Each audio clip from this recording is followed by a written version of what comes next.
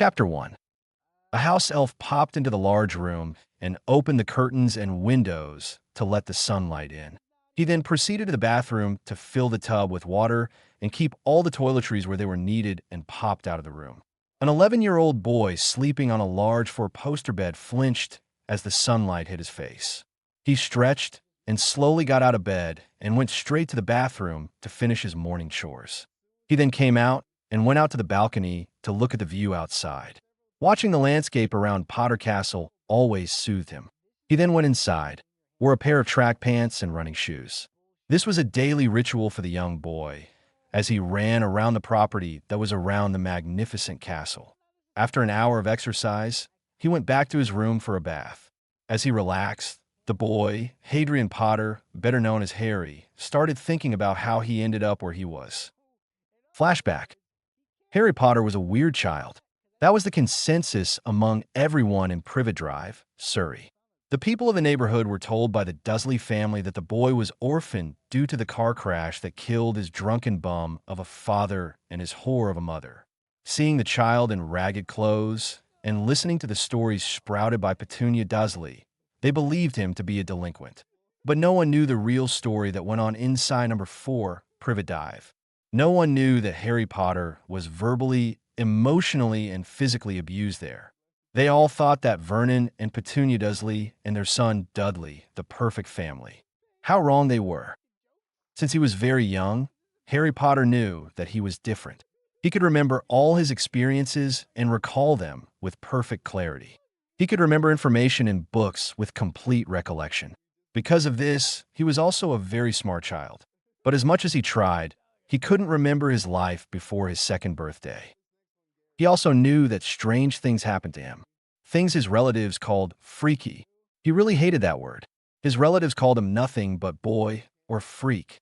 His bedroom was a small cupboard under the stairs. Since he was 3 years old, he was ordered to weed the garden or clean the house. The fact that he was so little that he was a baby was lost to the so-called adults.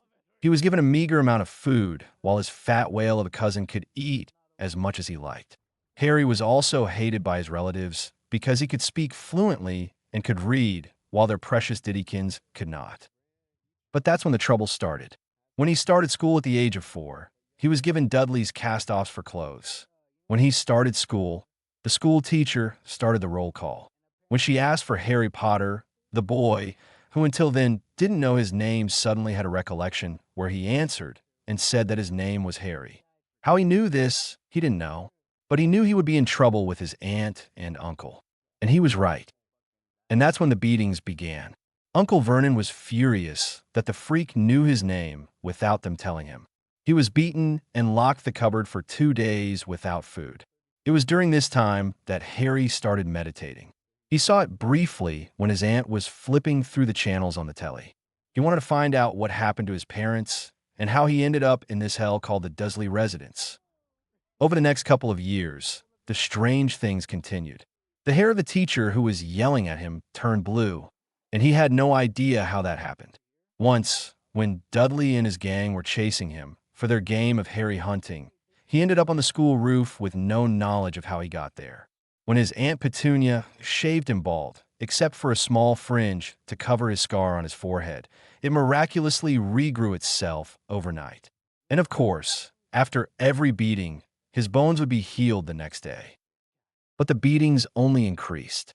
Harry was blamed for everything that went wrong. He was slapped if he had a sad face, as Dudley didn't want to be around a sad person. He was beaten badly if he ever dared to smile. So Harry learned to control his emotions. He used his meditation techniques he'd been practicing for the last few years to control his facial expressions to keep a blank face. So people started calling him a robot. But what people didn't know was that Harry started recollecting memories from when he was a baby. He didn't know what to think about this new revelation. His parents were magical. They were murdered. As much as he wanted to, he knew he couldn't run away. He didn't fancy living on the streets. So he spent most of his free time at the library, as Dudley would never enter the place. He thought he could bear it for some more time, and hoped that the people he had seen in this memories would come for him. But then everything changed a month before his 7th birthday. Uncle Vernon was hosting dinner for his boss and his wife. He was looking for promotion. Harry was ordered to stay in this cupboard and not make a sound. But what Vernon and Petunia didn't know was that Harry had started experimenting with magic since he found out about it almost a year earlier. He started small, like levitating things in his cupboard. It was initially very hard, but he persevered. Since that incident where he appeared on the school roof, he started experimented with disappearing and appearing somewhere else. He had only been able to manage that particular feat 2 weeks earlier. He found out that he could also sense when someone was lying to him. The Dursleys gave him good practice for that one, as they always lied about his family. This time he was furious. He was locked in the cupboard for a week and was starving. He decided that revenge was in order, damn the consequences. When Mr. and Mrs. Mason arrived, they sat in the living room. Uncle Vernon was busy flattering them and praising his son. Harry was inside the cupboard, eyes closed, and concentrated on what was happening outside. He then pushed with his magic, hoping it would work. And it did. Dudley farted loudly.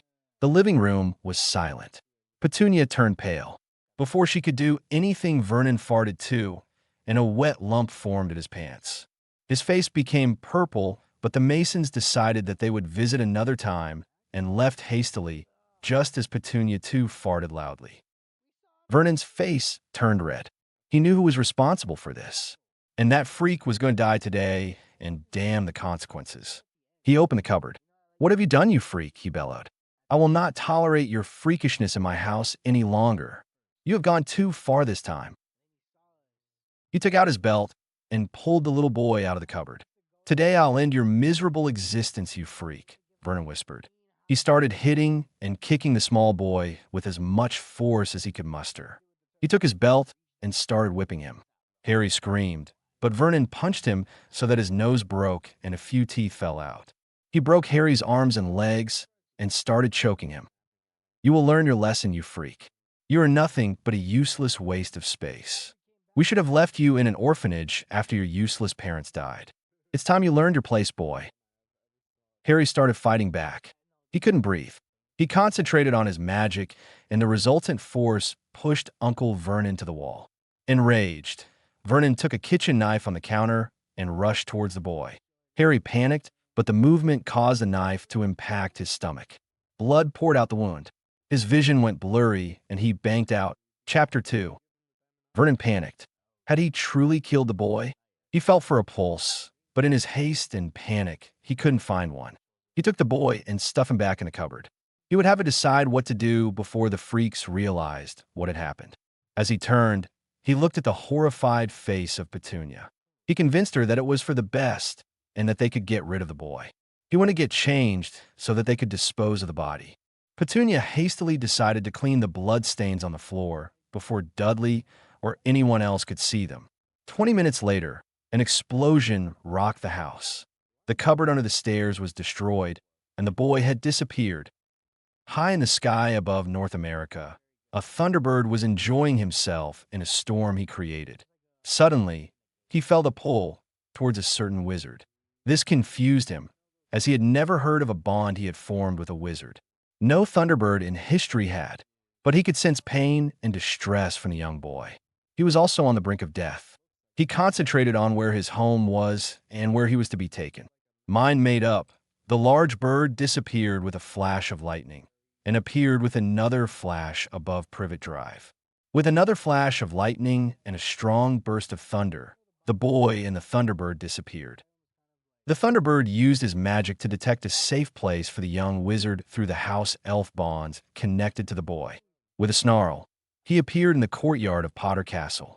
He was angry. He may not have yet understood why he felt a bond with his wizard, but harming him made him furious. Several elves popped next to the majestic bird and approached him with fear. He noticed the nearest elf and looked into its eyes and communicated what had happened.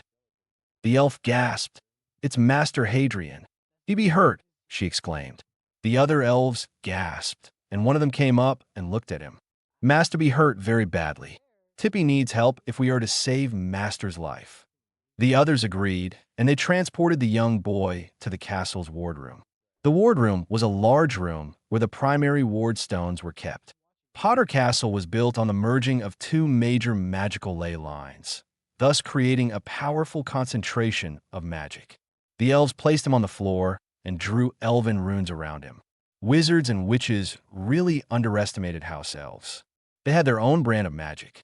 They knew they had to act quickly. They performed a diagnostic ritual and were appalled at the stage of their young master. Hadrian's arms and legs were broken. His face was puffed up, nose broken, had a concussion, a stab wound in his stomach, a large block on his magic, and worst of all, a soul fragment lodged in his scar. The elves knew they had a lot of work to do. 18 elves surrounded Harry and began chanting, while the large Thunderbird watched. A storm raged on outside the castle, rain pouring down with lightning flashing. As the elves started chanting, slowly Harry's body began to heal itself. The ancient castle, a stronghold of magic, started pumping magic into its lord, ensuring his survival. The wounds healed. The block on his magic slowly came undone. By now, the elves were exhausted. Another batch of 81 elves took over. They knew that getting that soul piece out without killing their master Hadrian would be very difficult. But they had to try. They started chanting. Harry looked like he was having a seizure. He started screaming. The scar on his forehead looked red hot, but the elves continued, their volume increasing. After almost 15 minutes of screaming and thrashing about, the scar burst open and a black mist ascended in the air. The Thunderbird screeched and let out a powerful bolt of lightning. The mist screamed and exploded. Harry gasped and fainted, as did several of the house elves. No one realized the unintentional battle of wills that Harry had won against Voldemort's soul. This would lead to Harry gaining a great gift that no one realized until much later. Far away in Scotland, in a castle similar to where Harry was, a silver instrument monitoring the Horcrux inside Harry's had exploded. The blast destroyed the other instruments, one monitoring the wards around Private Drive, and the tracking charm which used Harry's blood. Albus Dumbledore, who was attending an ICW conference in Japan, would not realize until it was too late. By then, he would be helpless to do anything about it. HP * Lightning Lord * HP. Harry woke up with a blinding headache. His body ached all over too. He tried to remember what happened, but for the life of him, he couldn't. It felt like he was sleeping on a soft bed. He knew there was no bed in his cupboard. Slowly, he started meditating, and the activities of the night flashed before his eyes. The starvation, his intense anger, the prank he pulled on the Dursleys, and how Uncle Vernon had tried to murder him. He stiffened in panic. He slowly opened his eyes and gasped. He was sleeping on a large 4-poster bed. The room he was in was huge. Beautiful wooden flooring and large windows adorned the walls. The room was decorated in red and silver colors. The room was majestic. Harry could not help but gape at the beauty and wealth of the place. Just as he was about to get up, he heard a crack and saw a creature. It was unlike anything he'd seen. It was short and had big green eyes and was wearing a dress made of scrap fabric. It had large ears, and Harry could not help but jump back in shock. Something in his mind said that he knew what the creature was, but he couldn't get the words right. "Master Hadrian is awake. How are you feeling, sir? Should Tippy get you anything?" squeaked the house elf excitedly. Subconsciously, Harry remembered what the creature was. It was a house elf, a magical species who loved to serve. Harry was confused on how he knew that. He knew it wasn't because of his eidetic memory, as he could not recall ever learning about house elves.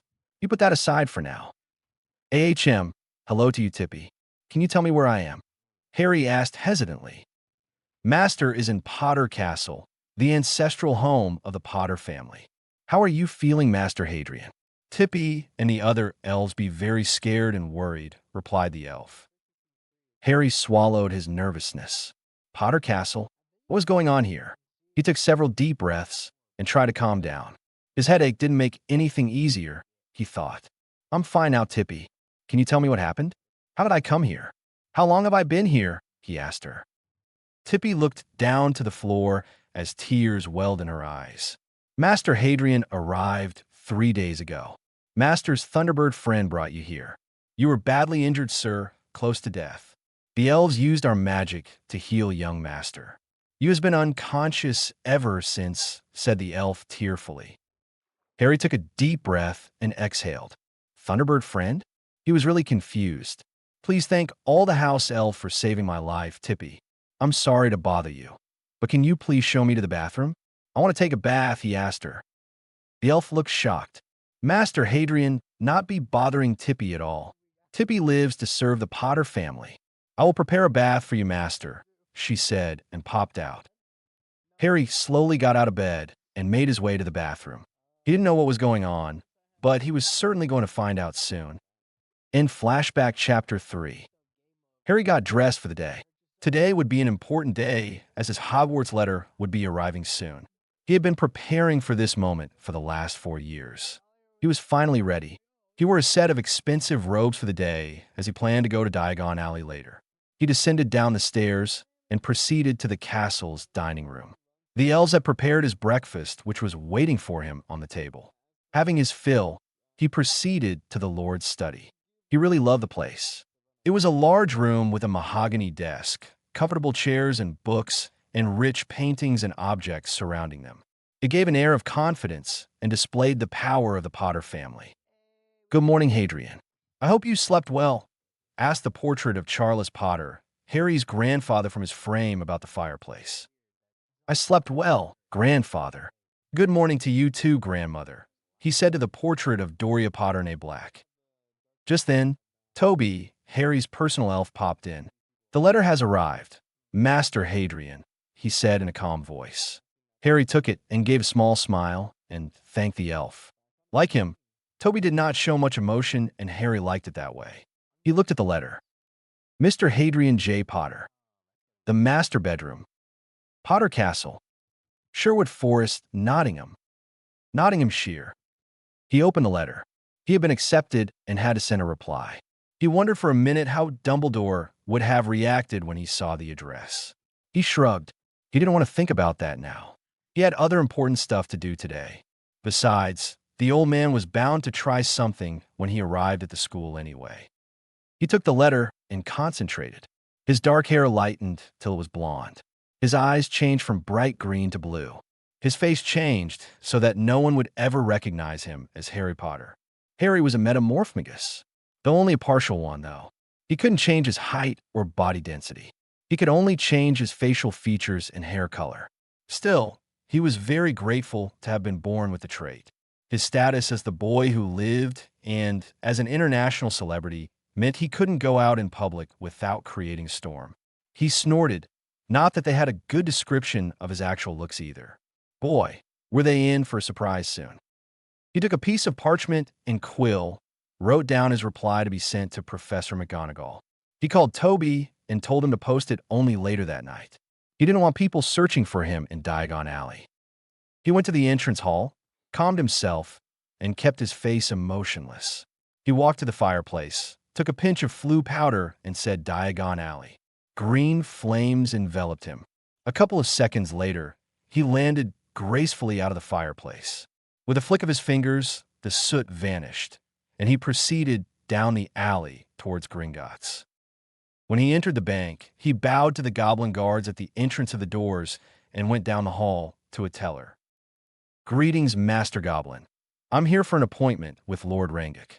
Please inform the esteemed director that his client has arrived, Harry said to the teller in perfect gobbledygook, startling the other witches and wizards in the bank. The elderly goblin gave Harry a toothy grin and called for another goblin to show him to Rangic's office. Harry followed him and entered an office. It was large, and there was an old, yet scary-looking goblin sitting at the desk.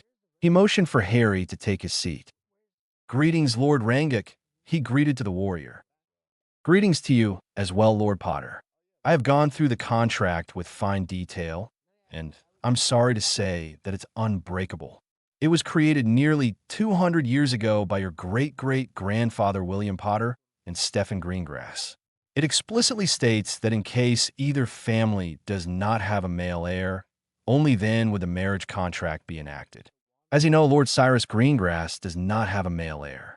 So the marriage contract between you and heiress Daphne Greengrass cannot be broken. Both families have immense wealth and political power. This contract was established keeping in mind the friendship between the families and the fact that the wealth won't pass on to the wrong hands. Harry sighed. He had hoped he could avoid this, but he had held out little hope. Unfortunately, he couldn't even blame William Potter for the contract, as it was created soon after the Potter Massacre, as it was called. A son of the Potter family felt it was his right to get the lordship, so he descended into the dark arts, and without side help, eliminated all the branches of the Potter family.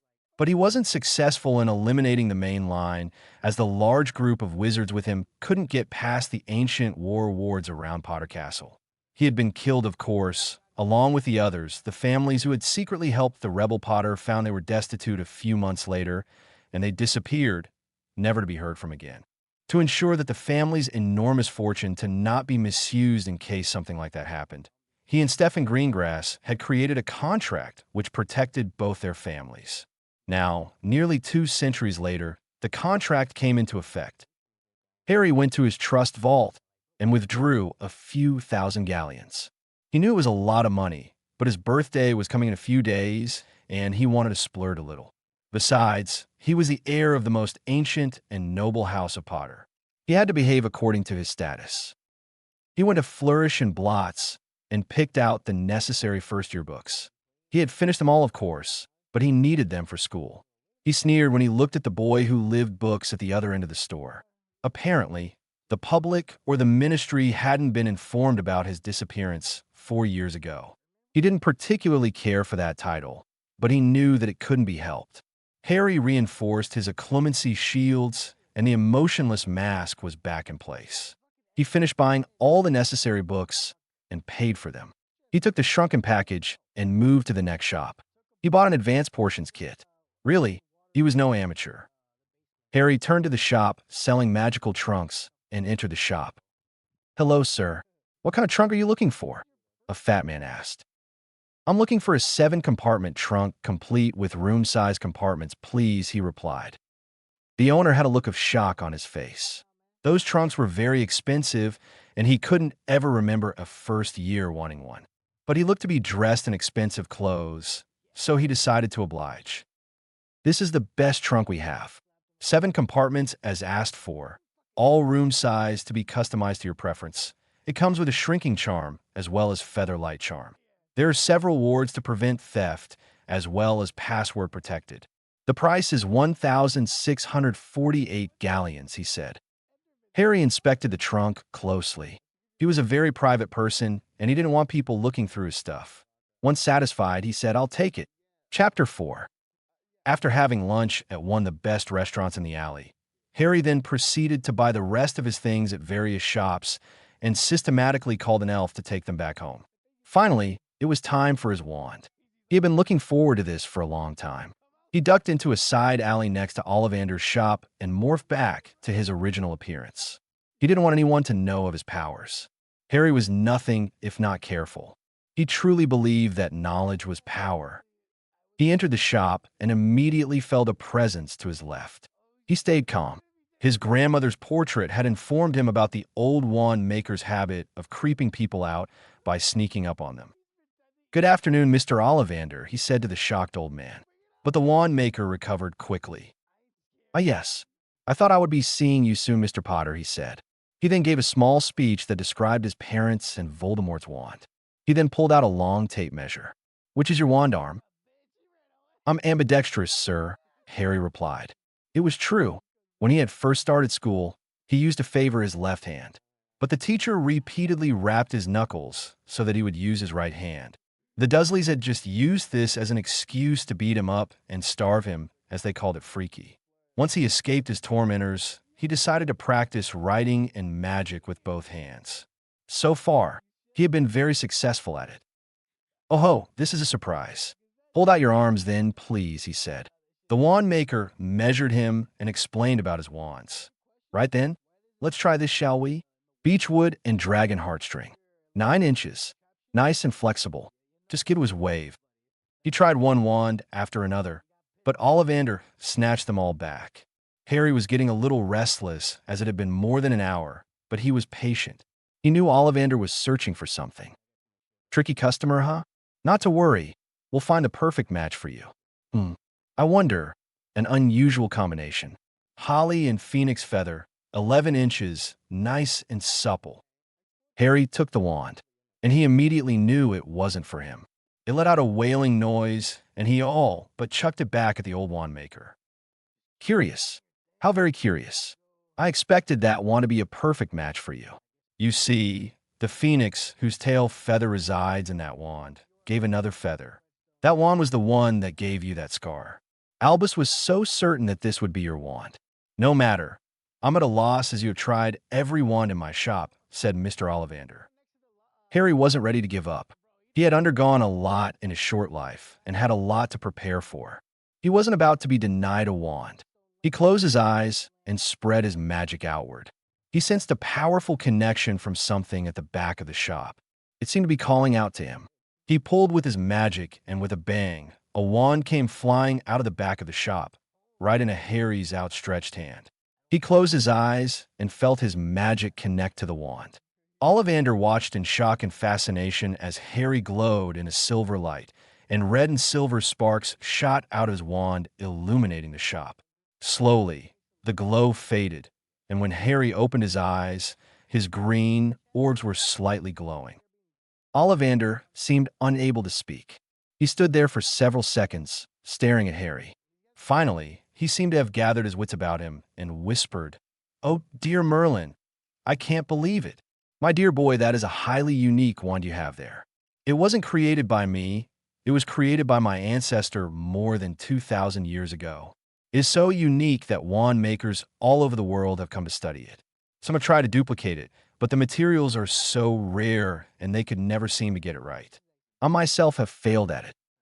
Harry wore a calm expression, but on the inside, he was freaking out. "What do you mean, Mr. Ollivander?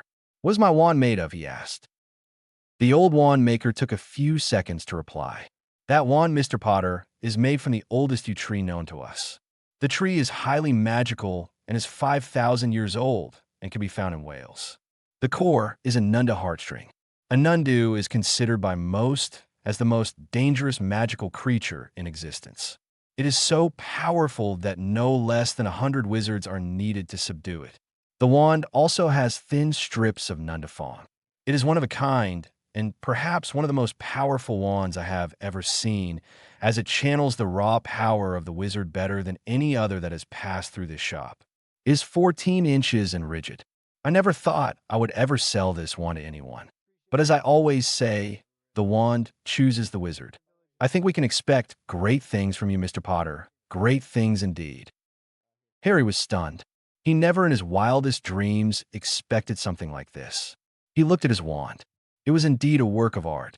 It was somewhat light brown, with 3 strips which he guessed was the Fong ivory. There were tiny runes etched on the handle, too. He looked up and asked, "Thank you, sir. How much does it cost?" "That will be 49 galleons, Mr. Potter." Harry nodded and paid the price and bought a wand care kit and left the shop. He ducked into a side alley, changed his appearance, and hurried down to Knockturn Alley. He had some important business there. Harry entered Knockturn Alley with an air of supreme confidence. He made sure to keep his hood up. He activated the Notice Me Not charm on his silver chain around his neck until he reached his destination. He entered the shop he was looking for. "I'm in need of a wand using a core, which I can provide.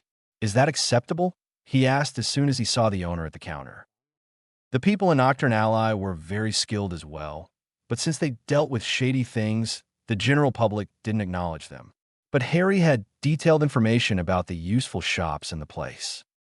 The wand maker looked at him and said, "If the core has a connection with you, I see no reason not to." Harry took out a box from underneath his robes. The wand maker opened it and looked at the single feather inside it. A Thunderbird feather. They make powerful cores. It's almost unheard of being used anywhere in Europe. "Well, let's see which would suit you so that I can create your wand. Just touch them and pick up the one that you feel is most suited to your magic." Harry nodded and felt the different woods with his hands. He closed his eyes and pulled, and a jet black piece of wood flew into his hand. Ebony. This wand would be amazing for all branches of magic, particularly transfiguration. I also require 2 of your top-of-the-line wand holsters, he said to the wand maker.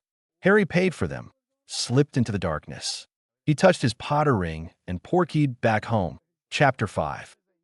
Albus Dumbledore was pacing in his office at Hogwarts. Just yesterday, his friend Ollivander had informed him that Harry Potter had come to his shop to acquire a wand. But it wasn't the wand Albus had foreseen. It was much more powerful. He had also looked at the address on Harry Potter's letter. It was written by a quill enchanted by Rowena Ravenclaw. How did the boy end up in the Potter family's ancestral home? He felt like all his plans were crashing around his ears. Albus had a beautiful plan.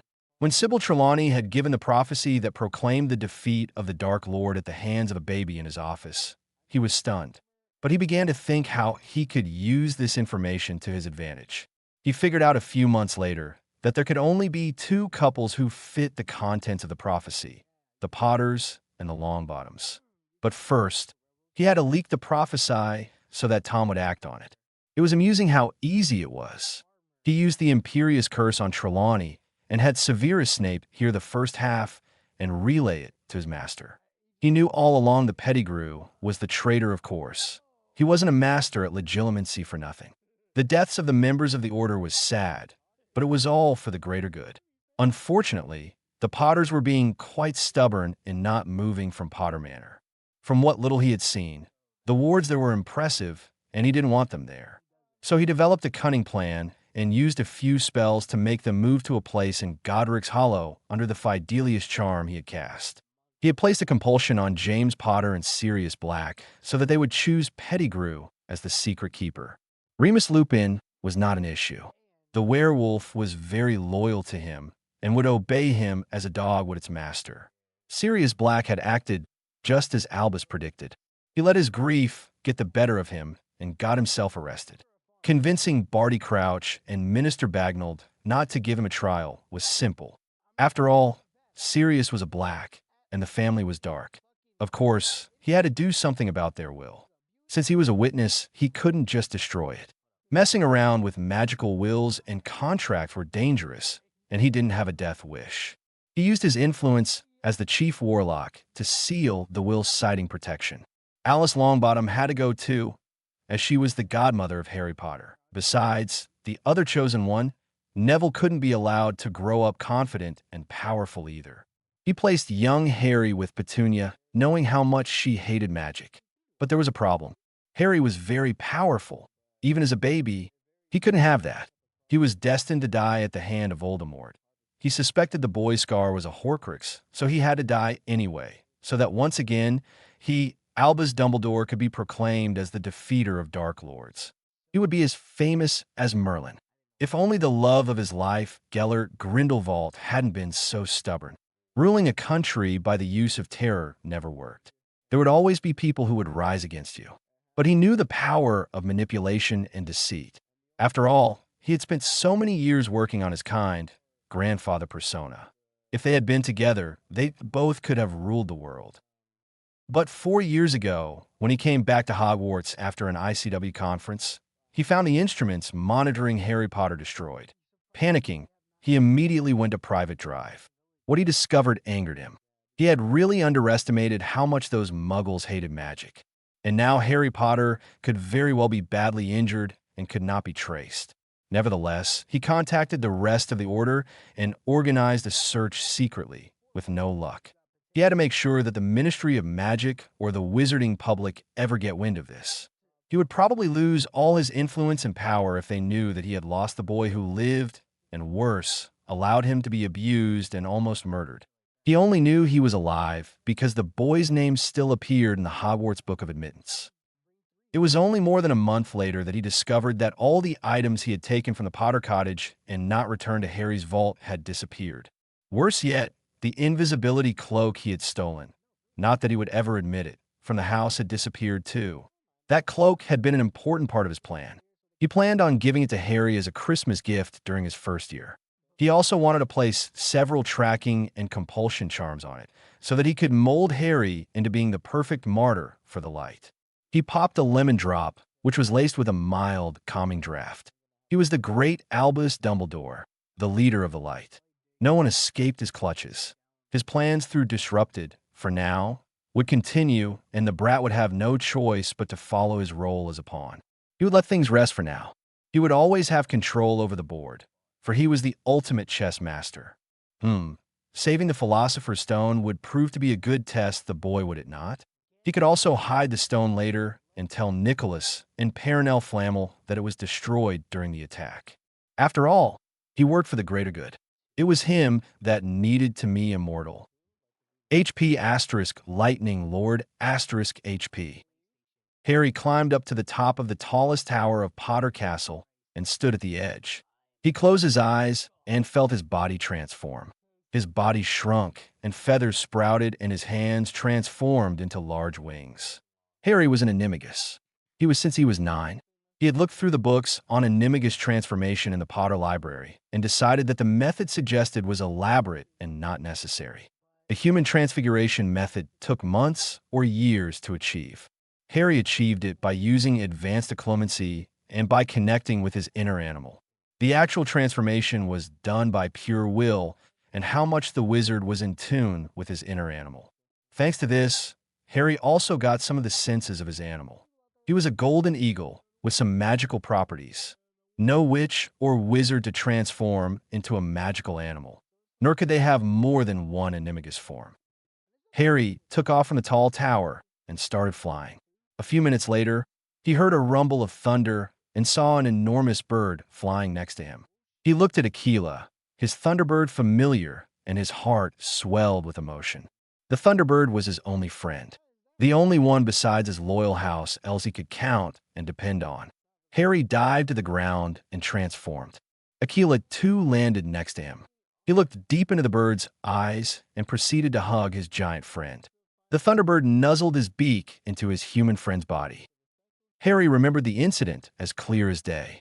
When he had arrived at Potter Castle 4 years ago, the elves had taken him to meet the huge Thunderbird which was resting on the grounds of the castle. Harry was shocked to see such a large and scary creature until he heard a voice inside his mind. Flashback. Hello, little one. Don't be scared. I'm not going to hurt you. Harry was startled to hear a voice inside his mind. But when he looked deep into the eyes of the bird, he felt that he could trust the creature. It was weird and unnerving to him, but he gathered his courage and replied, "Thank you for saving me. If you hadn't come at the right time, I probably would be dead. How is it that you knew where to find me? Why did you save me? How is it that we are able to communicate?" he rambled.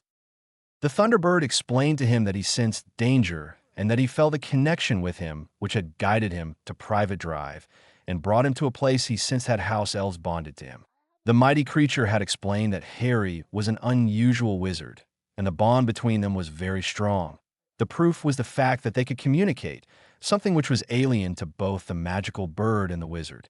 Harry then slowly approached the creature to touch it, and that was the start of a beautiful friendship between the two. In flashback, after the incident, Harry had then spoken to the elves and the portraits of his ancestors. They explained to him that the Potter family was very old, dating back to more than 2,000 years. They explained about the various wars, about history and magic. Harry absorbed everything like a sponge. When the elves told him about the soul piece he had in his scar, he suddenly had a vision where he was pointing his wand at a baby. A green curse shot out of his wand, rebounded after touching a shield, and ripped him in two. This was when Harry realized that during the ritual, he had somehow accessed Voldemort's memories. They weren't active memories, but ingrained into his subconscious mind. He could perform spells and prepare potions after just learning them once, as his subconscious mind had already assimilated all the knowledge. With Voldemort's memories in his subconscious mind and his advanced memory, Harry was very knowledge for his age. By the time he was 11, Harry was almost finished with the third-year books on magic. He was also taught pure-blood culture and etiquette and the family history and finances by his painted ancestors. This was very important, and Harry was the heir apparent of the most ancient and noble house of Potter and had to take his Wisengamot seat when he turned 17. He also decided to learn Muggle martial arts under a sensei in Nottingham. So as his 11th birthday approached, Hadrian James Potter was ready to step into the wizarding world actively. Chapter 6. Harry got up on the day of his birthday and let a small smile show on his face. Back when he was at the Dursleys, his birthday was never celebrated. He had asked Aunt Petunia about it and had received a major whack to his head with a hot frying pan. So he never knew when his birthday was until he was wished happy birthday on July 31st 4 years ago by his delightful house elves. He had been stunned and couldn't help but shed a few tears. Harry always controlled his emotions, having been a necessity earlier rather than a personal choice as it was now. But the devotion of the house elves, the portraits of his ancestors, and Aquila had moved him deeply. But today wasn't like any of his other birthdays. Today was the day he would become the Potter. After today, Albus Dumbledore would find it near impossible to control him through legal means. He got up, finished his chores, and dressed for the day in red and silver robes, the Potter family colors. He walked down the marble staircase, just as many of the portraits wished him. He knew the routine, so immediately entered the entrance hall and stepped outside. He walked on the path created in the middle of the lush, beautiful gardens for several minutes until he reached the lake. All the 200 of the family's house elves shouted, "Happy birthday, Master Hadrian," as he approached them. Harry smiled and thanked them and told them to enjoy themselves. He had understood over time that house elves as a species loved to make merry as much as they loved to work. Harry watched as his Thunderbird familiar slowly landed next to him. He heard Aquila's voice inside his mind. "Happy birthday, little one. I can sense today is an important day. The decisions you make from this day onward is going to shape you for life. Don't bow down to anyone, but at the same time listen to the wise and people who truly care about you. And don't ever forget that I'm always here by your side." Harry's eyes welled with tears as he hugged the giant bird. "I know, Aquila. I wouldn't even be where I am if not for you. I am about to take on the duties and responsibilities of my family today. As much as I think I'm ready and willing, I also wish I could be a regular 11-year-old boy. But whatever the case, today is my birthday, and I'm going to enjoy it. Later today, you and I are going on a long flight," he said and grinned. After breakfast, Harry walked deep into the castle and entered the wardroom. The last time he had been here, he had been fighting for his life. He took a deep breath and entered the ritual circle. He looked at the Potter crest directly in front of him. It was a large rectangle which was painted deep red, where two silver griffins faced each other, and between them was a golden shield with two swords and a large red P at the center. He read the family motto below the crest, Natus Vincere, which translated to "Born to Conquer." "I, Hadrian James Potter, heir of the most ancient and noble house of Potter, do hereby swear by wearing this ring to uphold the values and traditions of my family.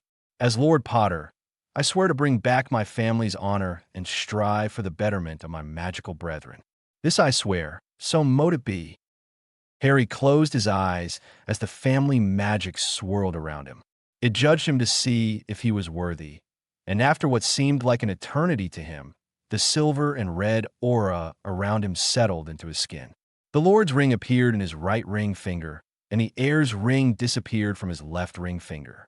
He slowly opened his eyes and took deep breaths. He could feel the wards around Potter Castle, and now also had information pertaining to the various other properties as well.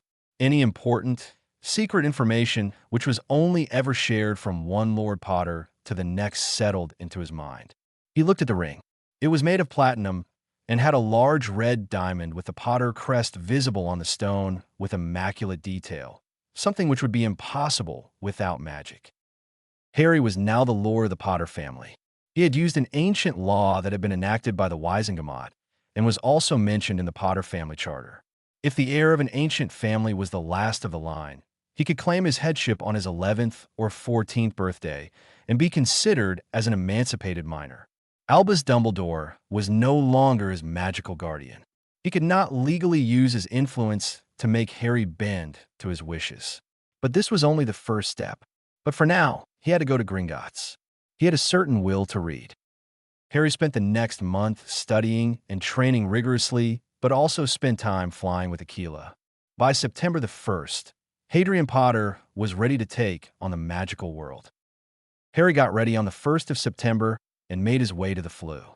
He had sent Hedwig ahead, as he knew she wouldn't like to be caged for several hours during the journey. He knew how it was like to be locked up, as it brought back painful memories of his time at the Dursleys. He traveled to platform 9 3/4 by flu and found an empty compartment. He was quite early, and there were not many people on the platform. He took out a book on runes, one of his favorite subjects, and started reading. He knew it was going to be a long journey, and probably an annoying one. Just before the clock struck 11, a group of red heads entered the station. Harry shook his head. He had researched about them, of course. They were very poor and were considered blood traitors by many of the old families. And they worshipped Albus Dumbledore as the second coming of Merlin and were staunch Gryffindors. Lord Rangic had informed him that Dumbledore had tried to create a marriage contract for Harry with the youngest Weasley girl. Thankfully, he was unsuccessful because the Potter family charter prohibited a non-Potter guardian from doing so. Just as the train started moving, there was a knock on his compartment door, and a girl came in and asked, "Hey, do you mind if my friend and I sit here?" Harry shook his head, conveying that he didn't mind. So the girl came in carrying her trunk. With her came a beautiful girl with long dark blonde hair and deep blue eyes. HP asterisk lightning Lord asterisk HP. Daphne Greengrass stepped out of the flue at platform 9 3/4 with her parents Cyrus and Elizabeth Greengrass, their 9-year-old daughter Astoria, in tow. This was the moment. She was finally going to Hogwarts. It was nearly time for the train to depart, so she hugged her parents and sister, promised to write to them, and boarded the train along with her friend Tracy Davis. Tracy was her only friend. They knew each other since they were children. Daphne had always been a quiet child, preferred to read rather than play. Unlike other girls her age, she also had a huge weight on her shoulders. She was the heiress presumptive of the most ancient and noble house of Greengrass, and that usually attracted the attention of others as the family didn't have a male heir. Many families would consider it as the best opportunity to get their hands on the massive Greengrass fortune and political influence. One Draco Malfoy came to mind. She thought darkly. That arrogant Ponce had the gall to come up to her at a party several months ago and say that he was going to be her future husband and that she should be so lucky as to even be considered for that honor. Unfortunately, money wasn't the only issue. She wasn't vain by any means, but she had to admit that she was stunningly beautiful, even as an 11-year-old. Her petite frame, showing promise for the future, dark blonde hair that extended to the middle of her back, and her deep blue eyes only enhanced her aristocratic features. Thankfully, her father was all for her learning some good hexes and curses to protect herself. After all, he didn't want anything to happen to his little girl. Daphne followed Tracy into a compartment and put her trunk down. She turned to look at the boy who she and her friend were sharing the compartment with. The first thought that flashed through her mind was that he was incredibly cute. He was tall, so probably a third year, she mused to herself. He had silky black hair that extended to his shoulders and had the most mesmerizing green eyes she had ever seen. She shook her head slightly to clear her thoughts. She didn't want to make a fool of herself even before she got to the school. She wanted to create a reputation for herself so that boys would stay away from her. And staring at a boy would not help matters. She was about to lift her trunk to place it on the rack when she heard a voice. "Please allow me," said the boy. He flicked his fingers, and his wand came sailing out of its holster. He gave his wand a swish and a flick, and her trunk slowly ascended and sat cleanly on the rack above. He proceeded to do the same for Tracy's trunk as well. "Wow," said Tracy. "That was nonverbal magic. I didn't know third-year students could do it," she exclaimed. Daphne, too, was stunned. She knew how difficult the charm was. She had only managed to levitate a feather, and this bloke had managed to levitate a heavy trunk as well as do it non-verbally. The boy looked amused. "What makes you think I'm a third year, miss?" "Davis. Tracy Davis. Well, you kind of look like a third-year student." "Why am I wrong?" she asked. The boy extended his hand. Tracy understood and extended her own hand. The boy took it and kissed her knuckles. "Charmed, Miss Davis. But I'm afraid you're mistaken. I'm a first year, much like yourself," he said, amused. He looked at Daphne and asked, "And you, my fair maiden?" ignoring Tracy's slack-jawed expression. Daphne schooled her expression to remain impassive, but inside, she was unnerved. Who was this boy? He was handsome, from the look of it, rich, but he didn't look familiar as she had met the heirs of all the noble families. And his voice and stare made her nervous. Daphne Greengrass, she said in a cool tone. She thought she saw a flash of recognition in his eyes, but later thought she must have imagined it. "It's my utmost pleasure to make your acquaintance, Miss Greengrass," he said in a silky voice. He took her hand and kissed her knuckles the entire time without breaking eye contact. Daphne felt her face go warm as she realized he was yet to release her hand. This boy infuriated her. How dare he try to charm her like this? Just as she thought he was going to start flirting with her next like Draco had unsuccessfully tried to do, he resumed his seat and continued reading his book. He didn't even look at her after that. Daphne sat down in shock, looking at Tracy, who mirrored her expression. This guy looked like he was full of surprises. Who was he? Tracy took the plunge. "May we know your name? After all, we're going to be classmates soon," she said hesitantly. The boy looked up with a hint of a smile, or was it a smirk, on his face. "James," he said. "James Evans." Daphne and Tracy looked at each other. There was no way a muggle-born would act like a perfect pure-blood heir. So, he must be a half-blood. The journey continued in relative silence. The food trolley came and went, and they all bought a few sweets to eat. Halfway through the journey, a pest decided to make an appearance. The door rudely opened, and Draco Malfoy decided to give them a visit. He entered and said, "I'm looking for Harry Potter." "Have you seen him?" he asked. Harry didn't bother looking up. Voldemort's memories showed him who he was. This was definitely Lucius Malfoy's son. He was also the son of Narcissa Malfoy née Black, so they were cousins. He didn't bother to reply. He knew the public's perception of his appearance didn't really match his true looks. According to the books published about him, he was a short boy who had green eyes, adorned round glasses, had a red lightning-shaped scar on his forehead, and looked exactly like his father. But the reality was that he was quite tall for his age thanks to the vigorous exercises he did every day, did not wear glasses, did not have a lightning scar on his forehead. It had thankfully disappeared after the elven ritual and did not look like his father's clone.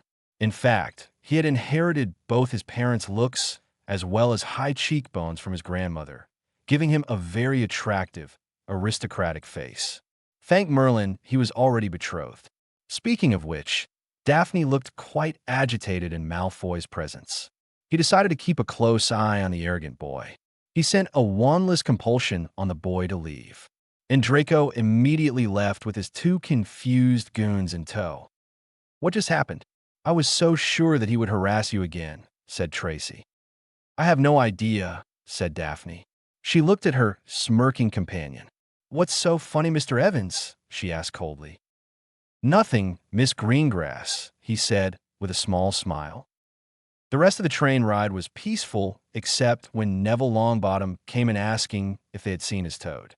Daphne heard her companion tell him to go ask a prefect to summon it for him, accepting Neville's thanks for helping him. Once it got dark, they took turns changing into their uniforms. If Daphne ever had doubts about whether James Evans was rich, she certainly got her answer. His uniform was made of fine silk. She could see he was wearing a silver chain with small diamond around his neck and also sporting a pair of dragon hide boots. She could have easily mistaken him to be the heir of an ancient and noble house. The train slowly arrived at the station. They had arrived at Hogwarts. Harry got out of the train with Daphne and Tracy and followed Hagrid to the boats. They sat together, along with another boy who was as tall as Harry, who introduced himself as Blaise Zabini. The boats moved, and they slowly saw the approaching castle. It truly was beautiful. Harry, having grown up in a similar castle, was used to it. But he had to admit the view was spectacular. They met Professor McGonagall, who informed them about the four houses and told them to wait quietly. He could see people looking at each other and wondering out loud where the boy who lived was. The youngest Weasley boy kept sprouting off that he had probably arrived already with Dumbledore and that he would be a Gryffindor and his best friend. A bushy-haired girl was speaking to herself about the spell she knew. Before they knew it, they were being led into the Great Hall. Before they entered, Harry wandlessly cast a compulsion on McGonagall to read out his correct name. He knew the importance of names in the magical world. It had its own power. That's why Dumbledore had such a large name, and people feared to say Voldemort's name, even 10 years after his defeat. He did not want to be called as Harry. That name was reserved only for family and friends. Besides, he wanted the public to know how very little they knew about their precious savior.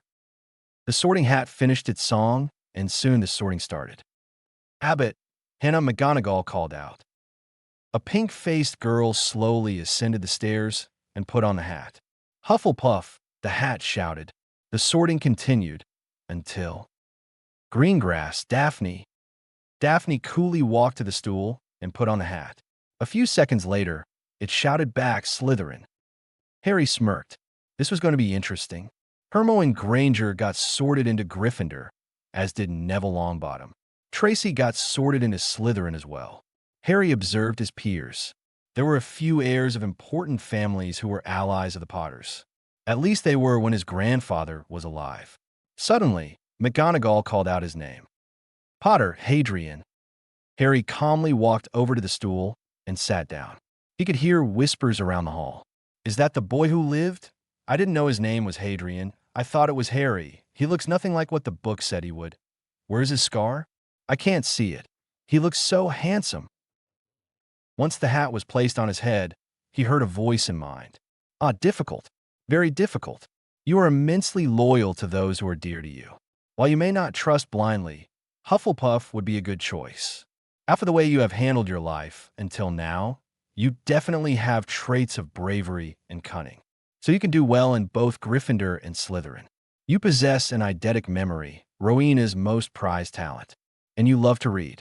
So Ravenclaw is a yes." "Well, I must say, you have astounded me, Lord Potter. Do you have a preference?" asked the Sorting Hat. "Ravenclaw, please, Mr. Hat. And don't worry, I'm going to make the dear headmaster's plans crash and burn. I'm sure you'll love the entertainment," he said. The Sorting Hat chuckled. "I'm sure I will. It certainly was fun to watch Albus get riled up. Be careful, Lord Potter. The headmaster isn't as light as he portrays himself to be. With that said, good luck. Ravenclaw." The entire hall was silent. Then suddenly the table under the blue and bronze banners burst into thunderous applause. No one had ever expected the boy who lived to be a Ravenclaw. The Gryffindors looked like someone had killed their puppy. The Slytherins were neutral, calculating as to how there were so many inconsistencies with regards to the Potter heir. Hufflepuffs were happy regardless. Once the sorting was finished, Dumbledore got up, said a few nonsense words which made Harry roll his eyes. The tables filled up with large plates of food. Harry began to eat and started talking to his yearmates. He looked at the Slytherin table and found Daphne watching him with a furious expression on her face. Harry smirked and winked at her and went back to eating his food. Many thoughts were going through various people's minds, all concerning one Hadrian Potter. Daphne Greengrass couldn't believe how easily she had been tricked by Potter. He had completely made her look like a fool. It was infuriating. When the food arrived, she kept staring at Potter. Suddenly, he met her gaze, smirked slightly, winked at her, and went back to his food as if she was just a toy he was playing with. But she would not back down. She would show Potter that she was not to be messed with. Oh yes, she would. Severus Snape looked the son of his most hated enemy and the girl he was obsessed with. Not that he ever realized that. It infuriated him to even look at the brat. How dare he come to Hogwarts? The brat did not look like a clone of James Potter. Oh, he definitely was his son, as he had inherited some of his looks, but he was a lot better looking than James Potter, and that made him incredibly jealous. The boy must have done something to the Sorting Hat. How else would Gryffindor James Potter's son be sorted into Ravenclaw? He knew the brat ran away from home too. He had spent several months looking for the brat on Dumbledore's orders. He would make sure that Harry Potter was taken down a peg or two. Besides, there was no way the son of James Potter could be smart. Albus Dumbledore was furious. He had asked Minerva to call out the boy as Harry Potter and not use his true name. He knew the power of names, and by not using his given name, his magical aura would not grow to be as powerful. He had wanted to cut down his limbs, little by little starting with his name. That hadn't worked. And now, the pawn had the audacity to be sorted into Ravenclaw. This wasn't part of his plan either. Harry Potter had to be a Gryffindor, charging into danger without backup or plans so that Albus could mold him to be the perfect weapon for the light. But a smart Harry wasn't what he wanted. He had also instructed the youngest Weasley boy to befriend the boy who lived and ensure that he had no other friends. But those plans were now ruined. What to do? Voldemort sat thinking quietly. Harry Potter was not how he had expected. He learned that the headmaster had lost the boy 4 years ago after Potter had run away from his relative's house. So he was vulnerable during the holidays. But he didn't expect it. He knew that the Potter family properties were heavily warded. When he was young and was studying the various pure blood families, the Potter family had intrigued him. They were notoriously secretive and highly mysterious, not to mention immensely old and filthy rich. That was why he had targeted the Potter heir. Wormtail had informed him that the Potter child was performing accidental magic when he was just 3 months old. So he decided that since the child was very powerful, the prophecy must be about him. So he had attacked and lost his body. But he would get his revenge on the brat. And once he did, he would extract all the secrets of the Potter family. So many people tried to eradicate the family over the last 2,000 years. He would be the one to claim that honor. After all, he was Lord Voldemort, the greatest wizard of them all. Nothing was impossible for him. Chapter 7. Once the feast was over, Dumbledore said something about the 3rd floor, which would be the cause of a painful death. Harry snorted to himself. What a thing to say to a group of teenage rebels. He followed the prefect to Ravenclaw Tower. The Eagle Knocker asked a riddle. What is greater than magic? More evil than killing a unicorn? The poor have it. The rich need it, and if you eat it, you'll die. The prefect said, you'll have to answer a riddle every time you enter the tower. If you don't know, then someone else can come and help you. That way you learn, see? Can any of you answer it? She asked. Nothing, said Harry. Correct. You have a keen mind, young 1-inch, said the eagle, and the door opened, amidst his classmates, gawking at Harry. The Ravenclaw common room was beautiful.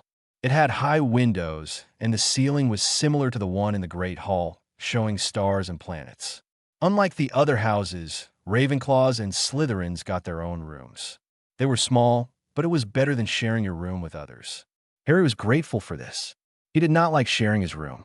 Once the prefect finished her speech, the new students all walked to their respective rooms. Harry entered the one which had his name on it. It was small but looked homely. It had a large window, a 4-poster bed, and a desk. It would do. Toby, he said. The elf popped in front of him. What can Toby do for master? He said. Can you please increase the size of this room and change the wall colors to red and silver like the one back home? He asked. The elf nodded and snapped his fingers. The room expanded into a good size. The walls changed to deep red and silver. He nodded to Harry and disappeared. Harry looked at the room and was happy with it. He took his wand and made a few movements. There was a flash of light, and an enormous Potter crest appeared on a wall decorated red. He opened his multi-compartment trunk by hissing in Parseltown. He had been surprised to discover this trait when he had spoken to a garden snake he found in the grounds of Potter Castle. Not that he would ever tell anyone of this discovery. Harry prized his secrets, and he knew the trait was classified as dark. He pulled out a large picture frame from inside his trunk.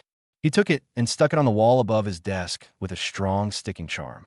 It was a picture of Charles, Doria, James, and Lily Potter on the day of his parents' wedding. He changed his clothes and went to bed. Tomorrow was going to be a long day. Harry got up early like he always did. He changed into his exercise clothes and took out a tatty piece of parchment. He touched it with his wand and said, I solemnly swear I'm up to no good. The parchment expanded and showed the map of Hogwarts. Harry saw that Dumbledore was still in his office.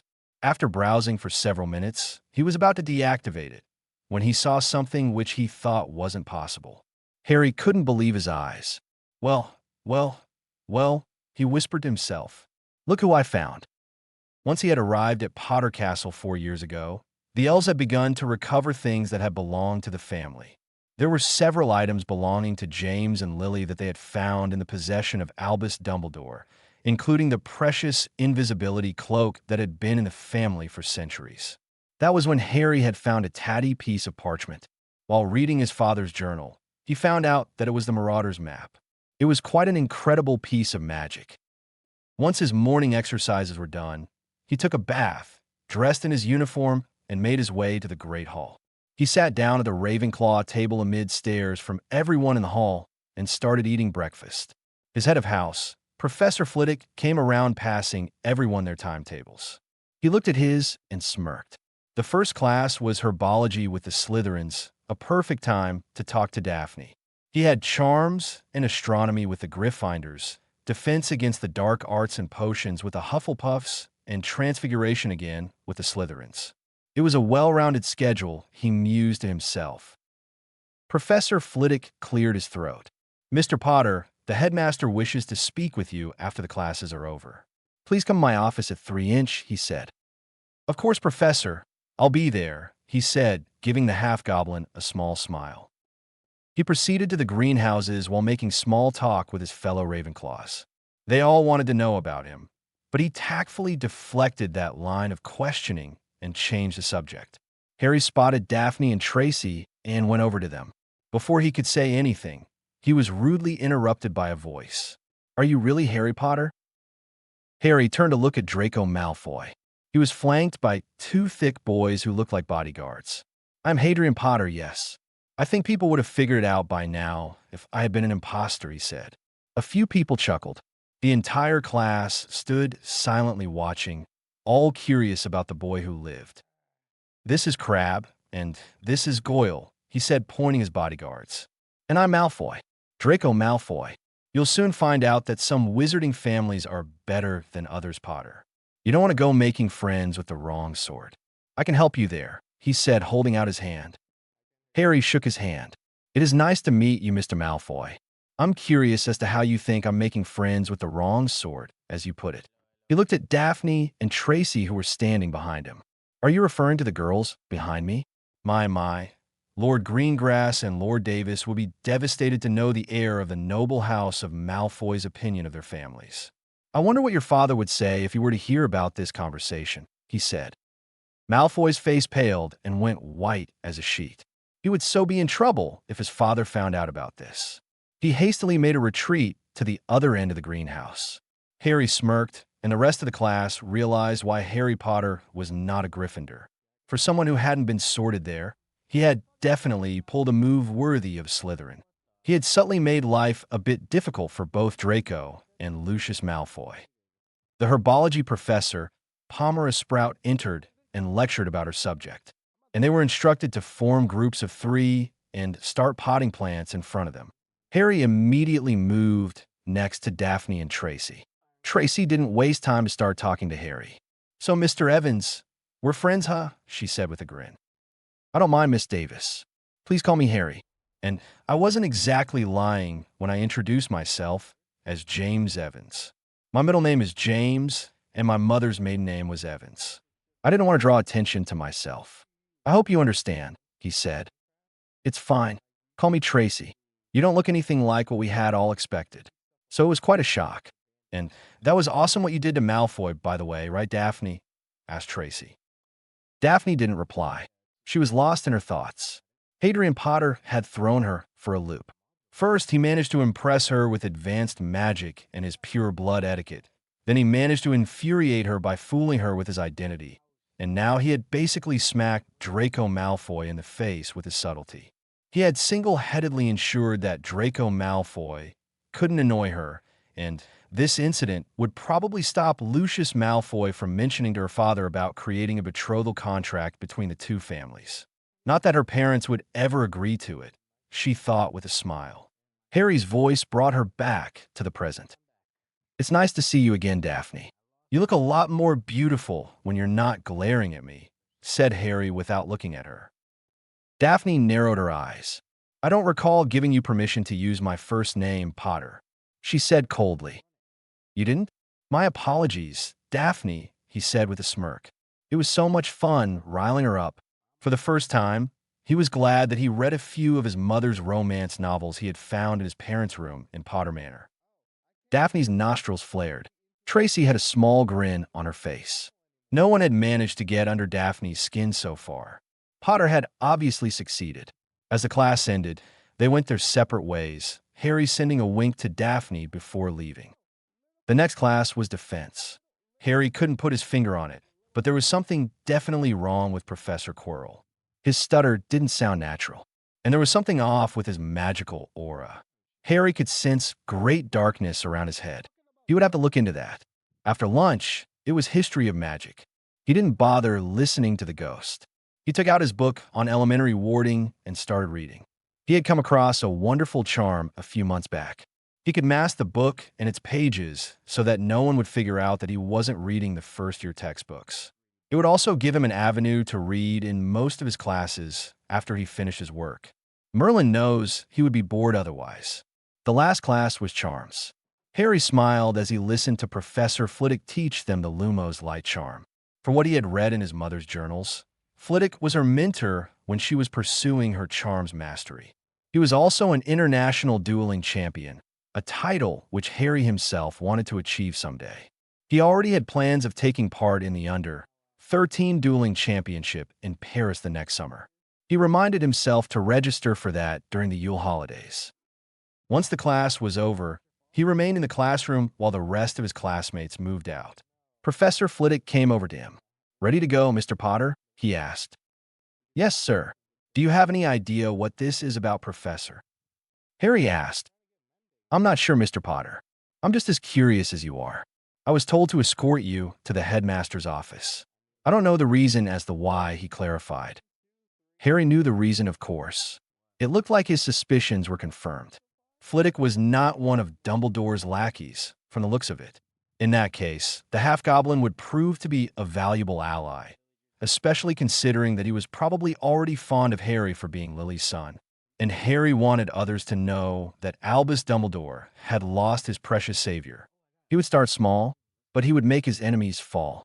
After all, he was a Potter, and Potters were born to conquer. "This is highly unusual, Professor. Today is the first day of school. I would like you to remain during the course of the meeting, if you don't mind, sir. After all, according to the Hogwarts Charter, the student's head of house has to be present during all meetings with the headmaster," he said. Flitwick frowned slightly but nodded. They reached the stone gargoyle, and the professor gave the password lemon drops, and he ascended the stairs. He knocked on the door, and they heard a voice say, "Come in." They entered. HP asterisk lightning lord asterisk HP. Albus Dumbledore sat behind his large desk, waiting for the arrival of Harry Potter. He was finally going to get some answers. The wards alerted him that they had arrived. "Come in," he said to them. He watched as Harry Potter calmly entered the room along with Flitwick. He sucked in a breath involuntarily. Albus hadn't been able to take a close look at the Potter heir at the sorting feast. But now that he was standing in front of him, he saw that he looked nothing like what he had expected. He had expected to find a clone of James Potter with the eyes of his mother Lily. Boy, was he mistaken. The young boy in front of him was quite tall for his age, making him look older than he was. His eyes were bright emerald green, the color of the Avada Kedavra, he thought with a shudder.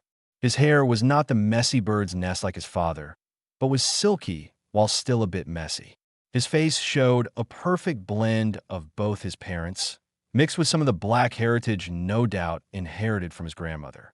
High cheekbones, glowing eyes, shoulder-length black hair, and aristocratic features made him a very handsome boy. Not to mention that his presence seemed to fill the room. He was eerily reminded of the young Tom Riddle. Albus cleared his throat. "Thank you for bringing young Harry here, Flyless. You may go." "I apologize, Headmaster, but Mr. Potter requested me to be here. As it was pointed out to me, it is according to the Hogwarts Charter that the head of house of the student be present for such meetings," he said. Albus thought for a moment. "Very well. Please take a seat. Would you like a lemon drop, Harry?" he asked. Before Harry could take a seat, they heard a trill.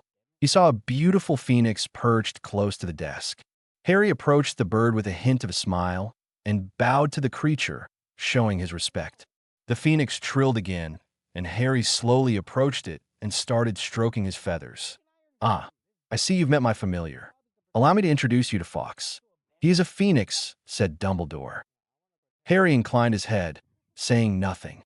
He wanted to try the subtle power play and see what would happen. He didn't want the headmaster to take control of the conversation. He sat down in his seat and looked around the office. Dumbledore had yet to say a word. After a few minutes, Dumbledore spoke up. "How have you been, Harry?" Harry cocked one eyebrow, but kept his face expressionless.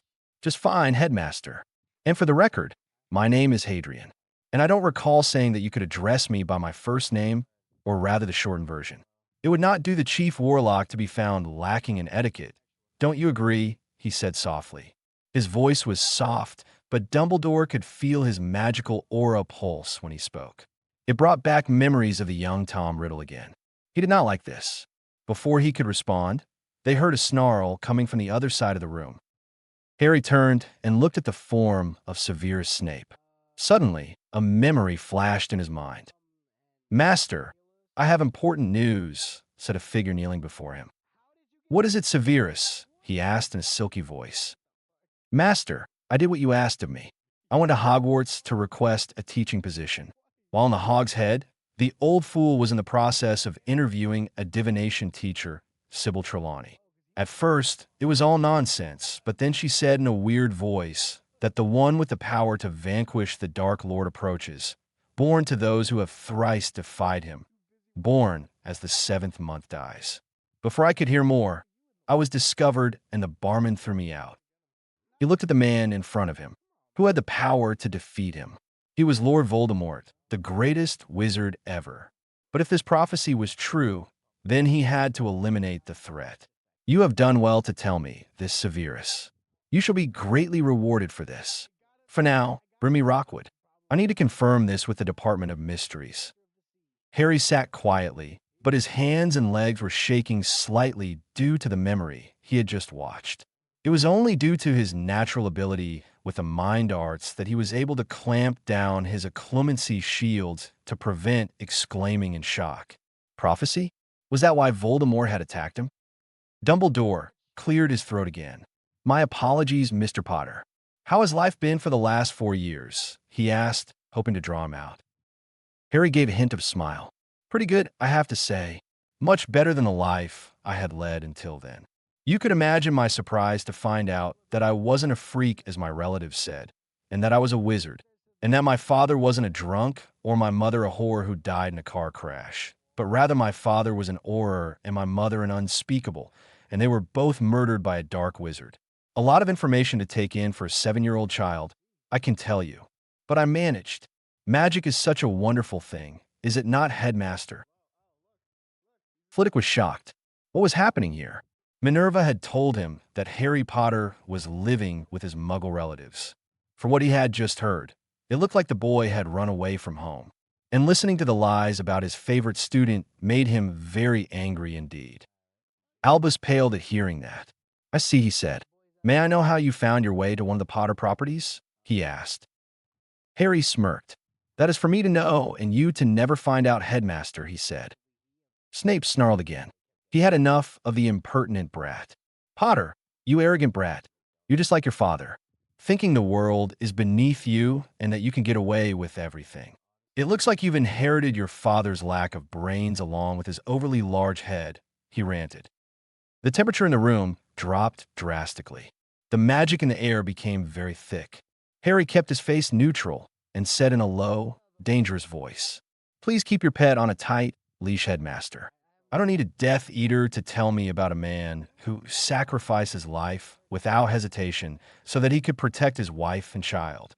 I can just see the headlines in the Daily Prophet tomorrow. Death Eater condemns the memory of a war hero father in front of the boy who lived. Whatever would you do?" Before Dumbledore could reply, Harry got up. "I think we're done here. Thank you for your time, Professor Flitwick. I'll see myself out, headmaster," he said and walked out, followed by the small charms master. HP * Lightning Lord * HP. Cyrus Greengrass was sitting in his study in Greengrass Manor, holding a glass of fire whiskey. A piece of parchment was lying on the desk in front of him. He had just come back after a meeting with his account manager at Gringotts. How could his father have not told him about this contract? Then again, his father had died of dragonpox, so mentioning a betrothal contract that might never come to pass would not have been on his list of priorities. How on earth would he explain this to Daphne? He knew that her marriage would likely be a political one, considering that she was the heiress, but he had promised his daughter that she would have the choice in the matter and that he wouldn't force her into it. And now, there was an ironclad contract. He and Elizabeth could try for another child, of course, but there was no guarantee it would be a boy. He sighed and drowned his glass just as his wife came in. "Cyrus, what happened? Why do you look so pale?" asked Elizabeth Greengrass as she approached her husband. "I'm caught in a bind, Lizzie. See for yourself," he said as she handed her the parchment. When she let out a hiss, he realized that she had figured out the problem. "Normally, I would have been ecstatic to have found out that our daughter would marry the heir of the Potter family. But things aren't as simple. I had promised Daphne that I wouldn't force her into a loveless marriage just for the sake of politics. And now I have to tell that she is betrothed, and that too with the boy who lived, who was probably brainwashed by Dumbledore. And you know that I don't trust that old man. He would probably stick his crooked nose into our family's business. And there is the matter of us getting along with the boy. My father was a good friend of Charles Potter, but I never knew James, having graduated Hogwarts before he arrived. And his son is a national hero and an international celebrity. How are we going to handle this? He asked somberly. Elizabeth hugged her husband and comforted him.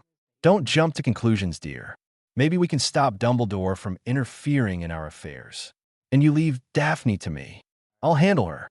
You worry about the political ramifications about this.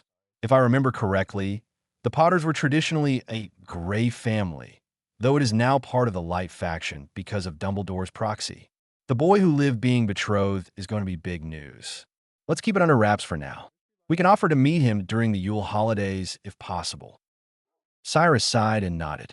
He prayed to Merlin that it would all work out. Chapter 8. Harry was seething.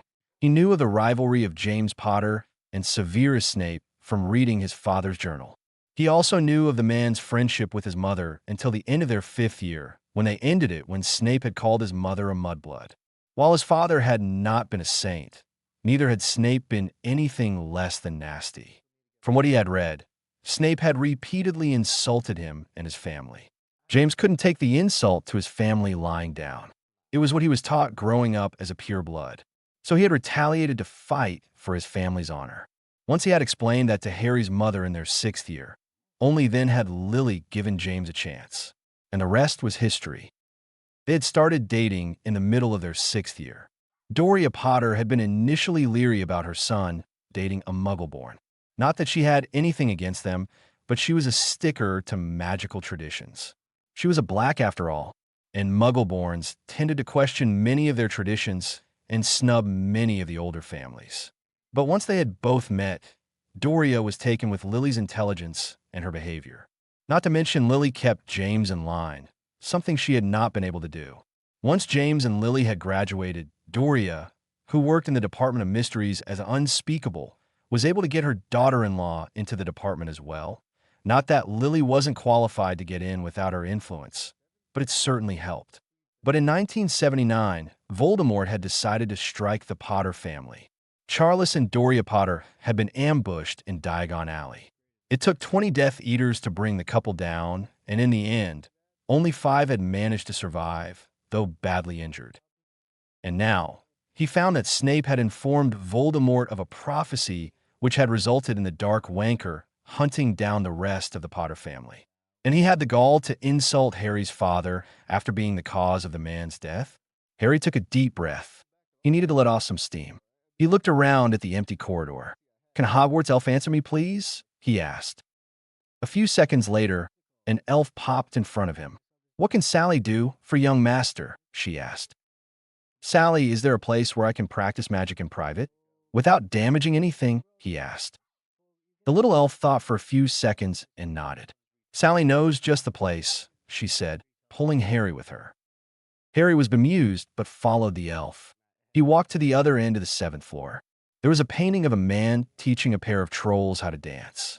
Master has to think about what room he wants and walk in front of the wall 3 times back and forth. A door will appear, she said. Harry blinked in confusion and wondered if she was toying with him. But he did as told. After walking 3 times in front of the wall, a large metal door appeared. He looked shocked. He opened the door and gasped.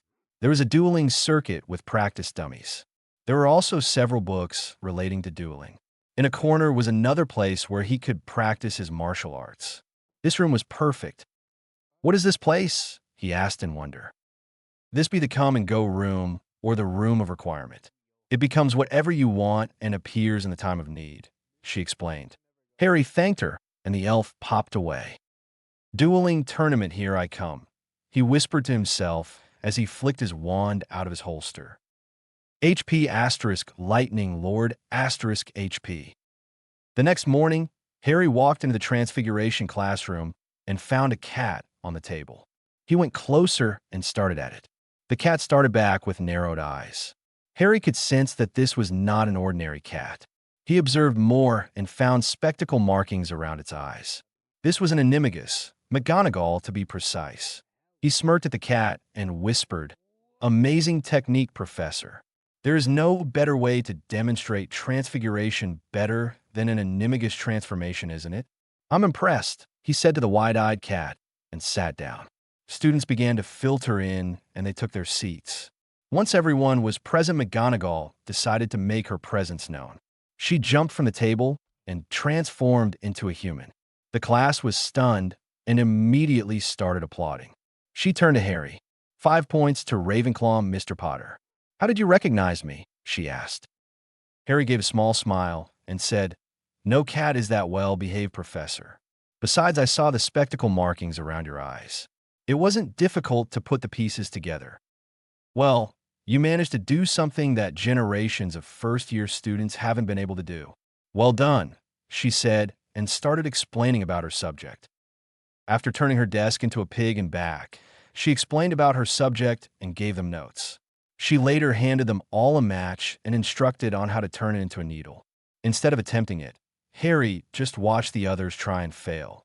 After 10 minutes, McGonagall came over and saw that Harry was just watching the other and not doing the work. "Mr. Potter, what are you doing? I told you to transfigure the match, not watch the rest of the class. Go on, give it a try," she said in a stern voice. The rest of the class turned to watch the boy who lived point his wand at the match, say the incantation, and turn the match into a perfect needle. McGonagall stood there silent for several seconds. She soon recovered and said, "Well done, Mr. Potter. 20 points to Ravenclaw for getting it right the first time. Now, let's see if the rest of you can do it as well," she said as she started moving around the class. Harry smiled briefly and began helping those near him get the spell right. When Daphne managed to do it without his help, he sent a small but genuine smile at her. Daphne, who was expecting him to annoy her, was confused, so she just gave a hint of smile and left the class once it was over. After lunch, the Ravenclaws and Hufflepuffs went down to the dungeons for potions. He sat alone and waited for the dungeon bat to make his dramatic entrance. He wasn't worried. Potions was a subject he took like a duck to water. After all, he had been cooking for the Dursleys every day for a year before he ran away. Besides, with his perfect memory and Voldemort's advanced knowledge in his subconscious mind, it was probably his best subject next to runes. Snape barged into the classroom. He began taking the roll call, and as he reached Harry's name, he paused and said softly, "Ah, yes, Harry Potter, our new celebrity." The class was silent. Everyone had heard stories about how mean Snape could be. After he finished calling out names, he began, "You are here to learn the subtle science and exact art of potion making. As there is little wand waving here, many of you would find it hard to believe this is magic. I can teach you how to bottle fame, blue glory, even stop or death if you aren't as big a bunch of dunderheads as I usually have to teach." People exchanged glances. Harry kept his face expressionless. "Potter," said Snape suddenly, "what would I get if I added powdered root of asphodel to an infusion of wormwood?" Harry merely raised an eyebrow. He was asking a Newt-level question. Was Snape really that desperate? Nothing but stinking up the room. But they're the primary ingredients for the preparation of the draft of living death, A potion taught in 6th year, he said calmly. Snape's lips curled into a sneer. A lucky guess won't save you, Potter. Let's try again. Where would you look if I asked you to find me a bezoar? He asked. Your potions cabinet, or more specifically, the stomach of a goat, he replied.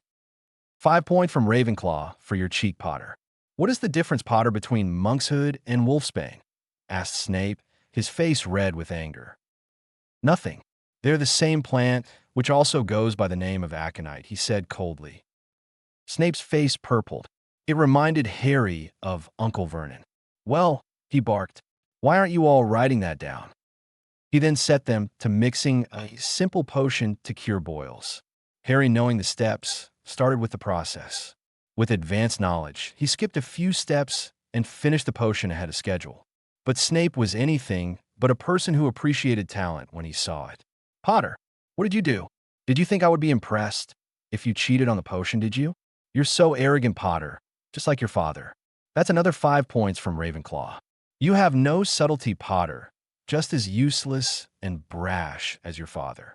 It's a wonder that you can get off the ground with that big head you've inherited from him. Look at me when I'm speaking to you, brat, he snarled. Harry simply lifted his head and started at the greasy, hook-nosed man. Green eyes met black, and suddenly Harry was at the receiving end of a legilimency attack. Snape found shields in the boy's mind. He snarled. There was no way the spawn of James Potter could be well versed in occlumency at that age. He tried to tear through his shields. But Hadrian Potter was a natural at the mind arts, and coupled with Voldemort's experience at the field for more than 50 years, had made his mental shields very formidable. So Harry pushed. Snape found himself thrown across the room. The students gasped. Harry was furious. How dare Snape try to mind rape him? This had gone too far. Harry had planned on letting things settle before taking care of Snape, but looked like the dog couldn't learn new tricks. How dare you try to mind rape me? He snarled. Do you know the punishment for a full legilimency attack on the lord of a most ancient and noble house? Automatic death sentence. Congratulations, Snape. You just got yourself a one-way ticket to hell. Enjoy your life for how long it lasts. But I guarantee it won't be for long. Harry waved his wand, and all his things went back into his bag, and he left the classroom. The rest of the class, not wanting to be near Snape, followed suit. No one noticed Susan Bones sneak off to the Ollery, or that a beetle seemed to have been perched on the dungeon wall until a minute back. HP asterisk lightning lord asterisk HP. Albus Dumbledore was frantic. He had just come back from visiting Severus in the hospital wing. How in Merlin's name did Harry develop such strong occlumency barriers to keep someone like Severus out? This was not good. Not good at all. The potion's master had been caught in the act, against the heir of a most ancient and noble house no less. He had to find Harry, and find him fast. Maybe he could convince the boy that he was mistaken and pin the blame on him. Saving Severus was important. Everything else was secondary. Said boy was standing in front of a large house in an affluent neighborhood of London suburbs. He had to prepare if he were to come out on top. He entered the property and knocked on the door. A beautiful woman who seemed to be in her late 30s opened the door. May I help you? She asked. Eyes narrowed. The wards had alerted that a wizard had entered the property. Here she saw a boy who was probably a 12 or 13-year-old standing on her doorstep. Hello, Aunt Andy. I am Khadian Potev. I know it's been a long time since you've seen me, but I'm in need of a lawyer immediately, and you're the only one I can trust considering my situation. I think we need to talk, he said, looking at the shocked face of Andromeda, Tonksnay Black. HP asterisk lightning lord asterisk HP. The next morning, the entire school was in shock after reading the headlines on the Daily Prophet. Former Death Eater Severus Snape harasses and mind rapes the boy who lived. By Rita Skeeter. Yesterday afternoon, former Death Eater Severus Tobias Snape, potions master and head of Slytherin House at Hogwarts School of Witchcraft and Wizardry, was found harassing Hadrian James Potter, the boy who lived. It has come to the notice of this reporter that Severus Snape, while conducting potions class for the first-year Ravenclaws and Hufflepuffs, which also contained Hadrian Potter, who is surprisingly a Ravenclaw, was found asking questions not relating to the material, insulting the Potter heir, and also insulting the memory of his father, the late Lord James Potter.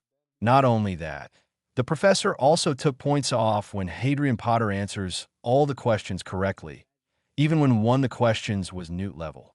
When the boy finished his potion before the allotted time, the esteemed professor took points again, claiming that the boy had cheated and started insulting the late Lord Potter again, in front of his son no less. It was after this incident, when both of them made eye contact with each other, Professor Snape attempted to use legilimency on the boy who lived. Fortunately, Hadrian Potter seems to be well versed in the art of occlumency, and threw the man out of his mind.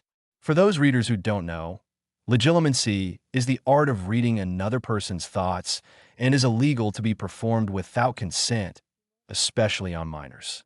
In this case, Hadrian Potter is also the heir of the most ancient and noble house of Potter. The punishment for such a crime is life sentence in Azkaban. The attack on a lord is automatic death sentence. What was Albus Dumbledore thinking, having our children being taught by an accused criminal? One that seems to hate the boy who lived? Will justice be served, or will Albus Dumbledore intervene again on Severus Snape's behalf like he did 10 years ago? This faithful reporter will be on the watch to let you know. Snape looked furious, as did McGonagall and Flitwick, but their anger was directed at Snape. Dumbledore looked worried. He hadn't expected the news to break out so early. Before he could even try to attempt damage control, Madame Amelia Bones entered the Great Hall with 2 Aurors in tow. Dumbledore had a bad feeling about this. "Madame Bones, what can I do for you?" he asked with a smile. "I'm here for the arrest of one Severus Tobias Snape. We have received evidence that he performed unauthorized legilimency on the heir of a most ancient and noble house. He is to come with us to Auror headquarters. If he is found innocent, he will be released. If not, there will be a trial in front of the Wisingamot," she Amelia, in a no-nonsense voice. "What? Do you honestly believe that brat?" Of course, everyone listens to Potter, strutting around, ordering everyone, as if he owns the school. He needs to be taken down a peg or 2, as if people will believe that lying, attention-seeking brat over me, snarled Snape. "That is why there is an interrogation, Mr. Snape. Mr. Potter has already arrived at the ministry. You are needed as well. I have already signed a warrant for your arrest. It is in your best interest to come quietly," she said coldly. "Now, Madame Bones, are you sure this is necessary? I mean, the boy probably misunderstood. No 11-year-old could have such advanced occlumency shields. I'm sure this was all a big misunderstanding, and I'm confident Mr. Potter will apologize to Professor Snape for his behavior," he said in a kind manner.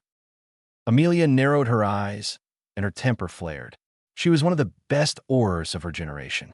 She had risen through the ranks very quickly in the DMLE, and a year ago been made the head of the Department of Magical Law Enforcement, the youngest in history. Even though she was young, she had a fierce reputation. That was the reason no one wanted to cross her, not even the members of the dark families of the Wisingamot or Albus Dumbledore. She didn't trust the old man. She had lost her entire family except for one of her brothers and his wife and daughter in the last war. She had also lost the man she was in love with. But if things went according to plan, she would get him back by the end of the day. The DMLE and the Wisingamot will be the judge of that. "Cuff him," she ordered. Snape stood angrily as the Aurors cuffed him with magic suppression shackles. They escorted him out, and Amelia Bones left the hall. No one spoke for almost a minute, everyone too shocked at what had transpired. Then voices began buzzing. People were scared. Had Snape tried reading their mind too? For how long had he been doing it? 3 of the 4 houses were silently cheering. They hated the greasy man more than anyone. Slytherin was silent. They knew that Hadrian Potter had played his cards masterfully. This would probably be the last time they would see their head of house. HP asterisk lightning lord asterisk HP. Severus Snape sat in the interrogation room. This was infuriating. How dare that brat lie and damage his reputation like this? He couldn't wait to go back to Hogwarts to deduct 1,000 points from Ravenclaw and put Potter in detention for the rest of the 7 years. Then he would fail Potter in potions, so that he would have no choice but to repeat the year. He would torture the boy for eternity. He was shaken out of his daydreams when Amelia Bones entered the room. He swallowed his nervousness. He remembered Amelia from school. She was a year older than him, and even during school was considered a fierce duelist. She was certainly not a woman to cross. Interrogation of Severus Tobias Snape, potions master of Hogwarts School of Witchcraft and Wizardry on the 4th of September, 1991. Interrogator Amelia Susan Bones, head of the Department of Magical Law Enforcement. Addicta Quill started writing as she spoke. Mr. Snape, she began, you have been accused of harassment of a minor, using legitimacy on the lord of an ancient and noble house, and murder of the late Lord and Lady Potter by providing valuable information to the Dark Lord Voldemort, which caused him to hunt down their family. How do you plead? Snape paled. How had she known? The only people who had known that he was the one to relie the prophecy were the Dark Lord, Albus Dumbledore, and Peter Pettigrew. And he knew without a doubt that both of them had not told her, and Pettigrew was dead. What should he do? Not guilty of all charges, he replied. So noted, she said and nodded. Mr. Snape, we have evidence for each of the 3 charges leveled against you. Do you have any evidence that you are not guilty of the charges? She asked crisply. Snape snarled, the boy obviously is a liar. He's a Potter. He would do anything he wants, and no one would ask him. He already has a big head because he's a celebrity. Growing up like a Price, arrogant just like his father, he ranted. Amelia raised an eyebrow. Mr. Snape, has it ever crossed your mind that you are imagining James Potter instead of his son? Are you accusing a boy of being just like his father when the said boy doesn't even remember him? Anyway, let's get down to business. As I told you, we have evidence. If the other party agrees to use Veritaserum and you don't, it would cast you in a bad light. Confess now, and the punishment would be reduced. You have 1 minute. Snape remained quiet. There was no way they could pin anything on him. The only serious charge was the 3rd one, but he knew that there was no way they had proof for that or the legitimacy attack. And the harassment charge would not harm him anyway. It was only a matter of time before Dumbledore would rescue him. After a minute, Amelia got up. There will be a full Wisingamot session in 3 hours. Get ready to make your case, she said, and walked out of the room. HP * Lightning Lord * HP. The members of the Wisingamot stepped into the room. Today was an emergency session, and most of them knew what it was going to be about. They had read the paper after all. Cyrus Greengrass watched Augusta Longbottom take her seat after speaking to Amelia Bones. He had received a letter from Daphne last night telling what a horrible teacher Snape was. So even if he was convicted, it was no big deal. Besides, this gave him the opportunity to observe the relationship between Harry Potter and Albus Dumbledore. The said old wizard entered wearing pale blue robes and proceeded to the chair of the chief warlock. The Minister of Magic Cornelius Fudge, confused as to what this was about, sat on the seat to the left of Dumbledore and Amelia to the right. Once Dumbledore called the Wisingamot in session, Amelia stood up. Lords and ladies, members of the Wisingamot, before we begin, I believe Chief Warlock Dumbledore is not the right person to preside for today's agenda due to conflict of interest. I vote for Madame Marchbanks to be the interim chief, which for today's session, she said. Augusta Longbottom stood up. Seconded, she said. There was a murmur of agreement in the hall. Dumbledore cleared his throat. He had to pick his battles, and this was not one of them. Let's take a vote. All for appointing Madame Marchbanks as interim chief, which for today's Wisingamot session, he asked. A little more than half of the members lit their wands. A second later, the votes were counted. The motion passes. Madame Marchbanks, if you please, he said, stepping down. An ancient witch walked up to the chair and sat down. What case are we about to preside over, Madame Bones? She asked, her voice booming. The case of Hadrian James Potter versus Severus Tobias Snape, she replied. Marchbanks nodded. All right, bring them in, she said.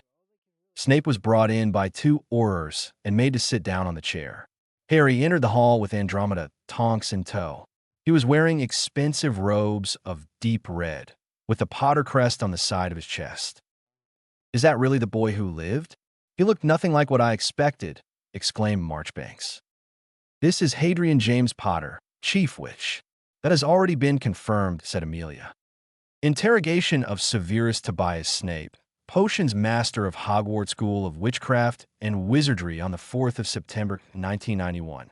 Interrogator Amelia Susan Bones, head of the Department of Magical Law Enforcement, she said again. Witness for the defense, Albus Percival Wulfric Brian Dumbledore, said a voice. Dumbledore came up and stood next to Snape. Noted, said Amelia. Mr. Snape, she began. You have been accused of harassment of a minor, using legitimacy on the heir of a most ancient and noble house, and murder of the late Lord and Lady Potter by providing valuable information to the Dark Lord Voldemort, which caused him to hunt down their family. How do you plead? She repeated. Albus paled rapidly. How did she know about the prophecy? It would be disastrous if Harry or anyone else knew of its existence or contents. Before he could say anything, Snape said, not guilty of all charges. So noted, said Madame Marchbanks. Amelia began. My first evidence against the accused is this memory, which has been extracted by head unspeakable croaker from Mr. Potter. Mr. Potter has also agreed to swear a magical oath about its veracity. People started murmuring.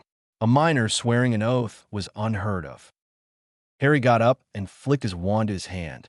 I, Hadrian James Potter, swear on my magic that the memories that have been extracted by unspeakable croaker, which are to be presented for evidence, are true and have not been tampered with. This I swear, so mote it be. A flash of light signified the oath. Lumos, his wand tip glowed with a soft light, signifying he had his magic. Nox. The memory was poured inside the pensieve, and the unspeakable tapped a few runes on it. The image came out of it like a projector. It showed the meeting Harry had with Dumbledore where Snape began insulting his father. It later showed the memory of the potions class where he started insulting him again and attempted legilimency. Unspeakable Croaker came up and said, as a highly accomplished legilimens, I can assure you that what you just saw was a legilimency attack. Chief, which, members of the Wisingamot, I think this situation had been grossly blown out of proportion. There is no proof of the attack other than Mr. Potter's word for it. From what I have seen, Mr. Potter attacked Professor Snape by pushing him to the other end of the room. It was probably a case of accidental magic, so no harm done. If he is willing to take back his case, then he won't receive any punishment for attacking a teacher, said Dumbledore smoothly. Andromeda stepped up. My client is willing to submit himself to Veritaserum questioning. As you know, questioning done under the serum is proof, and it can't be taken back. Since Mr. Potter has consented to it, the Wisingamot does not need to grant approval. Is your client willing to do the same, Mr. Dumbledore? She asked. Dumbledore stood silent. He really had not expected Harry to go this far. Before he could answer, Amelia spoke up. There is also the matter of Mr. Snape facilitating in the death of the late Lord and Lady Potter. May we bring in our witness, Chief? Which? Proceed, said Marchbanks, frowning. This case was murkier than she thought. Two aurors brought in the frail form of Sirius Black. One other had a metal cage, where there was a rat unconscious. Dumbledore's eyes went wide when he saw Sirius. This was not good. Not good at all. Chapter 9. Chief, which I must protest. Sirius Black is a convicted criminal. He was sentenced to Azkaban after betraying James and Lily Potter to Voldemort. I cannot stand by and watch as an innocent man like Severus Snape be convicted while a criminal and mass murderer like Black is removed from Azkaban, said Dumbledore. Ah, but you'll find that you are mistaken, Mr. Dumbledore. You see, Sirius Black was never convicted of his crimes. He was thrown unceremoniously into Azkaban after his capture. He has been in Azkaban for 10 years without conviction or proof of his guilt. New evidence has been uncovered, and hence his reason to be here. But first, I call Arthur Weasley to the stand, said Amelia. A confused Arthur Weasley entered the Wisingamot chambers. Mr. Weasley, does your family own a pet rat? She asked. What does a rat have to do with anything? This is preposterous, Chief, which I suggest we send Black back to Azkaban and clear my client of all charges. This really is getting out of hand, said Dumbledore. He was done with the kind persona. Things were going in ways he had never foreseen. "I assure you, Chief, which this question is quite necessary," said Amelia. "Objection overruled." "Answer the question, Mr. Weasley," said Marchbanks. "Yes. My son Percy had it for quite some time, and now my youngest son, Ron, has it, I believe," he said nervously. "Mr. Weasley, can you describe this rat? And how long has it been in your family?" asked Amelia. It has brown fur, looks like any normal rat. But I think it had a toe missing in its paw, and has been with my kids for more than 9 years, I think," he said. "No rat can survive for more than 3 to 4 years, and yet this rat has survived for 9 years. Also, the rat has a missing toe, and the only part of Peter Pettigrew that was found was a finger. What does Pettigrew have anything to do with a rat? Am I the only one hearing rubbish here?" asked Dumbledore testily. "Called and getting too hot for you, Mr. Dumbledore?" "Unspeakable croaker, if you would please," said Amelia. The man came forward and pointed his wand at the rat and said, "Animagus revilio." Immediately, the rat started growing until finally it settled on a short, bald man. The crowd gasped in surprise. "Meet Peter Pettigrew, the man supposedly killed by Sirius Black," boomed Amelia. The Aurors put magic suppression cuffs on him and tied him to a chair. Amelia woke him up. "Since the person was declared dead, there is no law barring Veritaserum questioning to a supposed dead person," she said. "I agree. Proceed, Madam Bones," said Marchbanks. The unspeakable poured 3 drops of the serum down Pettigrew's throat. He became glassy-eyed. "What is your name?" "Peter Alfred Pettigrew." "What is your date of birth?" "June 2nd, 1960. "Were you a follower and Death Eater of the Dark Lord Voldemort?" "Yes." There were gasps from the crowd. "Were you the secret keeper of Potter Cottage, which was under the Fidelius charm, on October 31st, 1981? "Yes." "Did you willingly betray the Potter family by giving up the secret to the Dark Lord?" "Yes." "What happened on the 3rd of November, 1981? "Sirius had been following me. He is more powerful than I am. I knew I couldn't win if I decided to face and fight him. When he cornered me, I shouted out, asking him why he had betrayed James and Lily. Then I hit him with a cheering charm, blasted the gas line, cut off my finger to fake my death, and transformed into my Animagus form. Lord Voldemort only targeted the Potter family because he received some highly classified information. Is this true?" "Yes. He wanted to kill Harry Potter and Neville Longbottom." Augusta gasped at this revelation. "Who was the one who provided this information of Voldemort that made him target the Potter and Longbottom families?" "Severus Snape." Uproar. People started screaming for their heads. They couldn't believe what was happening. A person they thought was a criminal turned out to be innocent. Another had faked his death, was hiding as a rat in plain sight. The third was teaching their children at school. Harry had a grim smile on his face. Revenge was a dish best served cold, and they hadn't even started on Dumbledore yet. Once it quieted down, Sirius was administered the serum as he had requested it. "What is your name?" "Sirius Orion Black." "Are you the oath-sworn godfather of one Hadrian James Potter?" "Yes." "Are you a follower of the Dark Lord Voldemort?" "No, never."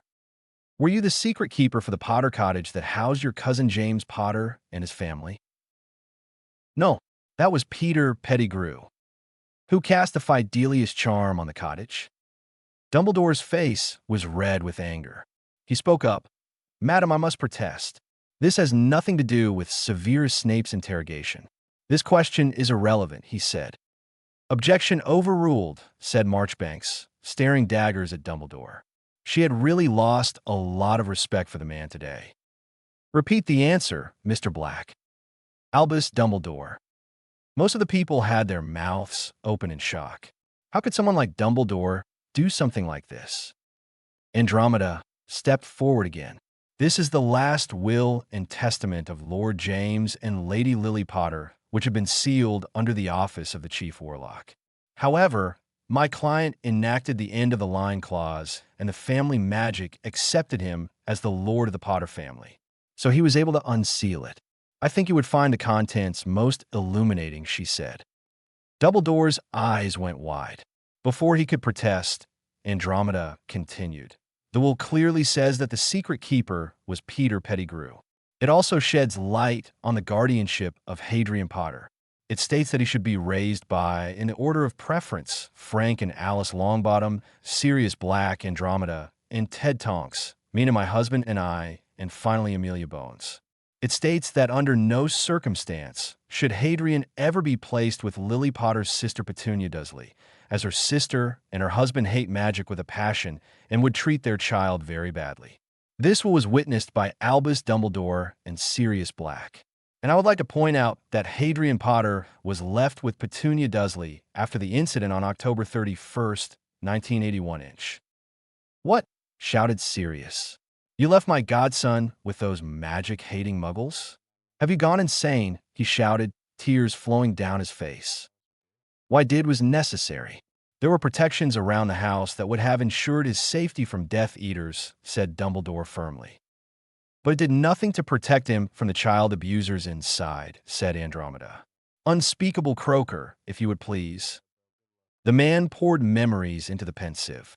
The audience was horrified as they watched Harry repeatedly get beaten up for anything to nothing, how he wasn't given food for days at a time, how he had to work at such a tender age, how he was whipped with a belt, forced to sleep in a cupboard, and finally the incident where his uncle stabbed him. Sirius was sobbing loudly. Harry went over to him and gave his godfather a tight hug. Harry's face was pale, and a lone tear slid down his cheek as he watched his memories. He mentally shuddered, thinking what would have happened if he had not discovered about magic when he did. He probably would have come to Hogwarts as a meek and clueless child, just as Dumbledore wanted. Once they ended, the chamber was silent. Madame Marchbanks cleared her throat. This has been one horrible day. I don't need more time. I have already reached my decision. Severus Tobias Snape, you have been charged with the harassment of a minor child, legitimacy attack on the minor lord of the most ancient and noble house of Potter, felicitated the murder of the lord and lady of the most ancient and noble house of Potter, and also facilitated in the torture and permanent incapacitation of the lord and lady of the most ancient and noble house of Longbottom. For this, you will be sentenced to life in Azkaban. All those who agree? She asked.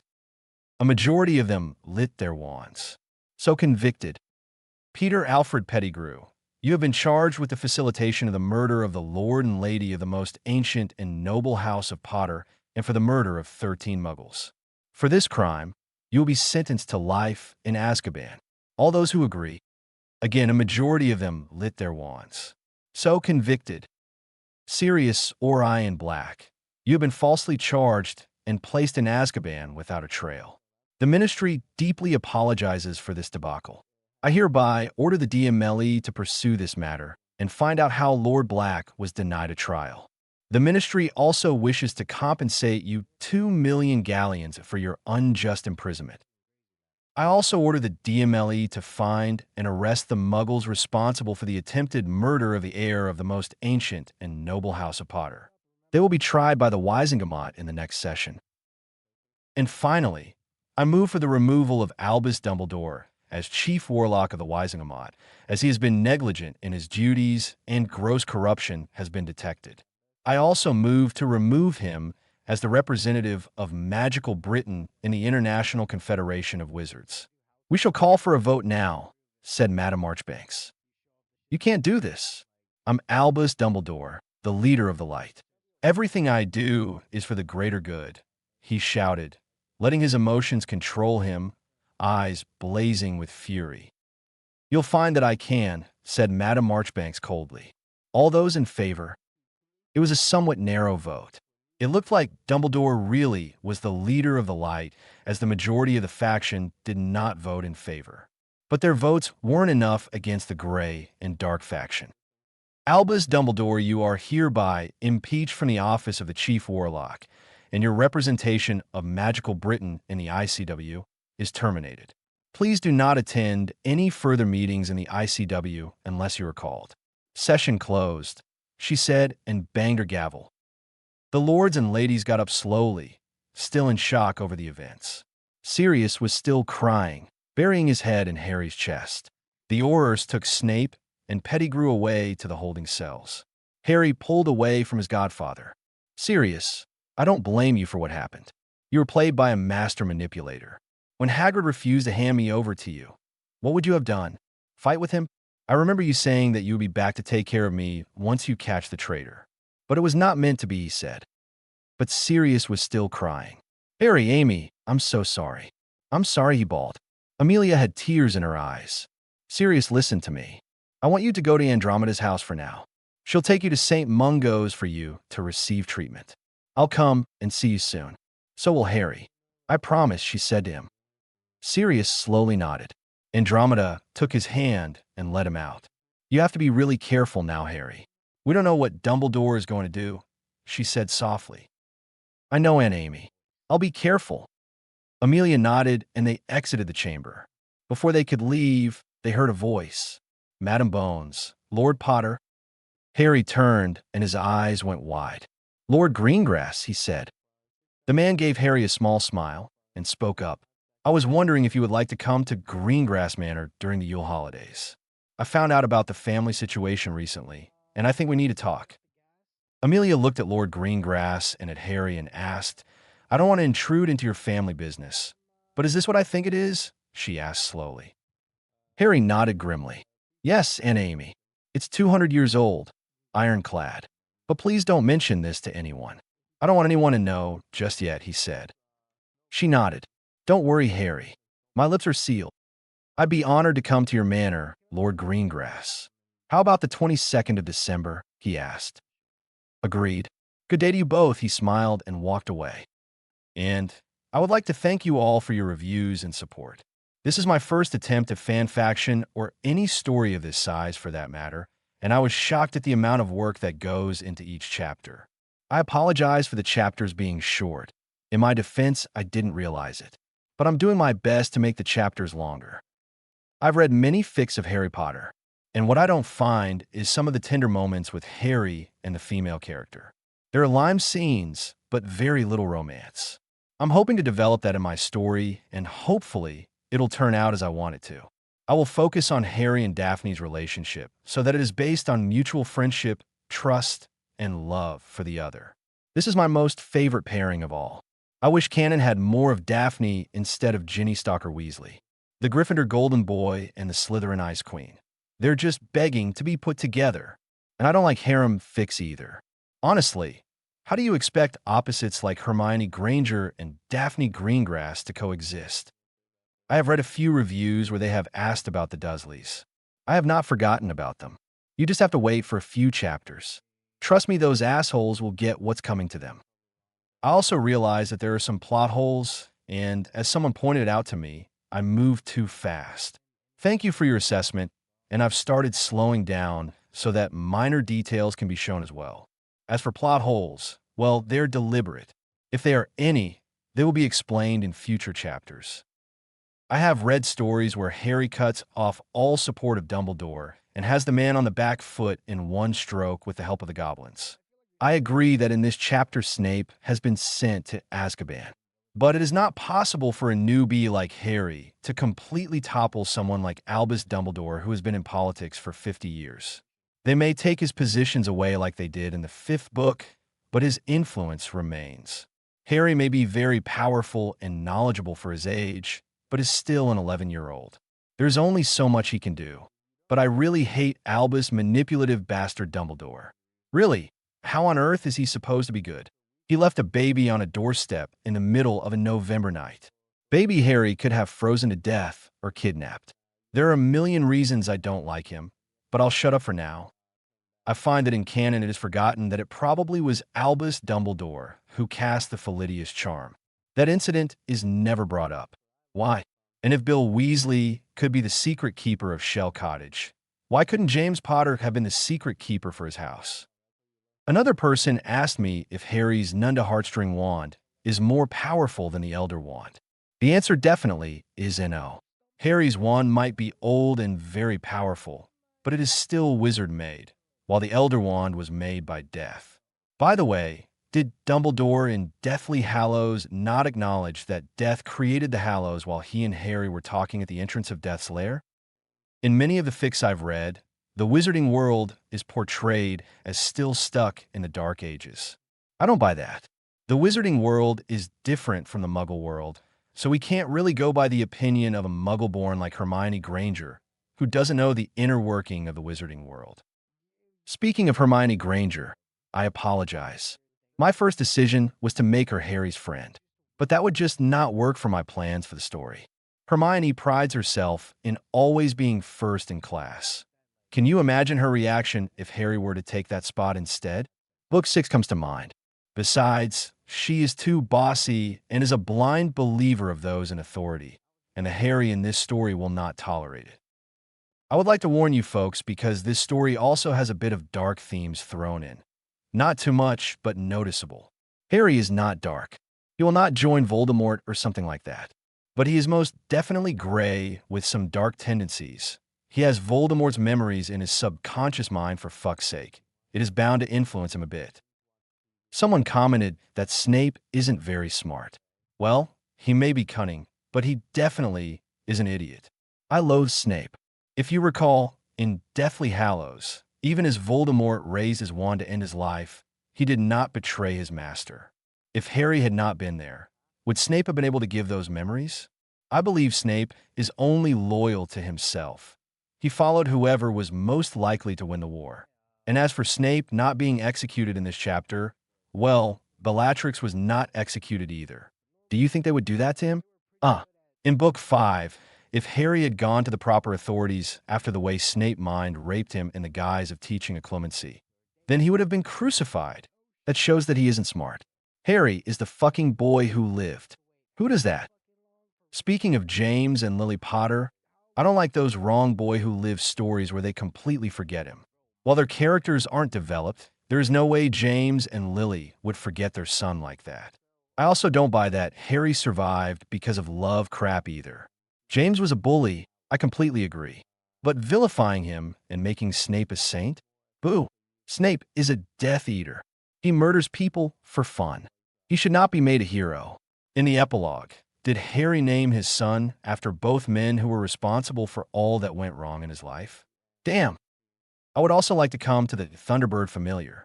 Voldemort has Nagini, Dumbledore has a phoenix. I was actually torn between a white phoenix head wig and a Thunderbird, but finally decided on the latter. I swear I had that idea before I watched Fantastic Beasts, but the movie definitely cemented my view to choose the Thunderbird. You'll see it more in future chapters. And finally, we come to the Potter family. In canon, we don't see much of the family history or finances. So I decided to make the family immensely old, with a rich history and lots of money. Don't judge me. I have big plans, and that can only happen if Harry is already influential. If not, it would take too much time. So before I reveal too much of the plot, I'll say bye. And again, thank you for your support. Chapter 10. Harry was eating breakfast in the Hogwarts kitchens. He didn't want to be in the Great Hall when the Daily Prophet arrived. Toby popped in and delivered the paper to him. He smiled when he saw the headlines. Severus Snape sentenced to life in Azkaban. Found guilty of legitimacy and facilitated in the murder of the late Lord and Lady Potter and in the permanent incapacitation of Lord and Lady Longbottom. Sirius Black innocent. The soon-to-be Lord Black was finally given a trial. Compensated 2 million galleons for illegal incarceration after being found innocent.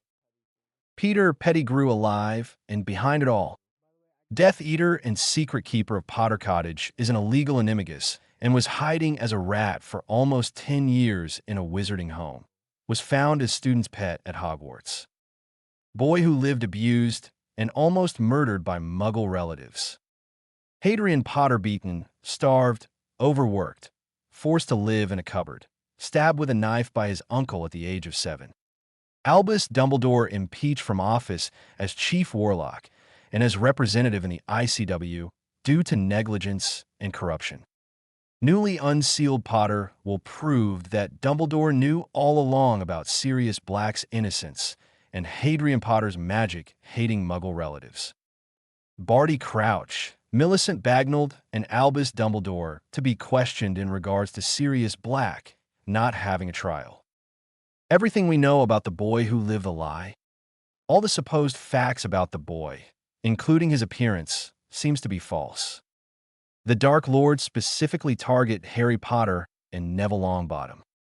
Why were the two babies a threat? Amelia Bones praised for quick action. Muggle guardians of Harry Potter to be arrested and tried in front of the Wisingamot during next session. The entire county was shocked to death. They couldn't believe their eyes. At Hogwarts, in the headmaster's office, Albus Dumbledore threw his paper down in disgust. He had been clearly outmaneuvered. But how did this happen so fast? If Severus had not been arrested, he could have smoothed things over. But that was doubtful, he mused darkly. Peter Pettigrew. That man's appearance took him completely by surprise. If he had known that the man was right under his nose, he would have gotten rid of the main evidence that could have exonerated Sirius Black. But how had Harry found Pettigrew so quickly? He had forgotten to ask that question during the trial and was now cursing himself. He also should have asked how the boy developed such advanced clemency. He couldn't even attempt to gain guardianship of the boy, as he was emancipated. Not the first time he had cursed the Potter family charter. Those blasted rules had not allowed him to create a marriage contract between Harry and young Ginny Weasley. And now, it had helped the boy to become Lord Potter too early. He had never expected Madame Marchbanks to call for a vote to remove him as Chief Warlock immediately. The Dark and Grey families had taken it to their advantage and ousted him. And now, poor Severus was in Azkaban too. Why didn't they realize that everything he did was for the greater good? He would not fail. He was Albus Dumbledore. After some time, they would come crawling back to him to take back his post. Besides, it wasn't like they had the power to remove him from Hogwarts, his real power base. He would stay in the shadows for now and observe Harry Potter. At the first available opportunity, he would strike. HP * Lightning Lord * HP. During the day, the rest of the students kept staring at Harry Potter and to a lesser extent Neville Longbottom. And both of them were quite uncomfortable with the attention. Harry, who was used to being alone all the time, was quite agitated. Neville was terrified that he had been you-know-who's target. By the end of the day, Harry pulled the other boy aside. "It's an honor to finally speak to you, Herr Longbottom," he said in a formal voice. Neville, having been trained very well by his grandmother, said shyly, "It's an honor to meet you as well, Lord Potter. What can I do for you?" Harry smiled. "Please call me Harry. After all, we're godbrothers. As far as I'm aware, my mother was your godmother, and your mother is my godmother. We don't need to be formal with each other." "Then please call me Neville," he stammered. Harry mentally frowned. It looked like Neville had self-confidence issues. Of course, Harry had those too, he just didn't show it. Being told that you're worthless and a waste of space for the majority of your early childhood does tend to affect you. He decided to do his best to improve Neville's confidence. "Susan told me you're very good at herbology. Do you work with plants a lot?" he asked. It was true.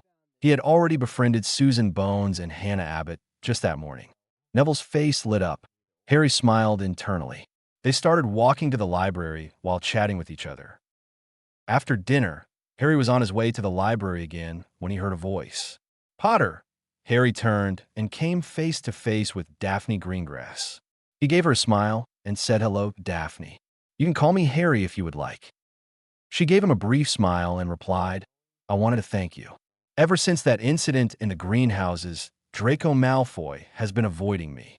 He had been harassing me about a betrothal contract for months now. And I was wondering if you wanted to be my friend," she said softly. Harry kept a blank face and stared at her. "If you want to be my friend solely because you feel sorry for me after reading about the horrors of my past, then I don't think it's a good idea," he said carefully. "It's not because I feel sorry for you, but I can understand your reasoning behind it. You don't want pity, but I do want us to be friends and get to know each other. What do you say?" she asked. Harry knew that Daphne did not know about the Potter Greengrass marriage contract, and he knew that Cyrus Greengrass was not going to be informing her anytime soon.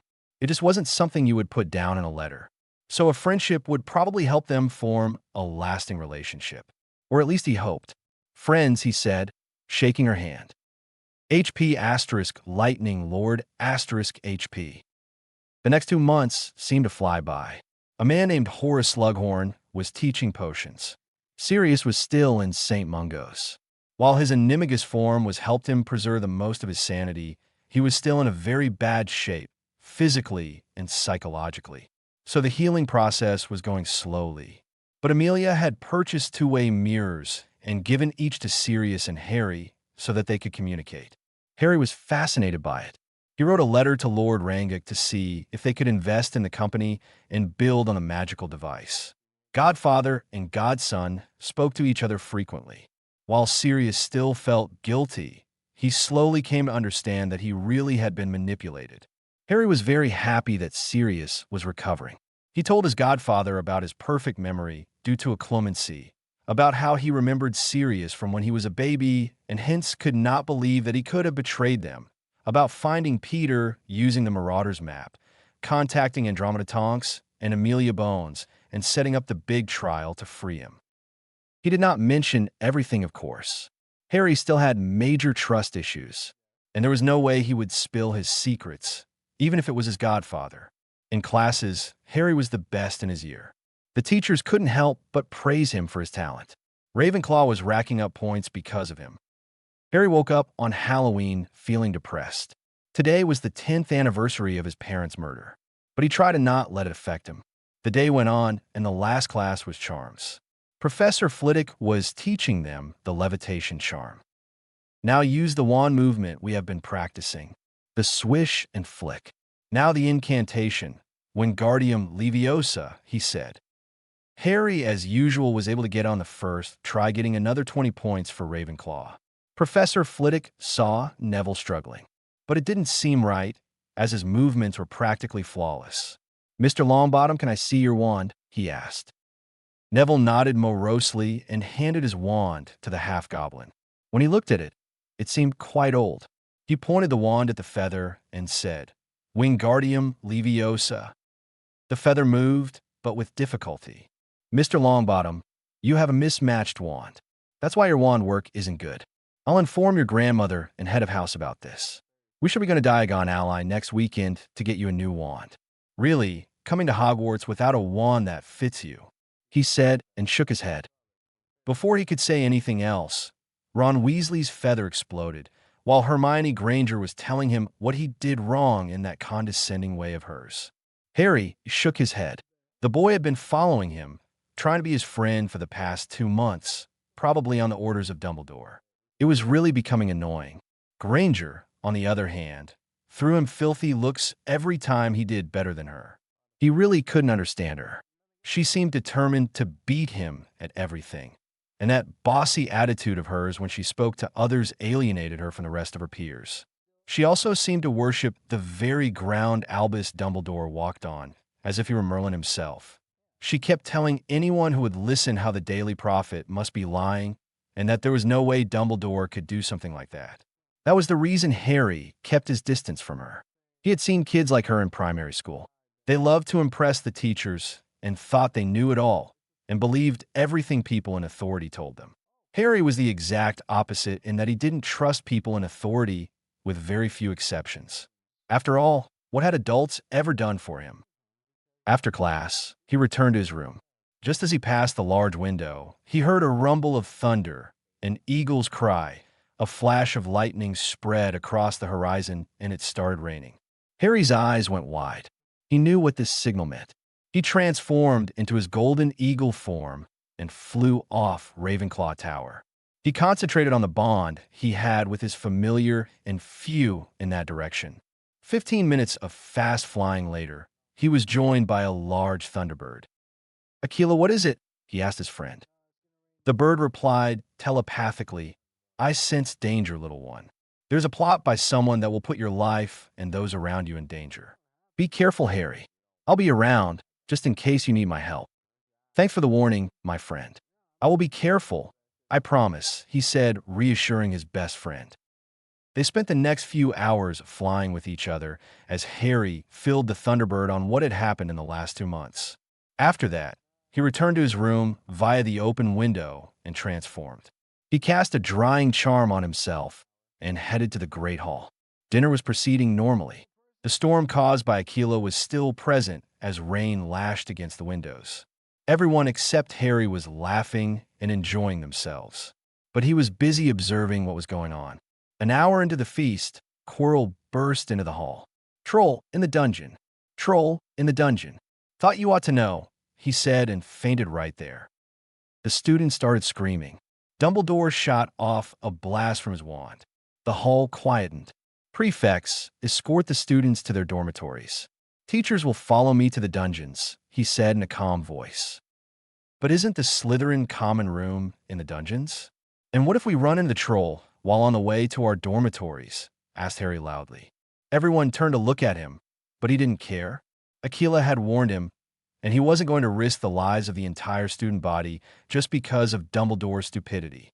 Some of the Slytherin students looked at him with grateful expressions on their faces. "Quite right, Mr. Potter. All the students will remain in the Great Hall. Don't you agree, Albus?" asked McGonagall. Dumbledore looked miffed at being rebuked by a first year in front of the whole school, but didn't voice it out loud. Just as the teachers were about to leave, another student spoke up. "Professor McGonagall, Hermione Granger isn't here. She's in the second-floor bathroom because AHM," said Parvati Patil, looking at Ron Weasley. McGonagall's lips thinned as she figured it out. Weasley had probably insulted Granger. "Thank you for the warning, Miss Patil. I, along with a few teachers, will find her and bring her here. The rest of you, do not leave the Great Hall," she said, and all the teachers left.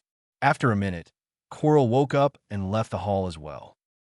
Harry's heart was hammering. Had they avoided the danger? The students were all strangely silent. 5 minutes had passed, and suddenly, they heard a loud grunt and a bang on the door. A dent formed on the door of the Great Hall. People started screaming. Harry flicked his wand to his hand. It looked like Aquila was right. He got up and faced the door. Damn the incompetent staff. There were none present to protect the students. There was another bang. "Everybody get away from the door," shouted Harry.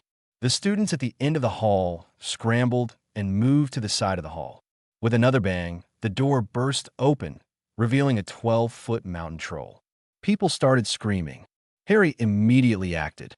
If he couldn't stop it, maybe he could slow it down. "Aguamini," he shouted, pointing his wand at the troll's feet. The water jet streamed and hit its mark. "Glacius," he said, pointing his wand there again. A blast of freezing cold air impacted the troll's feet, freezing it to ice. The troll's feet were stuck, but unfortunately, his hands were still free. The troll snarled, took his club, and broke one end of the Ravenclaw table. People were crying now and tried to get away. Harry was angry now. Was he the only one willing to face it head-on? "Sonorous, whoever can perform the blasting curse, target his head and chest, and fire on my mark. Ready? Now," he shouted. A dozen 6th and 7th year students pointed their wands at the troll and, together with Harry, shouted "Confringo." Several jets of orange light impacted the troll. The troll shrieked in pain as they tore through its flesh. But it was not done. It broke free of its icy confines and was about to pound a few students to death when Harry pointed his wand at the students and shouted "Protego." He pointed his wand to the troll's club and said "Reducto." The club shattered into pieces, but Harry's shield protected the students from harm. Before the troll could do any more damage, Harry decided to end it. Damn the damage done to the Great Hall. "Bombardum Maxima," he shouted, pointing his wand to the troll. A jet of white light flew from his wand and impacted the troll's upper chest. The troll's head was blasted apart, and the body itself flew backward and impacted the doorway, and it lay there dead. Harry was breathing deeply. His hands and legs were shaking so badly that he collapsed on the floor. "Quietus," he whispered, pointing the wand at his throat. He had just returned the wand to his holster when he fainted due to magical exhaustion and knew no more. HP * Lightning Lord * HP. "I can't believe something like this happened at Hogwarts. Such incidents never occurred when we were students here," said a male voice. I agree. How in Merlin's name did a troll get into the school? Asked a female voice. I have no idea, but the prophet has been running wild theories. Once they got wind of the fact that the boy who lived saved everyone by killing the troll, people once again started calling him a hero. Of course, Dumbledore managed to soothe things down, and no one blamed him at all. Humph, just because we made him fall once doesn't mean it can happen again. Harry slowly opened his eyes. He blinked several times and found himself in the hospital wing. He got up to find Sirius Black and Amelia Bones standing and talking to each other softly. Sirius turned to look at him. Harry, thank Merlin you're all right. You gave us quite a fright. From what we heard, you put up one hell of a fight, kiddo. How are you feeling? He asked. Fine, I guess. What happened? Asked Harry. Amelia spoke up. You passed out due to magical exhaustion after killing the troll, which was very impressive, by the way. I watched the memory of the incident provided by one of the 7th-year students. To think a first-year student was able to kill a troll was something astounding in itself. But to use spells which are taught to 5th and 6th years as an 11-year-old is just amazing. I'm so very proud of you, Harry, she said, smiling. Thanks, Aunt Amy. And I know you're curious, so I'll answer anyway. I've been studying magic for the last 4 years. I used a stick to practice wand movements, and so I was quite familiar with them. But I have to admit, I never expected to be drained this badly, he said, putting his head down on the pillow. That was a lie, of course. He had been using the wand of this great-grandfather to practice. Fergus Potter had been an outstanding duelist and had been an international dueling champion. It was after talking to his portrait that inspired Harry to train and take part in the dueling championships. Good to know. Now, you've been here for almost a day. It's 5 in the evening now. What you should know is that no one yet knows how a troll got into the school. But you have impressed the hell out of everyone, and the incident was also featured in the papers. So you've got yourself quite a bit of attention. Hopefully, Madame Pomfrey will release you tonight. If not, rest, and you can attend classes from tomorrow. Okay, she said kindly. Harry nodded and mentally groaned. While he liked exposing Dumbledore's incompetence, he did not like the extra attention. Sirius and Amelia said goodbye and promised to see him soon and left. Madame Pomfrey came up to his bed and scanned him. After grudgingly acknowledging that he was fine, he left the hospital wing. Immediately, he was surrounded by his friends. Daphne came up to him to give him a tender hug. He suddenly stiffened, and after a few seconds relaxed. He wasn't used to hugs. He usually associated physical contact with pain. Harry, those were some advanced spells you used. Where did you learn all that? Neville asked in wonder. He couldn't help but be in awe at what he had seen yesterday. I had learned the spells and practiced the wand movements, Neville. But I never expected to use them on a troll. They're meant for duels, and using so much magic drained me. Was anyone injured? He asked. A few had some cuts, and many were in shock. But we're all fine, thanks to you, said Hannah. After you passed out, McGonagall came back with Granger. When she saw the dead troll, she was white as a sheet. She asked the head boy and girl what happened, and they told her what you had done. Let's just say that Ravenclaw gained 100 points after that. But Granger looked like she had swallowed a lemon, said Tracy. Harry chuckled and idly wondered what Dumbledore's reaction might have been. And he really wanted to find out who let the troll into the castle. Things weren't adding up. When they entered the Great Hall, all conversations stopped, and all of them started at Harry. Then the clapping started. Everyone, including most of the Slytherins, started applauding for the 11-year boy that saved them from injury and possibly death. Harry blushed as he was not used to being complimented. Just the contrary, in fact. He gave him a small smile and proceeded to the Ravenclaw table. Chapter 11. Harry sat on his bed in Ravenclaw Tower, contemplating on what to do. He had just returned from a Quidditch match between Gryffindor and Slytherin. It was during the match when suddenly the clouds darkened and lightning flashed. Harry heard Aquila speak in his mind, warning him about danger and a possible threat to his life. During the match, both bludgers suddenly sped away from the players and came directly for Harry. Harry dived out of the way, but the bludgers were relentless. It came back and hit his right leg that was probably meant for his groin. He moved out of the way of another, which was about to impact his chest. He took his wand out and blasted the incoming bludger. But he wasn't fast enough to hit the other one as it broke his left arm, just as the teachers blasted it to smoke. As he tried to get up, with a broken hand and leg, he saw a small smile on Quirrell's face. He had wanted to investigate Quirrell's strange behavior, but now he didn't care. He wanted that man dead. Clearly, it was him who had let the troll in on Halloween. It was midnight when Harry donned his invisibility cloak and flew out of the tower in his eagle form. It was really amazing what his invisibility cloak could do. He could transform into his animagus form, and the cloak would shrink and cling to his body without falling off. He flew to the second floor, where he knew was the defense classroom. He transformed back and stood behind a pillar as he watched Quirrell approach his classroom. He flicked the fingers of his left hand, and his ebony and thunderbird feather wand sailed out of his holster and into his waiting hand. Wizarding law stated that a witch or wizard could only have one wand, and the said wand had to be registered with the Ministry of Magic. Registered wand makers like Ollivander would never sell him a second wand unless the first was broken. But he needed a wand to do his dirty work, something which could not be traced back to him, even remotely. And this wand was perfect for that, as Aquila had graciously given him a feather for the wand core. He pointed his wand at Quirrell, and mentally he said Imperio. He could feel the control slip to him. He instructed the man on what to do and followed him. Quirrell walked to the restricted area on the third floor and opened the door. Harry had followed Hagrid once and had come across the half-giant feeding the giant Cerberus. He had also figured out that there was a giant devil snare just under the trapdoor. Just as he had predicted, the dog ripped Quirrell's legs apart just as he was about to jump. The man screamed and fell head first into the death trap below. Harry closed his eyes and extended his senses and could sense the man's life slipping away as he was being strangled by the plant. Harry smiled grimly, transformed into an eagle, and went back to his room by flying into the window. Quirrell was dead, and if he was right, so were the attempts on his life. He could finally enjoy his first year in peace. HP asterisk Lightning Lord asterisk HP. During the next month and a half, Harry extensively trained for the dueling championship in the Room of Requirement. He had also started working on slowly unraveling Voldemort's memories.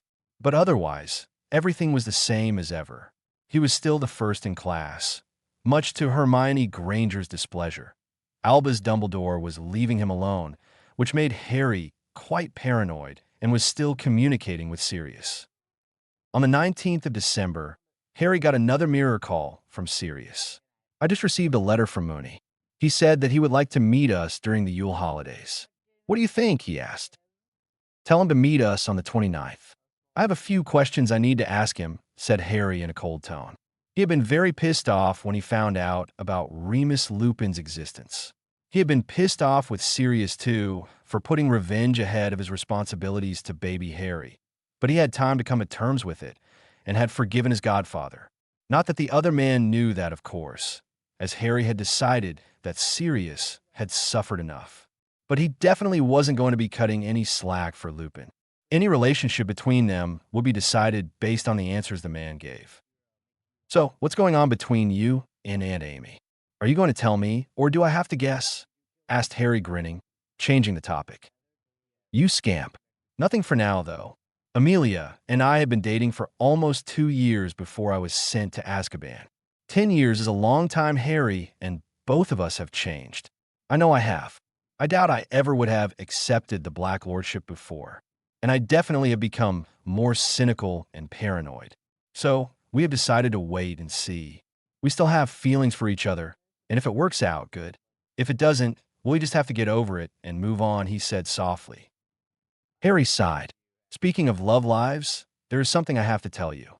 Several months back, I found out there was an unbreakable marriage contract between House Potter and House Greengrass. I have to get married to heiress Daphne Greengrass. What do you think? Sirius took almost a minute to recover from his shock.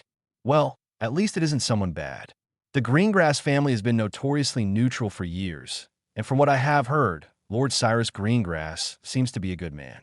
Good luck, kiddo. I'm always here to give you some pointers, he said with a grin. Pointers on what? Asked Harry innocently. Sirius grinned, and after making sure Harry would not deactivate the mirror, proceeded to give the young boy the talk, and in Harry's opinion, the most embarrassing conversation of his life.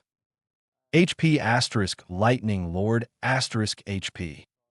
2 days later, Harry, Daphne, Tracy, Neville, Susan, and Hannah found themselves sitting in a compartment in the Hogwarts Express, having fun.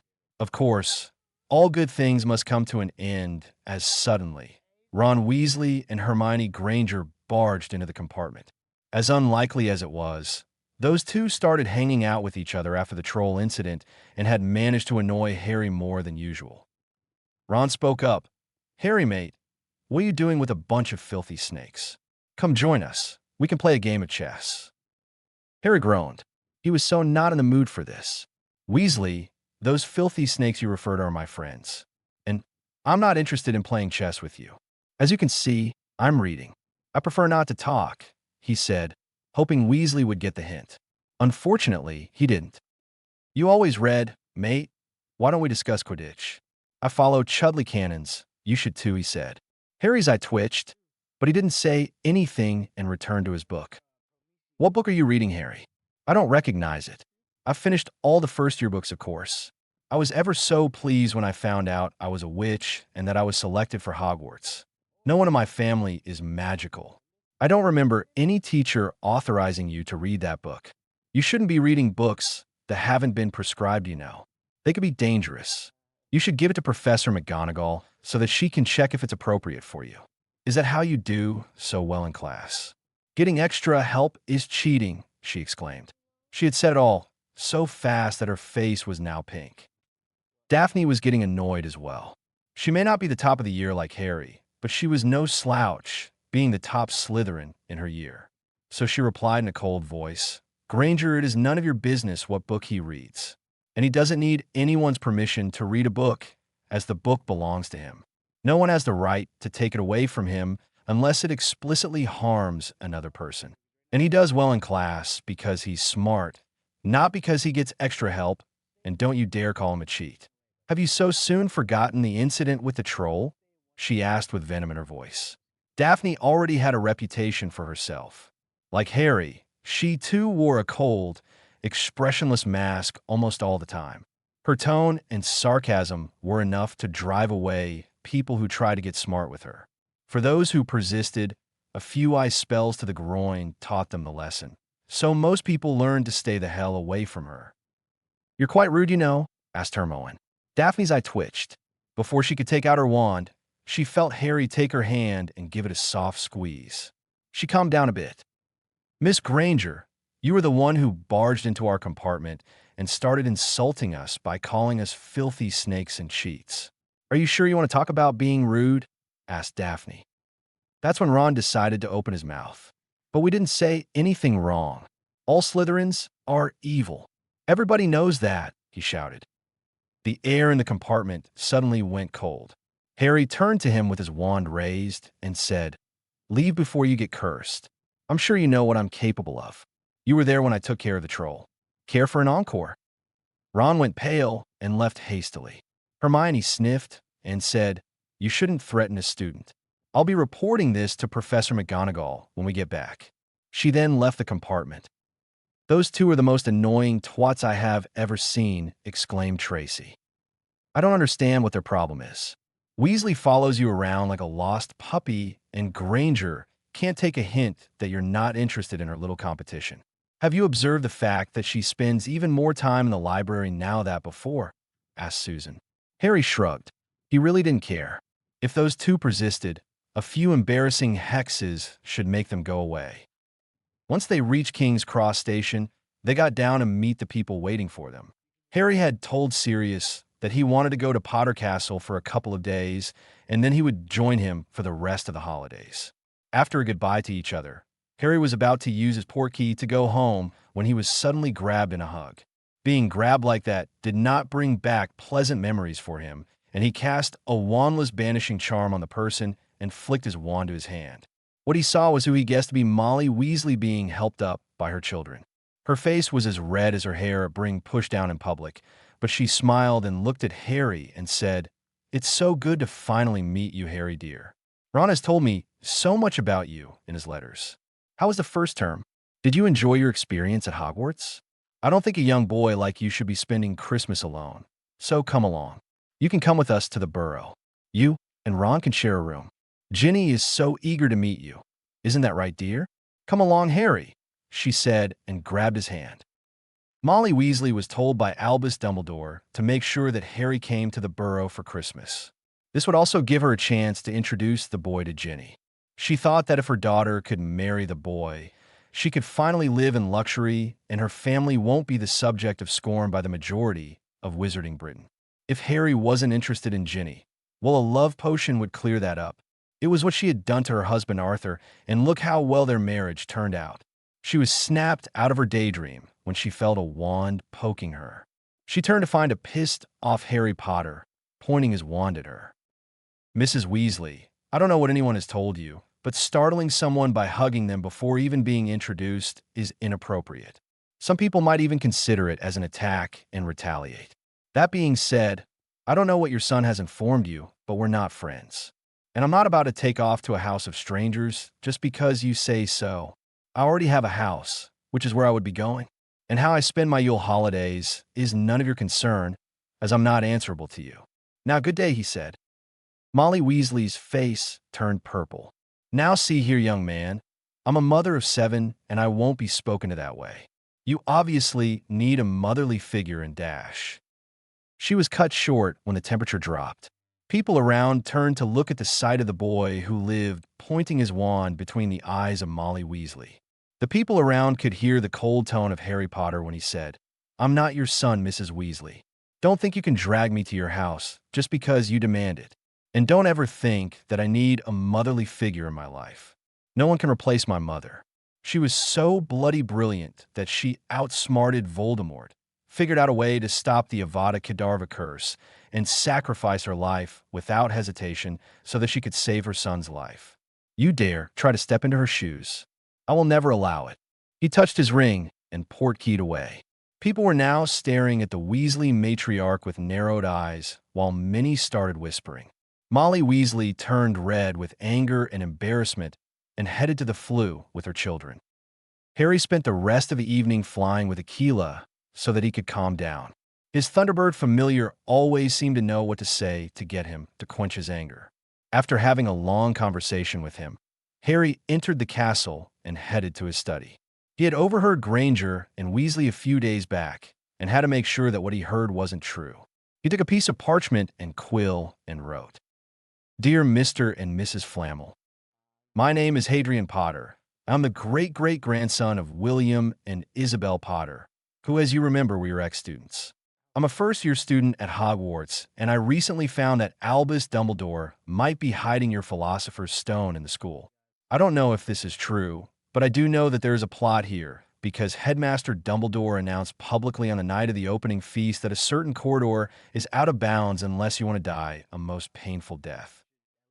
There have been 2 attempts on my life in the few months I have been there, and I'm sure people think that such an object may be present at Hogwarts. I just thought it might be prudent to inform you, as I have no idea if you have your property or if it's with Dumbledore. I have spoken to the portraits of my ancestors, and they had nothing but the best things to say about you. It is for that reason that I decided to write this letter. I'm sorry to have bothered you if the trap set by Albus Dumbledore is a ruse. But if it isn't, I just wanted to inform you so that you can make any important decisions soon. Such a device could be dangerous in the wrong hands, even the hands of those who have portrayed themselves to be trusted. Best regards, Lord Hadrian J. Potter, Lord of the most ancient and noble house of Potter. He put the letter in an envelope and went to Hedwig. This is going to be a long flight, girl, and they probably have anti-mail wards too. Be careful, and in case you can't find them, come back. I can find some other way to deliver the letter to them, he said, stroking her feathers. Hedwig hooted, nibbled his finger, and took off into the night sky. After seeing her disappear, he had a light dinner and proceeded to the dungeons. After passing through several doors where he had to say the password in Parseltongue, he finally entered the place where the prisoners were kept. Wakey, wakey, everyone. I'm back from school.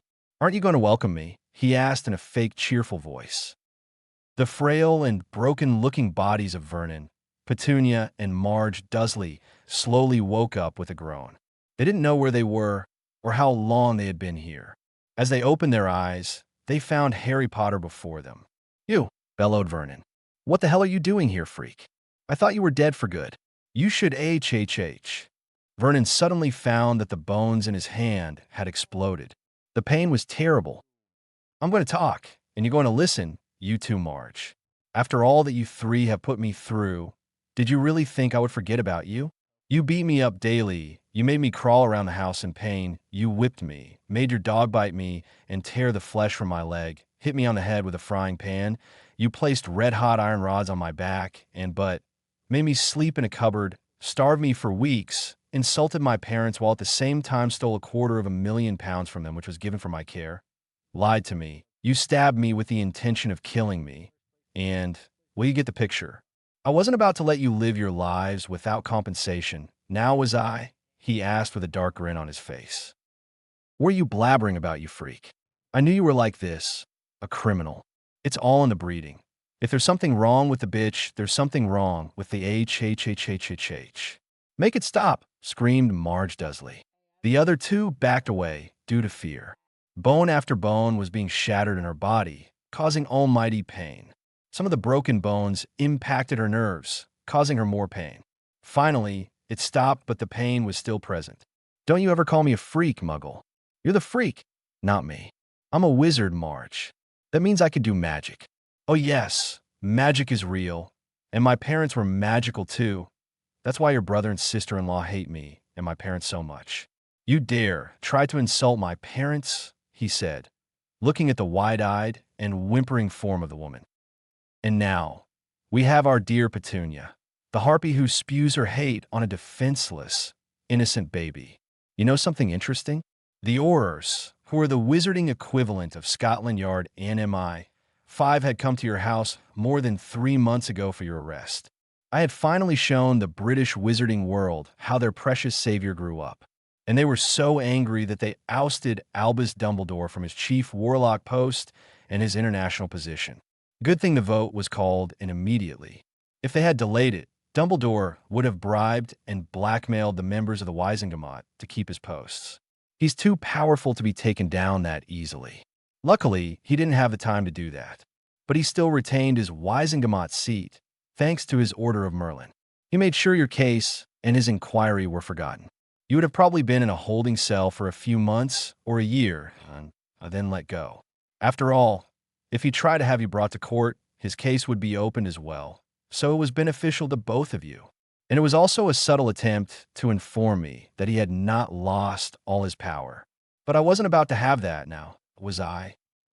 So I asked my faithful house elves to bring you here. Really, my elves wanted to kill you immediately for what you did to me, as they adore me a lot. I have a very soft spot for house elves, seeing as I was treated worse than an abused elf for 6 years. But I decided to be patient.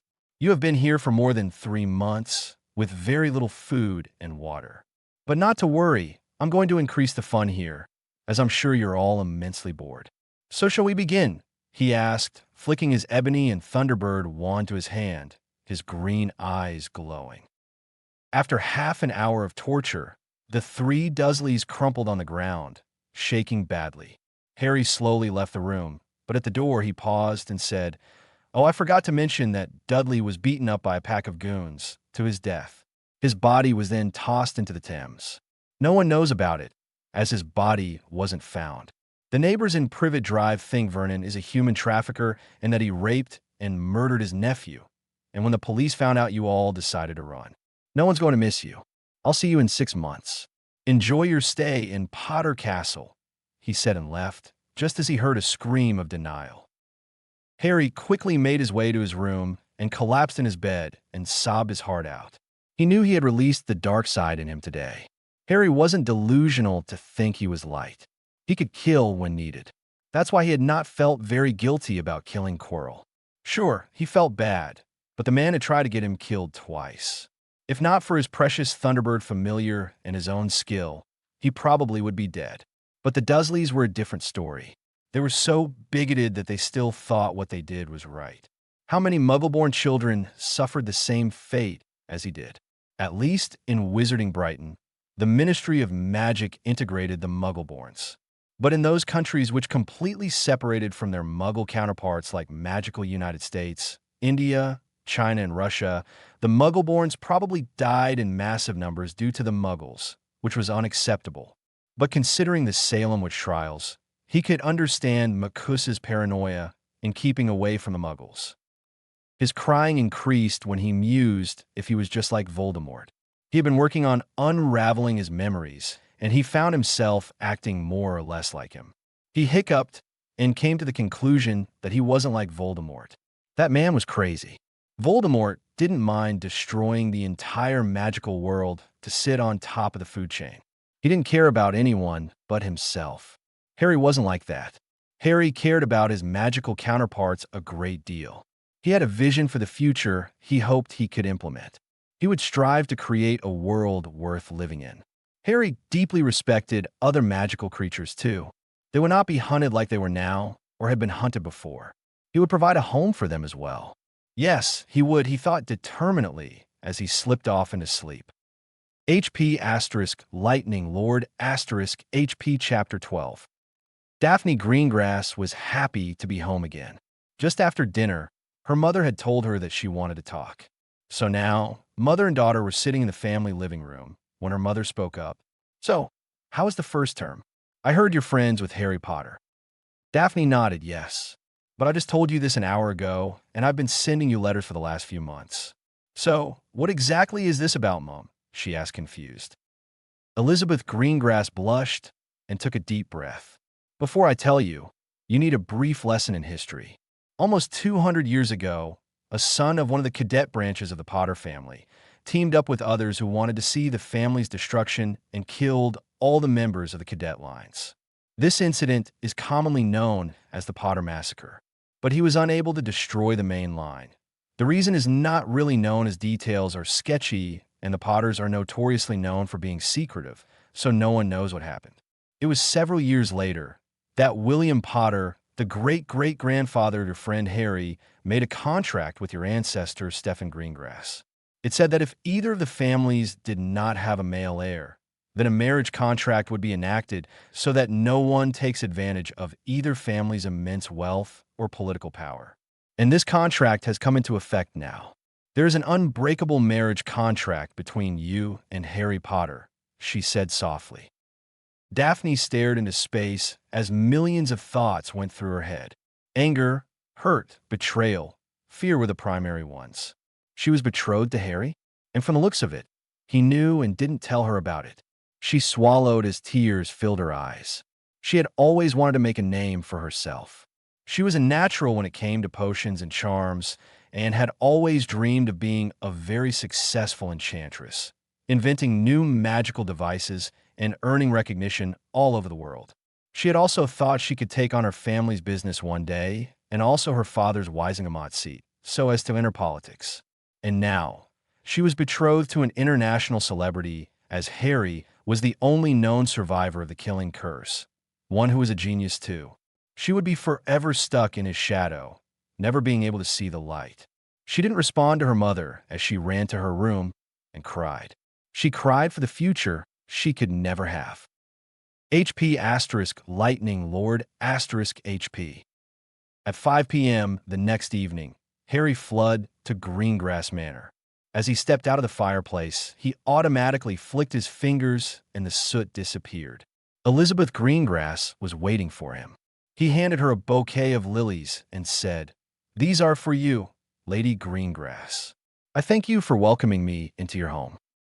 "You're welcome, Lord Potter. This way, please," she said, taking them to the drawing room. Harry bowed and said, "Lord Greengrass, it's a pleasure to meet you again. Thank you for inviting me to your home." "The pleasure is mine, Lord Potter. Please take a seat," he said, gesturing to the couch. Harry sat down, and the older man began. "I'll come straight to the point. I've been told by my account manager at Gringotts that you know that the contract is unbreakable unless we have a male heir. When I first found out, I was worried because no one knows much about you, and, I certainly didn't believe in those fantasy novels. But what I was deeply concerned about was if you were brainwashed by Albus Dumbledore. As you can guess, I don't trust the man, and you revealed his true colors a few months ago. But that trial in September removed that fear. But the fact remains that we don't know you. That's why we wanted to get to know you and for you to become comfortable with us. Harry nodded slowly. He could understand that. But there was one question which was prevalent in his mind. Lord Greengrass, how did Daphne take the news? He asked softly. He really felt bad about the whole affair. From their experiences in the last few months, Harry knew that Daphne was a very ambitious girl and had big dreams for her future. She probably thought they were crushed, and he wanted to set her straight. Cyrus looked at Elizabeth, and the woman continued saying, "Not well, Lord Potter. She hasn't spoken to us since last night." Harry nodded grimly and asked, "May I speak to her? And please call me Harry." The adults looked at each other and nodded, and the older woman showed Harry to the garden where Daphne was sitting under a tree, reading a book. Harry slowly approached her and sat down next to her and said, "Hey, Daphne." The girl's demeanor didn't change, but she turned and gave him her already famous icy stare and in her cold voice said, "Lord Potter," and went back to her book. Harry could see that her eyes were bloodshot, either from crying or lack of sleep, he couldn't say. But he slowly enhanced his magic and took a peek in her mind, just to scan her surface thoughts. He knew she was trained in elementary occlumency, so he didn't go deeper. After realizing what was troubling her, he took his time to figure out what to say to her. He thought about if he wanted to spill some secrets, but then decided since his history with the Dursleys was printed on the front page of the newspaper, he could speak about it with his future wife. So he began. "You know, when I was growing up and before I found out about magic, my relatives used to tell me that my father was a drunk and my mother was a whore who died in a car crash. During all those years I was abused there, I promised myself that if I ever am in a position of authority, I would make sure I would create a world worth living in. I would build a society where such abuse would be reported immediately and dealt with. It was then that I found out that there was a shadow named Albus Dumbledore that was trying his best to control my life, and I did my best to get out of his thumb. When I was living by myself and growing up in Potter Castle, I saw to what extent the British wizarding world had been destroyed thanks to Voldemort. So many talented people were dead, and it looked like there would be stagnation until the next generation rises. I truly am a Ravenclaw in that I believe only in merit. I respect only those who achieve and those who have knowledge and power. I don't have the patience to deal with idiots and incompetence.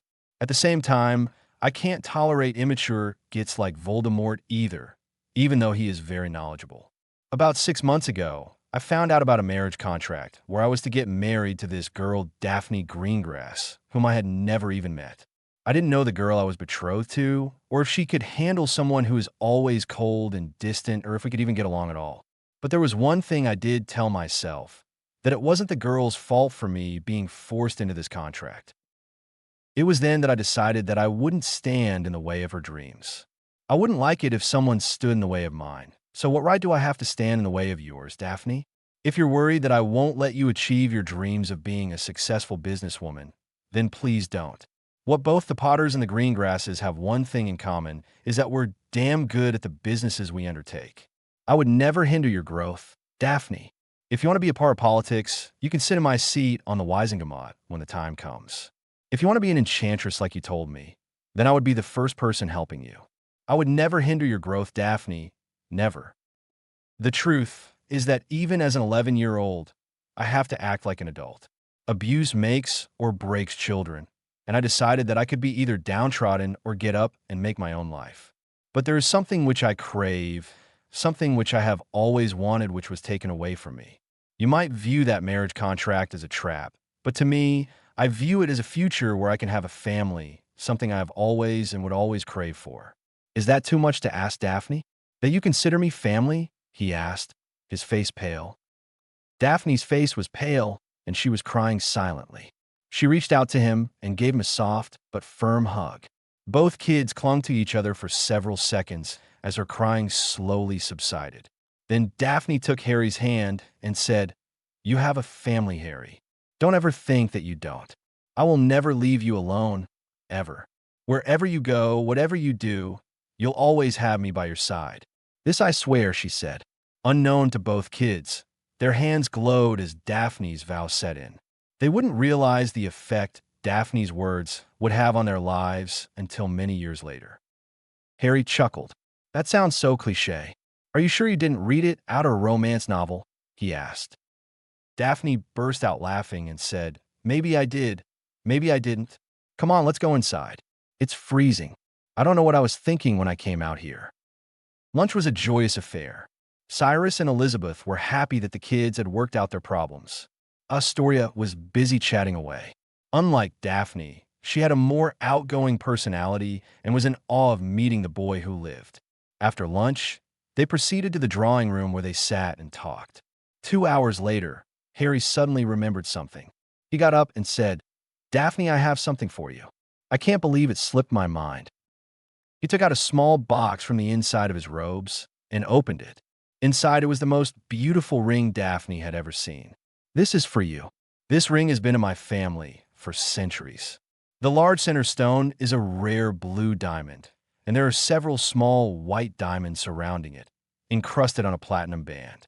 It was given by my ancestor Raphael Potter to his wife Aridia Peveril in the early 14th century. From what I've read, she was a spellcrafter and enchantress, and it is said that she herself had enchanted this ring with protection spells and such. That's why I want you to have it. What do you think? He asked nervously. Daphne stared at the ring in the box. Her voice shook as she said, Thank you for thinking of presenting me with something so special, Harry. I'm honored. Harry took out the ring and looked at her father.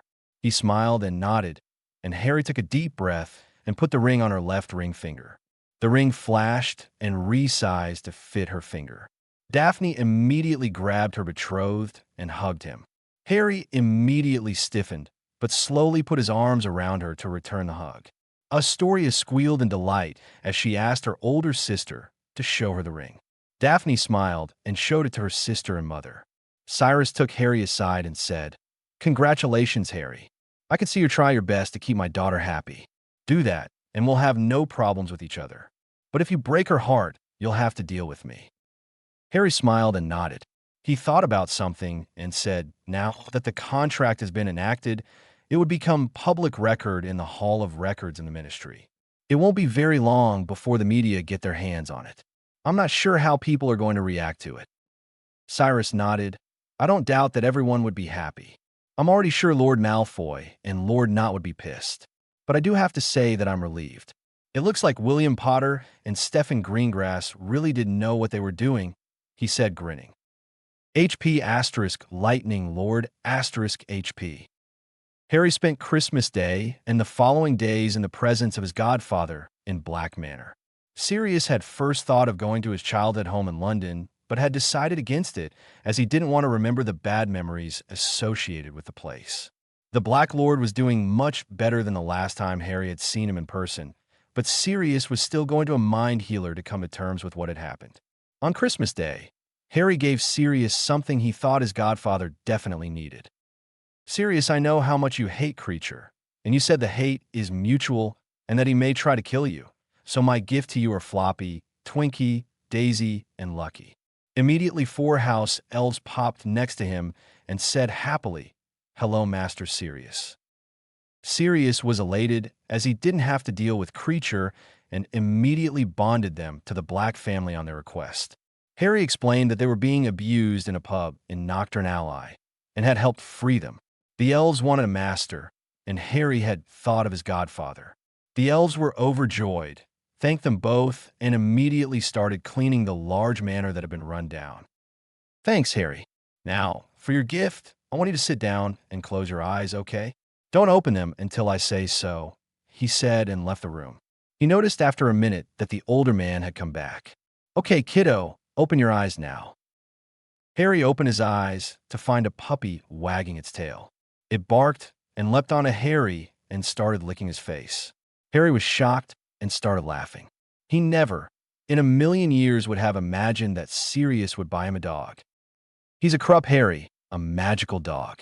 I had to get a license to buy him. I'm sure he'll bring some joy in your life. Besides, every boy needs a dog, he said, grinning. Harry laughed as the Krupp sat on his lap and wagged his tail. Thank you so much, Padfoot. This is an amazing gift. He needs a name, doesn't he? HM, what to call you? How about Tango? He asked the puppy. The Krupp barked and wagged his tail.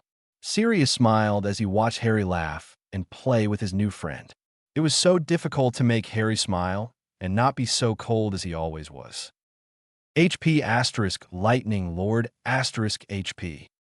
On the evening of the 29th of December, Remus Lupin stepped out of the fireplace in Black Manor.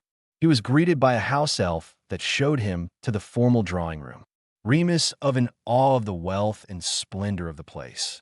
He had forgotten what large manors were like, as Potter Manor was the only home of an ancient house he had visited. As he entered, he saw his friend Sirius pacing. When he entered, Sirius turned, gave him a small smile, and told Remus to sit on the couch. They sat for a minute in silence, but Remus felt someone was watching him. He turned to look at a young boy and gasped. This had to Harry, he thought. When he had agreed to meet Harry, he expected the boy to look exactly like his friend James, with Lily's eyes. But that face wasn't what was staring back at him. He was looking at a tall, extremely good-looking boy, his emerald eyes glowing with control power. This was no ordinary 11-year-old. He shivered when he looked at the cold expression on the boy's face. The happiness and mirth he remembered seeing on Harry's face when he was a baby were nowhere in sight. Sirius decided to break the silence. How have you been, Remus? He asked. The man shrugged. Okay, I guess. I've been abroad, working in the Muggle world, since, no one in the wizarding world wants to hire me. I was completely cut off from Britain and only came yesterday after Dumbledore called me back. And to meet you both, he said. There was silence in the room as turned to Harry faced the window, looking at the overgrown gardens around the manor as he said, Oh, and what did Albus Dumbledore want with you? Remus again shivered involuntarily at the icy tone and replied, Well, he told me that Sirius was declared innocent and that both of you hold a grudge against him, and that he only wanted the best for you. I think he's right. You should trust him, Harry. Dumbledore is a great man and knows best. Sirius winced as the temperature dropped. As a Black, he was from a notoriously dark family and could recognize that his godson wasn't as light as the public thought. Harry was definitely gray. That's why he was trying his best to be as supportive and comforting as possible, but at the same time did not intrude in his godson's business. It was too late for him to develop a father-son bond with Harry. All he was trying to be was Harry's friend. Not the first time he was glad Amelia had insisted he go to all those sessions with a mind healer. He probably would have been a reckless, insane man, thinking Harry was exactly like James, and that preconceived notion would have destroyed any hope of friendship with his godson. Harry said nothing. He called out to his elf. Remus heard a pop, and a dignified house elf looked up and said, What can Toby do for you, Master Hadrian? Toby, can you please bring a copy of the newspaper of the 5th of September to our guest here? He asked. The elf nodded and came back with the paper. Remus took the paper, and his face paled when he saw the headlines. You were abused and stabbed? How are you still alive? He asked, shocked. Harry suddenly turned around and shot back. That's the question you want to ask? How about you tell me where the hell you've been for the past 10 years? You said you were cut off from Britain. May I ask why? Couldn't you even bother to try to find the only child of your best friend? Before you start about werewolf discrimination, you could have at the very least send me a letter after I started Hogwarts, introducing yourself and telling me that you were my father's best friend and asking if I wanted to know more about them. Did it ever cross your mind that as an orphan, I don't remember my parents? And I would also like for you to answer me. Did you just let Albus Dumbledore kidnap me and place me with Petunia Dursley without any hesitation? You were supposed to be my mother's friend. Didn't you know how much that bitch hated my mother? Did you ever care if I would be treated well there? But no, Albus Dumbledore said it was best. Therefore, there would be no question in the matter. Finally, tell me why I should trust you when you, knowing that Sirius wasn't the secret keeper, didn't say a word. What a bunch of friends you had, Sirius. One who worked for Voldemort and another who worked for Dumbledore. Between each other, the two old men brought about the near destruction of the Potter family, he shouted. Harry had never lost so much control in recent years. The air was thick, and the weather outside started to get worse. Dark clouds loomed over, and heavy rain lashed against the windows. Claps of thunder could be heard, and they could see several flashes of lightning. Harry himself was glowing. His hair was pure white, and small lightning bolts surrounded his body, gave him a deadly appearance. It was hard to believe he was an 11-year-old boy. Remus was white as a sheet. He couldn't believe this was the innocent baby he had seen all those years ago. He gathered all his courage and replied, "You have to understand, Harry, that I did want to contact you. But I figured that I hadn't seen you in so many years that you might not want to be associated with me. And about your placement with the Dursleys, Dumbledore told me that was what was mentioned in James and Lily's will. And that being with Petunia would keep you safe. So I figured that while you may not be happy with Petunia, at least you would be safe from the Death Eaters." "And what do you mean I knew about the secret keeper? I didn't know it was Pettigrew," he shouted. Harry got angrier. May not be happy, but for the best. That was his defense. And again, he spewed his werewolf sob story for not contacting him. It looked like that was his only defense. It looked like Lupin would never leave Dumbledore's side. As his anger increased, another flash of lightning tore through a tree on the grounds as it caught fire. Sirius and Remus gasped. Was this storm related to Harry? Such a phenomenon was unheard of. Remus shook his head. There was no way Harry could do that. Albus Dumbledore was the most powerful wizard ever, and even he couldn't do such an amazing feat of magic. "Do you remember the wolfsbane potion my mother used to send you every month during the war? In the last week of October 1981, when the Fidelius charm had been set up, you were not there as usual, as you had the habit of disappearing for long periods of time without telling your friends. I don't know how she did it, but she kept sending you the potion. Don't you remember? That particular batch also had a letter where she had informed you, in her own handwriting, that Peter Pettigrew was the secret keeper. She had charmed it in such a way that only you could open the letter. So what's your excuse this time?" asked Harry. Sirius was furious. "What the hell is going on? You knew this whole time?" he asked with disbelief. Remus shook his head and said, "I didn't know about the letter. The package arrived as usual, but I wasn't supposed to take it for a few more days. By that time, I had heard about James and Lily being murdered. In my anger, I destroyed the package, I swear. I thought that Sirius was the secret keeper." Harry laughed aloud, mocking laugh. Bravo, Mr. Lupin. And what did that accomplish? The end result was Sirius being locked away in Azkaban for 10 years. I was beaten up, tortured, and enslaved for the majority of my childhood. If you had seen that letter and given it to someone like Alastor Moody, the end result could have been different. Instead, you sat on your arse and let it all happen. And after the incident, what was it? Oh yeah, cut off all contact with Britain. Remus was boiling mad now, too. What did the boy know about the horrors of being a werewolf? It was only because of the kindness of Albus Dumbledore that he even had a wand. But before he could reply, Harry cut him off. "But that is the past. You have two options, Mr. Lupin. You and I can never have the sort of relationship you probably thought of when I was a baby. That chance was shot long ago. What you can do is answer me this. Where does your loyalty lie? With your friends or with Dumbledore?" he asked. Remus snarled and said, "You may have had a tough life, Harry, but so have I. Did it ever cross your mind that it was because of Albus Dumbledore that you might still be alive? That he really does want what's best for you? That man took me in when no one else would have. He's done so much for me. And you expect me to forget all that? What next? Are you going to proclaim that Dumbledore is evil and Voldemort is good? Your parents would be ashamed to see you disrespect such a great man as Albus Dumbledore. Someone has brainwashed you. Can't you see that? Who is it? The Math Dash." That was all he was able to say as he was thrown across the room. Harry's face was filled with fury and his wand was pointed at Lupin's chest. "Harry, don't. Please, calm down," said Sirius. Out of nowhere, a voice entered his mind. "Calm down, little one. I can feel your distress and anger. I'm guessing that man has betrayed you. But don't do anything you would later regret. Calm down, Harry. You still have others who care about you."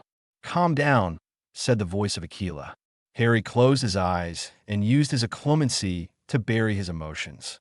He breathed deeply for a few minutes. Once he felt he was back in control, he lowered his wand and put his emotionless mask back on. He turned to his godfather. "Sirius, it's your choice if you want to be friends with this man. Just because I don't want anything to do with him doesn't mean that you should too. But please don't try to make me forgive him. I won't be able to handle it," he said. He paused at the doorway and turned to look at Remus, who was getting back to his feet. "You keep saying that Albus Dumbledore is everything to you. You forget that while he may have allowed you into the school, it was your friends that helped you through the years. James Potter and Sirius Black did not have any obligation to befriend you, but they did. They did not have to become animagi, so that they could keep you company during the full moon nights, so that you didn't injure yourself as you normally would, but they did. Lily Potter did not have to spend money and brew Wolfsbane potion for you every month so that you didn't have to suffer like you always do, but she did. And finally, James and Lily Potter did not have any obligation to leave 100,000 galleons and a house for you in their last will, but they did. If after all this, you still take the side of Albus Dumbledore over your friends, then there is no difference between you and Pettigrew. The rat's action killed James and Lily Potter. Your inaction put Sirius Black and me in prison. The rat was a spy for Voldemort, but you're a spy for Dumbledore. You'll be getting the official letter from Gringotts about the money and property transfer. The least you can do is honor my parents' memories and accept it. Goodbye, he said, and headed for the flue and headed home. Remus sat down on the couch just as tears rolled down his face. He closed his eyes just as the ramifications of his actions sunk in. While he loved his friends and was grateful for them, how could he turn his back on Dumbledore? That was something he couldn't do. Sirius looked at his old friend with sad eyes. He couldn't believe that this was the end result of their friendship. He would agree that he had always been closer to James than any soul alive. They had been like identical twins. They were cousins and had met several times growing up, and being in the same dorm at Hogwarts just cemented that bond. But they had never treated Remus or Peter as outsiders. He sighed. He would have to think about the next course of action. He didn't want to make a hasty decision like he had before. Maybe he could talk to Amelia. She always gave him good advice. He walked out of the room to leave Remus to his thoughts. HP * Lightning Lord * HP Chapter 13. Harry entered a compartment of the Hogwarts Express. The past few days had been a roller coaster ride. He was so glad that Aquila had calmed him down during that confrontation with Lupin. He had spent the next half an hour flying in the storm, while the large Thunderbird tried to calm him down. The next few days were spent in isolation, with no contact from anybody as he worked on his occlumency. He didn't want to lose control like he had. And he had started accessing small parts of Voldemort's memories, which showed his wide range of spells he had learned from all over the world. He would have to learn them himself, but at least he knew where to look and could easily master them. Completely receiving Voldemort's knowledge was too easy. Harry still had a long way to go, but he was confident he would get there. He sat down on the seat, enlarged his trunk, and removed Tango, his Krupp, from the cage. The puppy barked and licked Harry's face. He smiled and petted the dog. Slowly, people started entering the train. A few minutes later, Daphne entered with a wide smile. "Hey, Harry, wait. Is that a Krupp? When did you get one?" "He's so cute," she said. Tango wagged his tail and licked Daphne's fingers. "This is Sirius's gift to me. I named him Tango. He really is adorable, isn't he? By the way, did you like my gift?" he asked. Daphne's eyes lit up. "I love it. Thank you so much, Harry. I wear it every day, see?" she said, showing the heart-shaped diamond bracelet that Harry had got her. And the wand holster was incredibly thoughtful. "Did you like our gift?" she asked. Harry smiled. "I loved it. But you didn't have to spend so much and buy me a Nimbus 2000 broomstick. I would have been happy with a simple book or candy," he said. Harry still wasn't used to receiving presents. He had been really touched when his godfather had got him a dog and the Greengrasses had bought him a broomstick, while he preferred to use his eagle form to fly. He couldn't play Quidditch without the broom. Aquila had more than once said how odd it was that broomsticks didn't have wings. When the rest of them started to arrive, both Harry and Daphne went back to their expressionless mask. They may have decided to show their true selves to each other, but that didn't mean they would do so in front of their friends. They had discussed that a few days ago. While they considered the others friends, it didn't discount the fact that Harry and Daphne prefer to be alone. They may consider the others as friends, but to Harry and Daphne, it meant they were closer to them than the others in school, nothing more. The others all found Tango to be very adorable, and that's when Neville came in holding a newspaper. Guys, is it true that you're betrothed? The whole train is buzzing. The Prophet came out just now, and it's front-page news. Here, take a look, he said, handing the paper to them. Harry and Daphne groaned when they saw the paper. They had been hoping it would stay secret for some more time. Boy Who Lived Betrothed to Greengrass Heiress by Rita Skeeter. It has come to the notice of this reporter that Hadrian James Potter, the boy who lived and lord of the most ancient and noble house of Potter, is betrothed to Daphne Elizabeth Greengrass, heiress presumptive of the most ancient and noble house of Greengrass. The marriage contract seems to have been drawn up in the year 1824 by William Potter and Stephen Greengrass, and it seems to have been implemented by the two 11-year-olds. The exact nature of the contract has not been revealed, but many have speculated that it took effect due to Lady Daphne being the heiress of House Greengrass. Are Lord Potter and Lady Daphne happy being betrothed to each other? Or will this relationship cause problems for them, as well as the power chain in Wisingamot? This reporter will work towards finding out more about how our beloved hero feels about being trapped in a contract with a girl he might not be interested in. Daphne's eye twitched. It looks like Rita's quill strikes again. I can't believe it. She makes it sound like I've blackmailed you into the contract or something to that effect, she said. Harry nodded. It looked like he had to be careful with this woman. He needed more information about Rita Skeeter before he did anything. One wrong move would send him back a long way. She was far more dangerous than he had anticipated. She could very easily turn the entire country against him with one article, as she used the sheep mentality of the wizarding public to her advantage. He couldn't let her do anything that would undermine him in the future.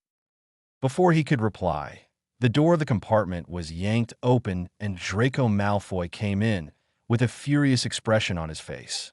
What is the meaning of this, Greengrass? I told you that I was going to be your future husband. Now you've gone and betrothed to Potter behind my back. Just wait till my father hears about this.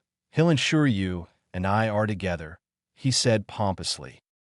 Draco, Draco, Draco, said Harry. Malfoy swallowed as he looked at the taller boy. His father had punished him during the holidays for the incident with Potter in September. The Malfoys could not afford to antagonize the ancient families, and Draco had allowed Potter to twist his words, making it difficult to approach Lord Greengrass for the betrothal contract. Not that it mattered now, he thought morosely. Cousin, you seem to be under the delusion that Daphne would have agreed to your pathetic attempts to get her to agree to your demands. But if you had bothered to read that article, you would have seen that our betrothal contract is give or take a few decades, 200 years old and unbreakable. So there is nothing you or your father can do. Run along now, he said, patting Draco on the cheek and closing the door, locking it with a colloportus charm. Neville snickered. It looks like the Malfoys are pissed, he said. Oh, he definitely is. My dad was laughing his arse off when he told me that he was avoiding Malfoy like the plague. It seems Lucius wanted some business that our family owns, and he was pestering my dad about it. But Harry's stunt made him very cautious while dealing with my dad. Father was ranting about how Harry should have been in Slytherin and not Ravenclaw, said Tracy, grinning. Harry smirked. They spent the next few hours talking and playing games, and in Harry and Daphne's case, reading a book. But the peace was not to last as Granger and Weasley tried to open the door. After Weasley couldn't open it, Granger cast the unlocking charm. He grinned when it didn't open, but knew it would after a few more attempts. Just as he had suspected, after trying 5 times, the door opened and Granger and Weasley let themselves in. You're not allowed to lock the doors. It's against the rules. I'll be reporting this to the prefects, said Hermione in her bossy voice. How could you treat my mother like that, Harry?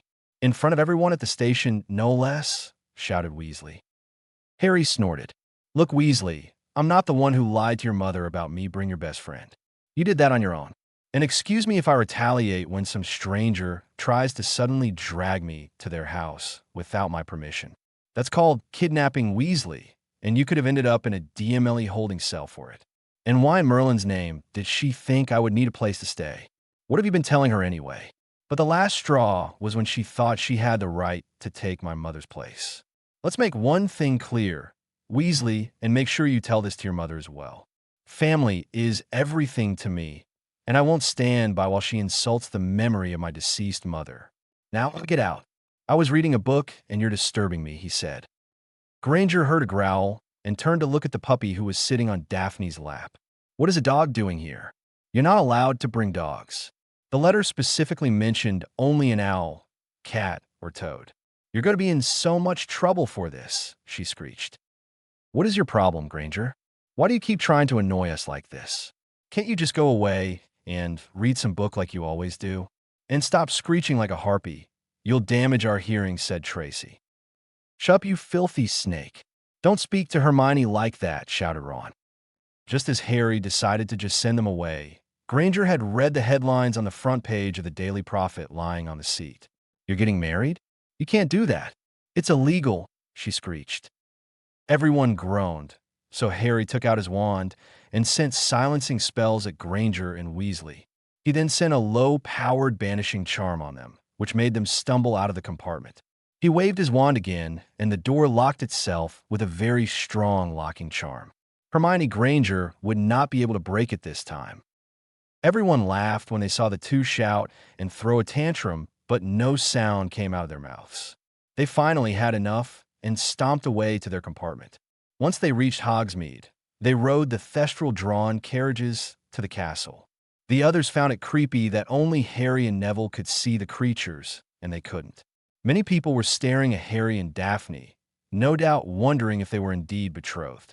After the feast, they went to their dorms for the night. He removed the doggy bed from his trunk and placed it in the corner and applied the standard cushioning and warming charms on it. Tango wagged his tail, barked, and settled himself in his new bed. HP * Lightning Lord * HP. The next day at breakfast, Professor McGonagall called him to her office, where Harry found Hermione Granger sitting with a superior expression on her face. Harry rolled his eyes. He was really getting tired of this.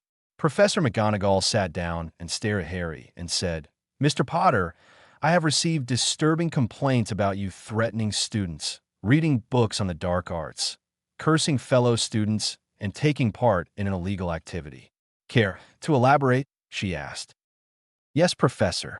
I would like Miss Granger here to tell you in her own words exactly what she thought was her reasoning behind all those allegations. Care to elaborate, Miss Granger? Asked Harry. Hermione sniffed and said, Professor, during the train journey to London, Harry pointed his wand and threatened Ron and I, saying that he would curse us. He was also reading a book that I didn't recognize. So the book he was reading was obviously unauthorized, and it may be the dark arts, as he gets every spell right before I do. He obviously is getting extra help for that, right? It's cheating, and I told him that I would report it. Yesterday, he silenced Ron and I and pushed us out of the compartment and locked it. He shouldn't have locked the door. It's against the rules. He has brought a dog as well, Professor. While the letter we received said we could only bring an owl, a cat, or a toad. And he's going to marry that Daphne Greengrass girl. He's not of age. It's illegal. Professor McGonagall closed her eyes and sighed. She looked at the amused expression on Harry's face and asked, Mr. Potter, is all this true? Yes, Professor, he said, much to the shock of Granger. But I have to clarify. During the first train ride, Weasley and Granger barged into our compartment and started calling my friends evil for being Slytherins. I got annoyed but didn't use any spells. Yesterday, they came in and started shouting again, and so to preserve my sanity, I cast the silencing charm on them and locked the door. The door could have been opened by any prefect. And yes, I do own a Krupp. He's a gift from Sirius, and I have a license as well. His name is Tango and is still a puppy. Daphne and I being betrothed is self-explanatory. And as for the book I was reading here, he said, giving the book to McGonagall. The professor looked at the book and said, Battle, Transfiguration, property of James Charles Potter. Wait, isn't this the same book that I gifted James for his 17th birthday? I'm surprised that you can even understand what is in this book, Mr. Potter. If you have trouble understanding the concepts, don't hesitate to ask me. You clearly have a gift when it comes to this subject. Anyway, 5 points from Ravenclaw for using the silencing charm on a fellow student, and 20 points to Ravenclaw for using a spell taught in the 4th year. I'll be sure to mention this to Phileas. He'll be ever so pleased. She returned the book to him and addressed Granger and said, Miss Granger, while I admire you for coming to me about a student breaking the rules, you really should have done your research. Reading a book isn't a crime. Only if the staff believe that the student is reading explicit dark material do we intervene, but even then, the student might probably be studying for an apprenticeship or mastery in defense against the dark arts. While owls and cats and toads are recommended, many of them don't exactly follow it. We witches and wizards have more of a connection with animals than our muggle counterparts, so there are no rules against bringing a Krupp, a magical dog, to the school. Only if the animals are dangerous will the staff punish the student. Just because Mr. Potter gets a spell right before you do doesn't mean that he has dwelled into the dark arts. And about the betrothal between Mr. Potter and Miss Greengrass, as your head of house, I would deeply advise you not to involve yourself in the affairs of the ancient houses. It won't end well for you. I suggest you read more of them in the library. I would also like to tell you now that the laws in the wizarding world are different from those in the muggle world. Please don't accuse someone without knowing what you're talking about. You may both go now. Hermione looked betrayed, and she furiously marched away. Harry simply shook his head at her stupidity and went to attend potions. He hoped that she would not try it again. At the end of the day, Professor Flitwick informed him that the headmaster wanted to meet him. So Harry found himself seated opposite to Albus Dumbledore. HP asterisk Lightning Lord asterisk HP. Albus looked at the boy in front of him. His plan for him to befriend the Weasleys hadn't worked, but he should have known better. Molly Weasley wouldn't know subtlety if it bit her in the arse. But it was the incident with Remus Lupin that troubled him. He knew the werewolf would never betray him. It was so nice to have loyal pawns. If only Severus had not been sent to Azkaban, he mused to himself. The test he had set for Harry Potter seemed useless now, as Quirrell had died in the attempt at getting past the Cerberus. His mangled body showed signs of dark magic, and it had confirmed his suspicions that Voldemort had indeed possessed him. But he expected him to be smarter in acquiring the stone. How far you've fallen, Tom. You were probably the best student I've ever taught. But not to worry, old boy. You and I still have time. After Harry's death, I'm sure you'll regret everything you have done and take back the name Tom Riddle. Maybe I can convince you to take the name Tom Dumbledore instead. I've always wanted a son. Then I can prepare you to become the next leader of the light, and I'll be the most famous and powerful wizard since Merlin, he thought. He was snapped out of his thoughts when he heard Harry saying, "What can I do for you, headmaster?" Albus cleared his throat and said, Yes, my boy. I've heard disturbing rumors that you're studying and practicing the dark arts. This is a serious allegation, Harry, and I'm bound by the rules to check your possessions to ensure that it is not the case." Before Harry could speak up, Flitwick spoke up. Those allegations were made by a jealous, 11-year-old girl headmaster. Minerva has already spoken to both Miss Granger and Mr. Potter and has verified that he wasn't reading any dark arts books. The book in question was actually a birthday gift given by Minerva to James Potter. So there is no need for an inquiry as it has already been done. Albus was annoyed. Here was a perfect opportunity to search Harry's belongings, and it had been snatched away.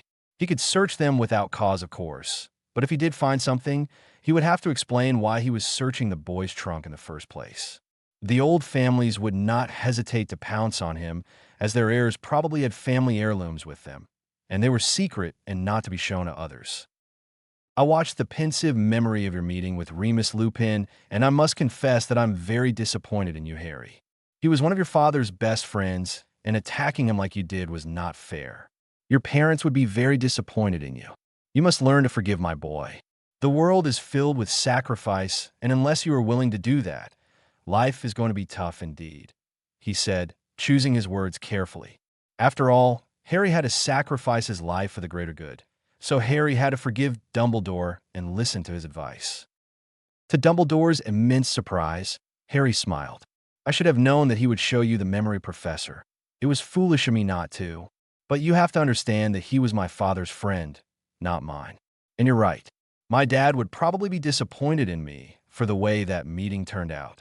But I doubt he would be so forgiving after discovering how his son had lived his life during his childhood. I would also like to point out that I distinctly remember telling my godfather that I would not come between him and Remus, that they could remain friends, just not to involve me. But I have to disagree with your last statement, sir. We don't have to sacrifice everything to live. Our life is filled with choices. It is our choices that make our life the way it is. And we can live happily if we make the right choices. And if we do, sacrificing something to get another isn't needed. It becomes minimal and a part of life, he said softly. Dumbledore's eye twitched. How dare his pawn not accept what was told? He was Albus Dumbledore. His philosophy was always right. What an 11-year-old boy know about life anyway? You have given me a lot to think about, Harry. You may go, he said. Harry nodded and left the office. HP * Lightning Lord * HP. It was now the middle of January, and Hedwig still hadn't returned.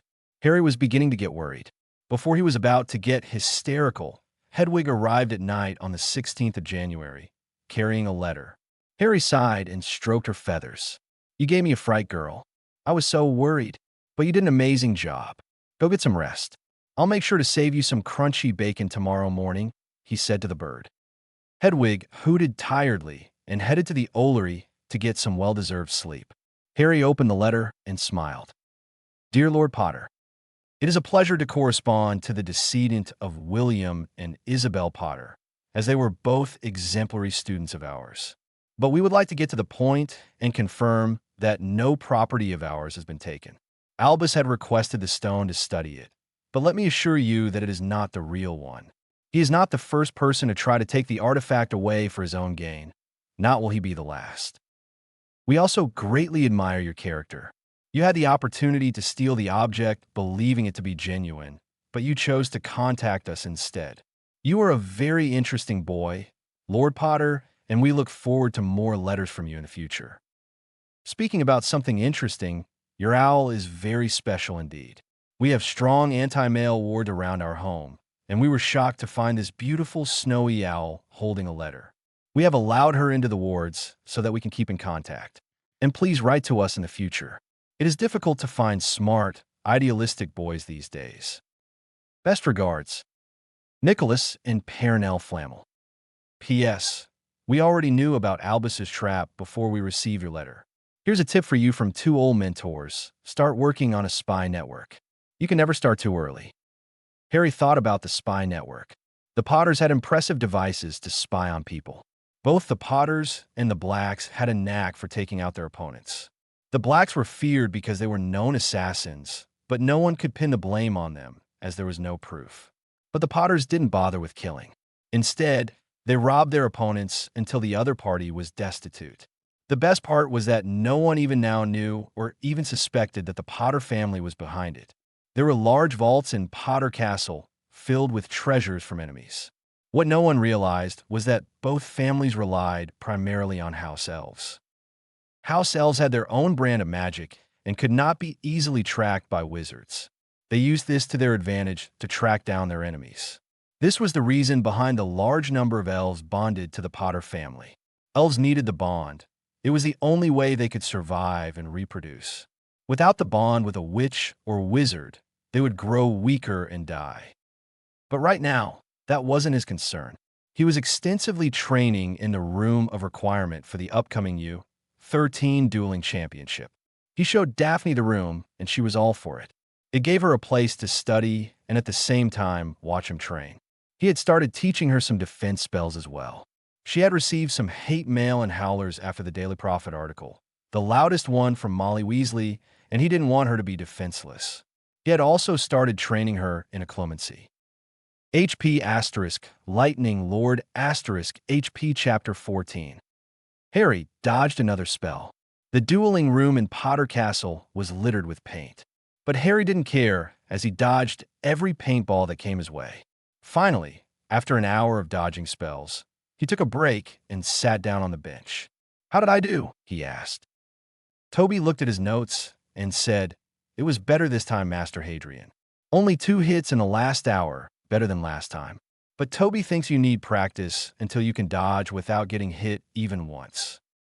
Harry exhaled and nodded. He hadn't told anyone except Daphne that he's going to take part in the under-13 International Dueling Championship in Paris this summer.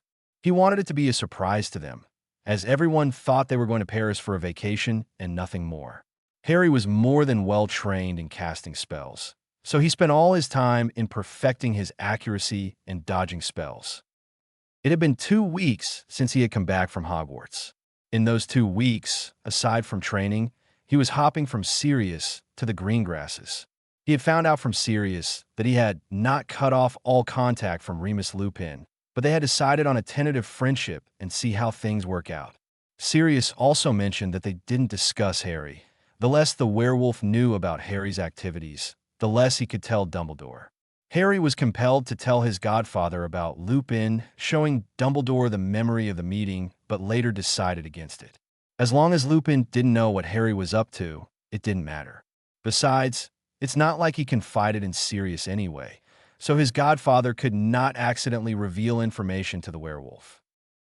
Finally, on July 27th, Harry, Sirius, Amelia, and the 4 Greengrasses found themselves at the International Flu Terminal. The group entered the large fireplace and waited. After several seconds, there was an emerald fire, and soon they found themselves in the magical customs office in Paris. Once they were all cleared, they took a portkey to the Greengrass home in the city. Astoria was really excited, so they went to the magical shopping district of Paris. Witches and wizards didn't have a problem with languages, as there were translation spells for reading and potions for speaking. Unfortunately, it didn't last too long, so people who traveled all the time on business or for education had to keep taking the potion. They all bought some souvenirs and ate at the best restaurants in the city. HP * Lightning Lord * HP. "Really?" asked Harry in wonder. "There are no magical hotels at all, anywhere in the world?" "No, not really. People usually are content with spending their night in the local wizarding inn and carry on. There are restaurants, of course, but not hotels like the ones you're talking about," said Cyrus. Harry's mind was calculating at a furious pace. If he could start acquiring some properties in a few countries and start an international wizarding hotel with luxury amenities, a new industry could be created. He would definitely talk to Lord Rangic about this along with the other mirror business he had mentioned months ago. The birthday party for Harry was a blast. Everyone had given gifts based on the boy's interests. Harry had gotten books and a state-of-the-art dueling dummy. He looked at Daphne with wide eyes. She just whispered that she hadn't told anyone about it, but she had told her parents that Harry enjoyed dueling. It was Sirius's gift that had surprised him again. "Padfoot, how in Merlin's name did you know about this?" he asked in disbelief. In front of him was a box with 7 luxury watches in them, one for every day of the week. Harry had been drooling over them ever since he saw them from outside the window of a shop in Muggle London. He found himself strangely obsessed with the number 7, but didn't give it much thought. "I have my ways. I've charmed them to be featherlight, unbreakable, and there's a serious anti-theft charm on it too. What do you think?" he asked, grinning. Harry went over and hugged his godfather. "I love it. Thank you," he said. When Harry went to bed that night, he felt his heart hammering in his chest. He knew he was mentioned in modern history books all over the world for being the only known survivor of the killing curse, so quite a few people were bound to recognize his name. Tomorrow was the championship, and he hoped that he wouldn't make a fool of himself. HP * Lightning Lord * HP. Harry got up early on the 1st of August to meditate. He spent the next several hours on his occlumency so that he could remember all the spells and techniques he had practiced. Daphne had convinced everyone that she wanted to see the dueling championship. Amelia and Sirius were immediately game, as both of them had been Aurors and the rest agreed. Harry was mostly quiet that morning, and they all went to the championship stadium in Paris. Daphne hugged him, wished him luck, and told him that she would manage the gang. Taking a deep breath, Harry entered the counter for the participants. The person in charge asked. Name and country? Hadrian James Potter, Magical Britain, he said in a calm voice. Potter, Potter. Ah, here we are. You're already registered. Good. Just sign here, please. Here's your tag. Submit your wand for inspection in the booth inside. Good luck. Next. Harry entered the tent and looked around. There were witches and wizards from all over the world, and they all looked frankly terrified. Harry could understand. They were basically kids of the age of 13 and below, without their parents, in a foreign land, and were going to be in front of 1,000 people soon. He put on his name tag and went to submit his wand. A French wand maker was inspecting the wands. When Harry reached her, he gave his wand to her. Because of the translation potion, he didn't have a problem communicating with her. I feel like I've seen this wand before. British we? Then it surely must be the work of Mr. Ollivander. 14 inches and rigid. Made of you, containing. Dear me. This is the famous Nunda heartstring wand. You're definitely one to watch out for. Good luck, Mr. Dash. Her eyebrows rose when she saw his name tag. Well, it looks like the media hasn't caught up yet. Good luck, Mr. Potter, she said. Harry accepted his wand and muttered his thanks to her. He did not want the media to find out about this. He took deep breaths to calm himself. He looked at the list of duels, and his heart skipped a beat. It looked like he was up first. HP * Lightning Lord * HP. Daphne was outside, convincing everyone that Harry would be back soon. They were all seated, and they could see the dueling platform clearly. Where's Harry? It's going to start soon, said Astoria anxiously. Before anyone could say more, the lights dimmed and the host stepped onto the podium. Ladies and gentlemen, he began in French, but the group could all understand what he was saying. Welcome to the Under-13 International Dueling Championship for the year 1992. We're going to have our preliminary rounds today, and those who qualify will be eligible for tomorrow's tournament. Those who qualify for the quarterfinals in the morning will take part in the semifinals that afternoon. The winners of the semifinals will take part in the finals that night. So shall we begin? He asked, and the crowd roared. The adults were worried that Harry still hadn't shown up. Our first match is between Mr. Adonis of Greece and Mr. Hadrian Potter of Britain. Let's give them a big round of applause, he said. When Harry entered the arena, the entire group, except Daphne, had their jaws on the floor. This was something they had never expected. Sirius was so shocked he couldn't form words. Before they could react, Harry and his opponent greeted each other and took their positions. Harry stood before his opponent. He extended his left leg forward, his left arm raised for balance. His wand was pointed 60 degrees away from his opponent, and his face was expressionless and back straight. This was a stance he had worked on. It provided as a means of both defense and offense, depending on his move. Harry's opponent took an offensive position. The boy was going to strike the second he was ready. His wand was pointed at Harry, so he would use a spell that didn't require any elaborate wand movements. The best bet was either the disarming or stunning spell, mused Harry. The rules are simple. No lethal spells can be used, and unforgivable curses are banned. The duel ends when the other party is incapacitated or yields. Get ready. Begin. As Harry had predicted, the Greek boy shouted, Expelliarmus. A red jet of light headed towards Harry, but he neatly dodged it. Langlock, Expelliarmus, Stupefy. The three silent spells hit the mark. His opponent's tongue got stuck to the roof of his mouth, his wand flew out of his hand, and the stunner hit him in the chest. The boy dropped to the ground unconscious. The stadium was quiet. No one had ever expected or seen a 12-year-old boy perform nonverbal magic. The host recovered quickly and said, Amazing. That was an impressive display of nonverbal magic. The winner is Mr. Hadrian Potter of Britain. The crowd roared and clapped for whom many recognized now as the boy who lived. Harry bowed to them and exited the arena. Amelia Bones was the fastest to recover. That was brilliant. It was the simplest spell chain one could use. It makes sure that unless you can cast spells non-verbally, you can't defend yourself against the disarming and stunning spells after you have been hit by the tongue-locking jinx. Very simple, but efficient, she said, smiling. Sirius started laughing. I can't believe he got one over us all. I mean, he must have been practicing for months, and we never realized this. This was the reason he wanted to come to Paris. Impressive kiddo, he said. You knew, didn't you? That's why you kept telling us not to worry about him, said Elizabeth, looking at her daughter. Everyone turned to look at Daphne, who nodded. He told me about 5 months ago. He didn't want to tell anyone because he wanted to surprise you all. Looks like he did, she said, grinning.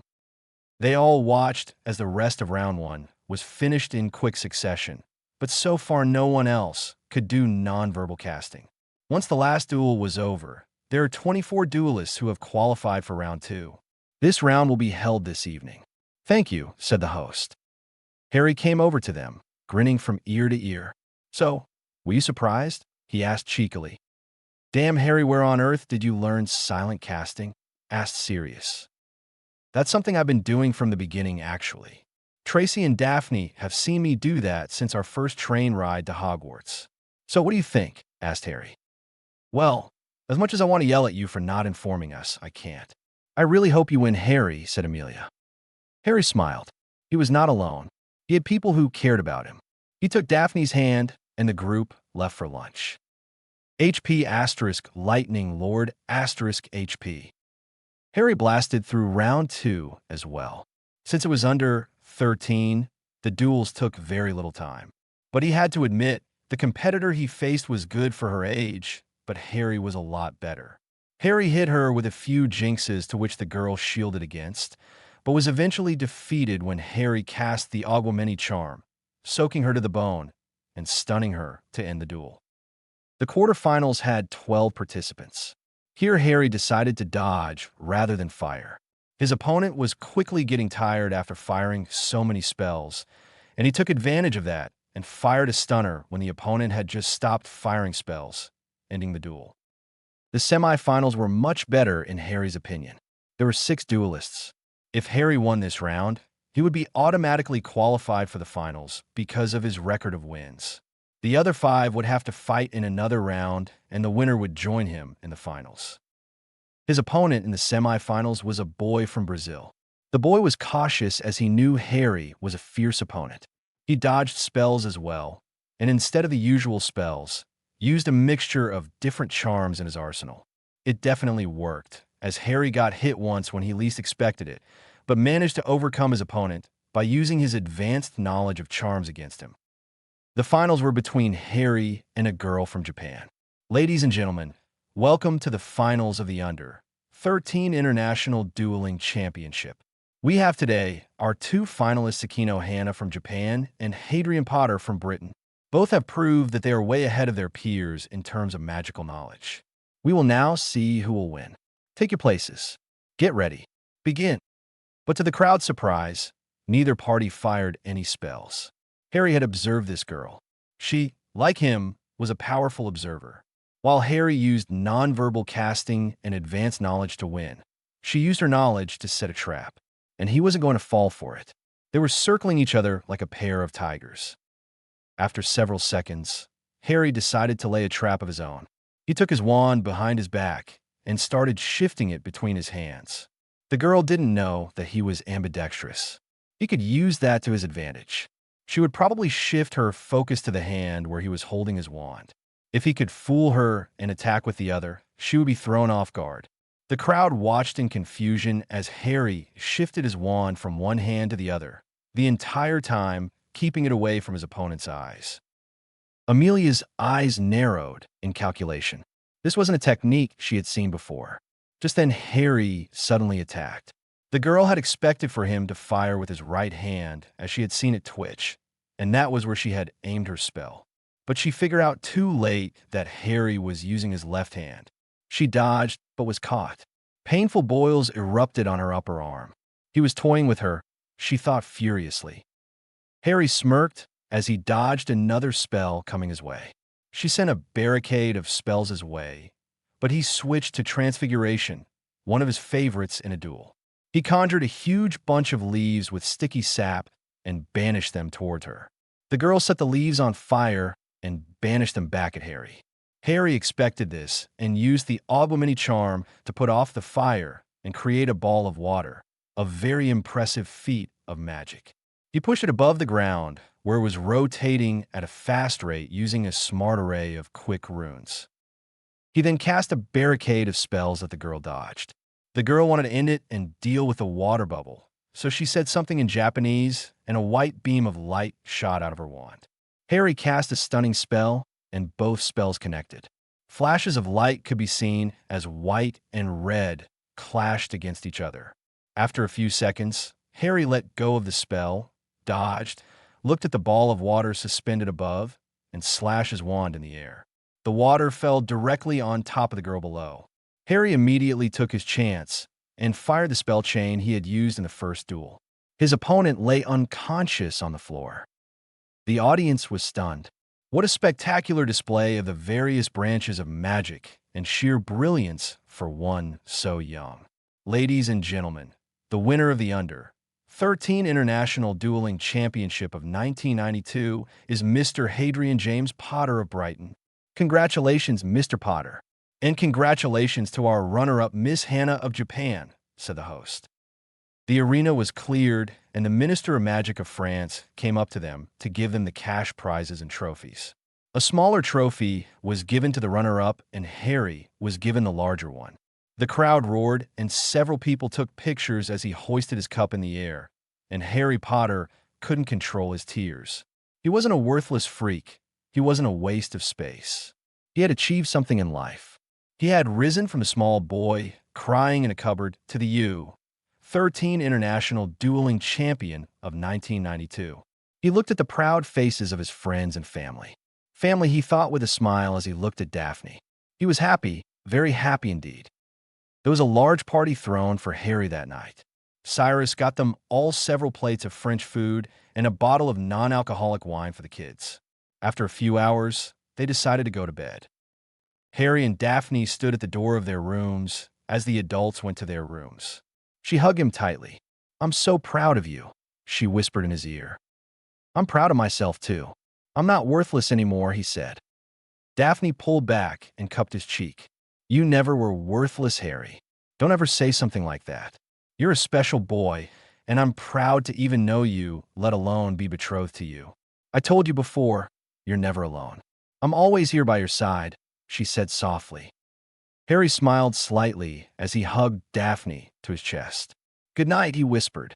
Daphne leaned up and kissed his cheek and said, "Sweet dreams," and went to her room, which she shared with Astoria.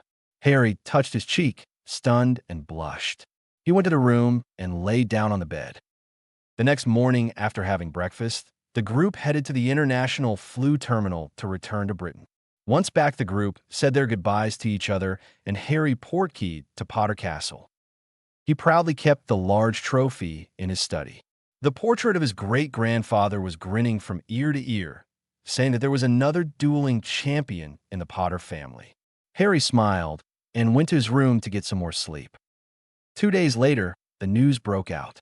Harry's face was grinning from the front page of the Daily Prophet as he held the trophy.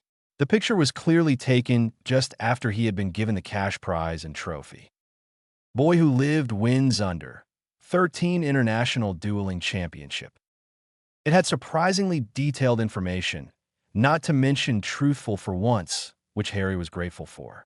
It described his ability at silent casting, about how he used a wide variety of spells, charms, and transfiguration to win the duels. They had also mentioned his ball of water, which he had used runes to make it spin and float. He was surprised to read that Professor Flitwick had been present to watch the semi-finals and the finals. He had said that Harry was a very gifted child and that he was confident he would one day win the rest of dueling championships as well. He idly wondered what Albus Dumbledore's reaction would be that his pawn was training to defend himself. He chuckled to himself as he indulged in the image of old Albus destroying his office in anger. Harry didn't know that his mark was a bull's eye. HP * Lightning Lord * HP. Albus Dumbledore stood as he looked at his destroyed office. The Sorting Hat sat amused as it watched the spectacle before him. Harry Potter had promised him entertainment, and it looked like he had delivered. The Hat wondered, not for the first time, if he should have sorted the boy in Slytherin. Albus sat down in his chair and fumed. How dare his pawn do this? He was now an international dueling champion. Remus had never told him anything about this. He knew that Harry was going to Paris, of course, and he had tried to talk to Sirius to convince him not to leave Britain for Harry's safety. But alas, Sirius had not listened to him. He needed to do something to get his weapon back under his thumb. He needed Harry to realize that he could turn into the public's enemy as well. What to do? His informants had informed him that Lucius Malfoy was making a move because of Arthur Weasley's Muggle Protection Act. Maybe he would wait for a few months to see what the man could come up with. If it didn't affect Harry, Albus himself would have to come up with something. Damn that brat for putting Severus in Azkaban. Things would have been much easier with him around. What had also not gone his way was the unexpected betrothal contract between Harry Potter and Daphne Greengrass. He had been caught so completely out of the blue. He had plans of Harry marrying Ginny Weasley so that he could access the various books and artifacts of the Potter family. He didn't care much for gold. He didn't need it, but that didn't mean he wasn't going to not take so much gold when it was available. But knowledge and secrets of a family as immensely old as the Potters was something he could not pass up. He could even get the third Deathly Hallow as well. When he had inspected it, he found that it didn't work properly for him. He had come to the conclusion that while the blood of Ignotus Peverell still flows, the invisibility cloak would not work for him. So after Tom kills Harry, he could become the owner of the third Hallow and become the Master of Death. But it looked like those plans were not going to bear fruit, as he could not control the next of kin in case of the Greengrasses or worse, Sirius Black. He hadn't been able to take money from Harry's vault either. James Potter might have been a Gryffindor, but he had definitely been a cunning bastard worthy of being a Slytherin. Then again, he was raised by Doria Potter, who was a former Slytherin herself, and a Black to boot. He had also finally retrieved the Philosopher's Stone from its hiding place. He had told the Flammels that it had been destroyed in Quirrell's attempt to steal it. They had surprisingly agreed with him and said it was for the best. It was only after trying to make lead to gold did he realize that he had been tricked. The stone was a fake, and the next day he had received a letter from his former mentors telling him to never contact them again. What a mess. HP asterisk Lightning Lord asterisk HP Chapter 15. It was the last week of the holidays. The book lists were to arrive soon, and Harry had to go to Diagon Alley soon. Just as he arrived at the informal dining room, several elves popped in front of him, holding another elf. "Master, Dobby be trying to steal your mail." Tippy caught him in the act, said Tippy. The non-Potter elf squeaked out. "Hadrian Potter must not go back to Hogwarts. Dark things are planned. He must be kept safe. Dobby must protect him." Harry was confused. "Tippy, Ninny, release him," he said. He looked at Dobby. The elf was wearing a dirty rag and had injuries all over his body. Harry knelt down to the elf's level and said, "Hello, Dobby. It's nice to meet you. Now can you please tell me what exactly the danger at Hogwarts is?" The elf burst into tears. "Hadrian Potter treats Dobby like an equal. He is far greater than Dobby ever imagined. But Hadrian Potter should not go back to school, sir. There is a plot to make the most dangerous things happen," said the elf. "What plot? Who's plotting them?" asked Harry quietly, his eyes narrowed. "Dobby cannot say, sir. Dobby's master doesn't even know he is here. Dobby would have to iron his hands later for this. But Dobby doesn't care, for Hadrian Potter's safety is most important. Don't go to school, sir. Great danger is going to befall the castle this year. Hadrian Potter must protect himself," said the elf, and snapped his fingers and disappeared. Harry sighed and sat down on the floor. "Guys, who is Dobby's master?" he asked the two elves in front of him. "Dobby is the Malfoy elf, Master Hadrian. He is treated very, very badly by his masters. They make him fall off the building. They beat him up and punish him badly. Ninny thinks the torture has made him a bit, insane," suggested Ninny. Harry laughed sadly. "I probably would be in the same condition as Dobby if not for Aquila and wonderful elves like you. I'll have to figure out a way to free him from the Malfoys," he said. Tippy and Ninny's eyes welled with tears. "Master is too kind," they said, and hugged him and popped out. A few hours later, Toby came in holding the Hogwarts letter. "Master, you need new uniforms. The old ones have become small for you, he said. Harry nodded and morphed into a boy with blonde hair and blue eyes. He stepped into the fireplace and said Diagon Alley. Once in the alley, he headed to Gringotts. He bowed to the goblin guards who bowed back and went to the teller and said, "Greetings, Master Sharktooth. May your gold flow and your enemies fall at your feet. I have an appointment with Lord Rangic at 10:30. Please let him know that I have arrived," he said in gobbledygook. The old goblin grinned at him. "Greetings, young one. We at Gringotts like to congratulate you on your victory in your recent endeavor. You have taken the first steps in following the path of a warrior. Good luck," he said. Harry smiled and bowed to the aged goblin. He followed another goblin to Rangic's office. He entered and bowed low and said, "Greeting, my Lord Rangic. I hope I find you in good health," he said. The aged warrior grinned toothily at him and said, "Greetings to you as well, Lord Potter. Congratulations on your recent achievement. Duel Master Flitwick has nothing but the best things to say about you this past year. Let's get down to business, shall we? I have spoken to the owner of the store, a Miss Serena Miller, and she is eager to get funding from you. I feel like this would be a profitable venture. What amount do you want to transfer?" Harry thought for a few moments. "I would like to offer her 100,000 galleons for expansion, research, and advertisement. But I want 49% ownership of the business and also for her to broaden her devices. Mirror communication is one thing, but I also want devices that can broadcast Quidditch matches, sensors and proximity charms that follow the players around, and memory crystals that can record the matches so that it can be watched later. I also want her to work with the mirrors so that people can watch such matches while at home. If she can make this work, I will gladly give her more funding and help her open branches internationally," he said. Rangic nodded as he took down notes and said, "I will have the contract ready and discuss it with her and let you know of any developments." "You were saying about another business venture?" he asked. Harry nodded and said, "The hotel industry isn't very developed in the wizarding world. I'd like to change that. I would like you to look at properties near, but not too close to Diagon Alley, and properties in Paris and New York City as well for now. These hotels will cater to all crowds, and we can create a division for those who can pay more and those who can't.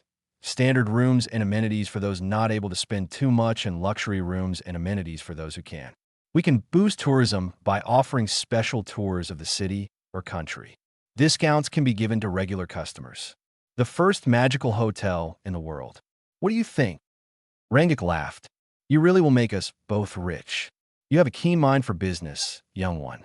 Your ancestors will be proud. I'll look into it and let you know of any developments," he said. Harry got up and gave a warrior salute and left. "You really are something special, young one," whispered Rangic as he watched Harry walk out of the door. "You will lead the magical world to greatness one day, and I will be able to hold my head high and watch as my kin are treated as equals.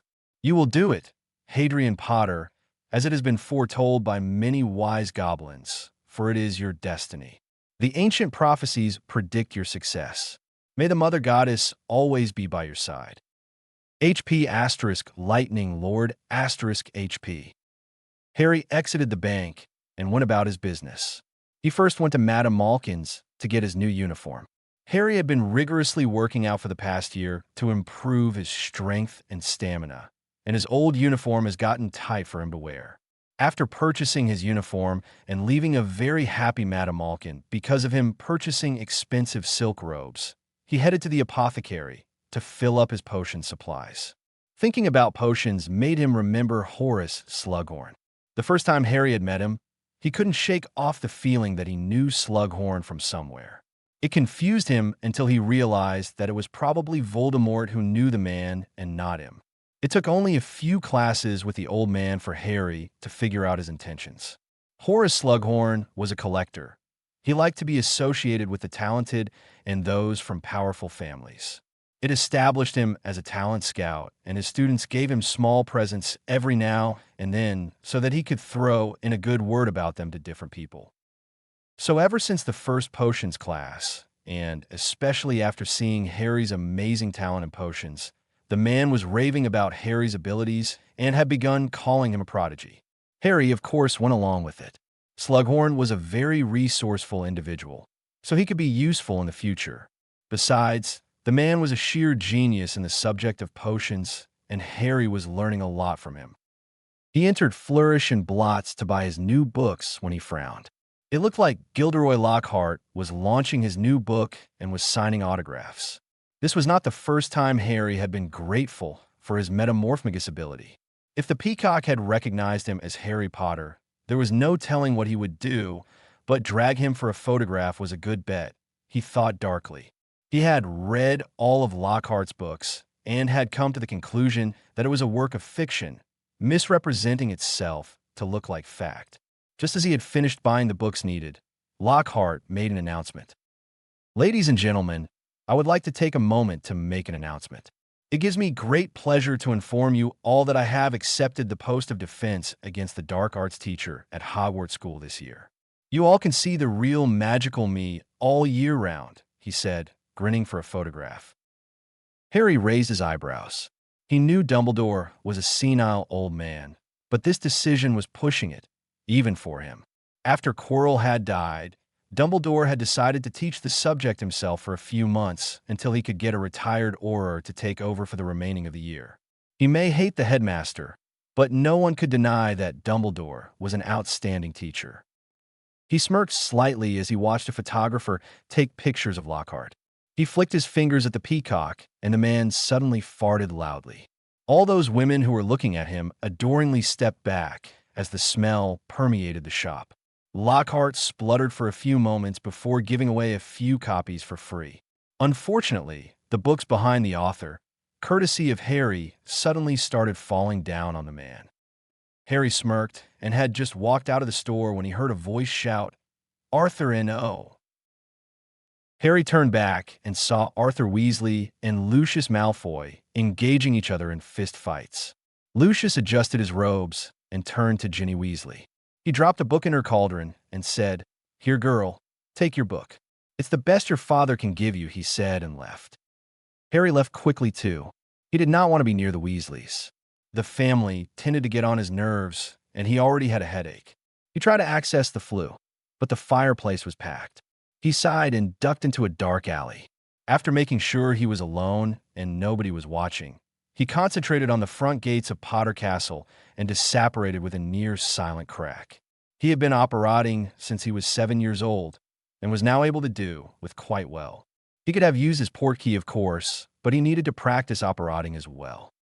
HP asterisk Lightning Lord asterisk HP.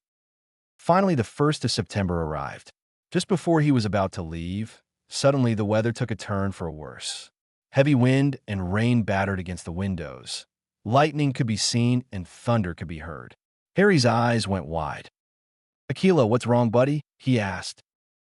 "Harry, listen to me very carefully. You're going to be in grave danger. I don't know how or when. All I know is that your life will be at great risk. I will not let you die, little one. Promise me that if you're ever in trouble and you feel like your life is in danger, you will call me to you." "Understand?" said the Thunderbird. Harry paused. Could this be related to Dobby's warning? The little elf had stressed on the fact that dark deeds were planned at Hogwarts this year, and that his life was in great danger. His heart started beating faster. "I promessa, Aquila. If I am in danger, I will call you.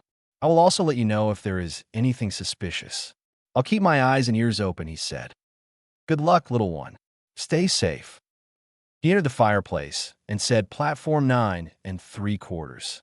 To his immense shock, he did not move at all. He stepped out and called for Toby. "Toby, can you look at the fireplace and see what's wrong?" he asked. The elf looked at it and cursed under his breath. "This be blocked by House Elf Magic, Master. It looks like Dobby tried to stop you from leaving. Toby will adjust the elven wards so that it does not happen again," he said and snapped his fingers. He nodded to Harry and popped away. Harry sighed and fled to the station. He breathed a sigh of relief when he saw the red and black train. He walked into the train and searched for his friends. To his immense frustration, as he walked up the train, people were staring at him more than they were last year. Winning an international dueling championship was bound to bring attention, especially as he was already famous, he thought darkly. He finally found his friends and walked in. He greeted them all, put his trunk on the rack, removed Tango from his cage, and took a seat next to Daphne. "What's got you in a bad mood?" whispered Daphne as she took Tango from him. She was the little dog's favorite apart from his owner and spent a lot of time with her. She giggled as Tango licked her face and settled on her lap. "Some house elf is stalking me, saying that something bad is going to happen at Hogwarts this year. So I'm trying to figure out what it is. On top of that, the stares I get from the general population have increased, and it's annoying," grumbled Harry. "Stalking elf?" asked Neville. "Danger at Hogwarts?" asked Susan. Harry nodded. "Lucius Malfoy is up to something. Keep your eyes and ears open for anything out of the ordinary. With any luck, we can prevent his plot from taking off." "Can't we alert the teachers or Madam Bones about it?" asked Tracy. "And say what?" asked Daphne. "That Lord Malfoy is planning something underhanded, and accuse him without proof? That's political suicide, considering that Malfoy has the minister in his pocket. Believe me, if Harry hadn't done it so silently, Lord Black's trial and subsequent exoneration would have been very difficult with Minister Fudge, a portion of the Wisengamot, and Albus Dumbledore against you. I don't think people realize that Harry fought against an innumerable amount of odds against him. That session was so unique. I don't think such a phenomenon has ever occurred in recent history." Silence followed her declaration as people were lost in their own thoughts. Harry looked at Daphne and smiled. This was the reason he admired her. She wasn't just a pretty face. She had intelligence and understanding of politics and business to go with it. He marveled at the fact that he had met her only 1 year ago, and yet he had grown so emotionally attached to her. He squeezed her hand and gently rubbed it with his thumb. He had just now noticed that he and Daphne tended to hold hand a lot recently. Moving on, I asked Harry a few weeks back to teach us a clemency. "Are you all game?" asked Neville. There were enthusiastic responses to this. "I really want to learn nonverbal casting. It's so cool to just wave your wand without incantations during a duel," said Susan. Harry smiled and said, "Most witches and wizards consider it difficult because it requires mental discipline. We'll start with a clemency. I know that all of you have been taught the rudimentary aspects of it, but that's not enough. The mind arts are an amazing branch of magic. A clemency helps you with memory recall. So when you're dueling, you can recall a whole bunch of spells without forgetting the incantation or wand movements. Let's start now." He flicked his wand to his hand and pointed it to the door. The door locked itself shut with a strong colloportus charm. He then flicked his wand a few times to put up a Notice Me Not charm. He did not want Malfoy, Weasley, or Granger to disturb them. He then began his instruction. "I want you all to sit comfortably. Close your eyes and take deep breaths in and out, in and out. Focus on the blackness you see in front of you. Your mind belongs to you and no one else. When you are in your mind, you are in total control.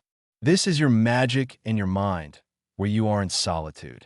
The void can be shaped in any form you like. Your magic flows to your mind, and you have to channel it. The mind is vast. It has no limit, just as the universe has no limit. It is your domain. You are in control. Breathe in and out. Connect with your magical core. Let it infuse you," he said softly. He silently took out a few biscuits for Tango and a book on offensive warding from the Potter Library and started reading. He knew that they would find it difficult to continue the meditation. He realized that he had a gift when it came to the mind arts. He couldn't expect the others to reach his level of control this soon, if ever, but he was most certainly willing to help them. Daphne started reading a book as well. Harry had been training her in the art for several months now, and she was capable of hold-off light-medium attacks. He had told her that once he was confident in her abilities, he would tell her his secrets.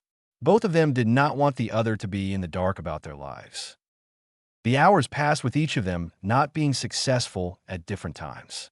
But Harry was patient and helped and encouraged them. He told them that it was a process that would take time, so they couldn't expect any results just by practicing for a few hours. During that time, he had seen Draco Malfoy, Ron Weasley, and Hermione Granger pass by his compartment several times with looks of confusion on their faces. He smirked.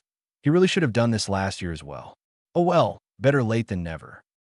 As they approached Hogsmeade, Harry snapped them out of their meditative trance, which they were all trying to hold together with much difficulty. They changed into their uniforms in silence and left the train and got into the carriages. When they entered the Great Hall, Harry went to the Ravenclaw table. Susan and Hannah sat at the Hufflepuff table. Neville proceeded to the Gryffindor table, and Daphne and Tracy went over to the Slytherin table. Harry began chatting with his housemates as they asked him questions about the dueling championship. He may not be a social animal, but he knew that talking to others and building contacts were very beneficial. He had learned that from Slughorn, but Harry used a more subtle approach. He watched the sorting and mentally sighed in relief when Ginny Weasley was sorted into Gryffindor.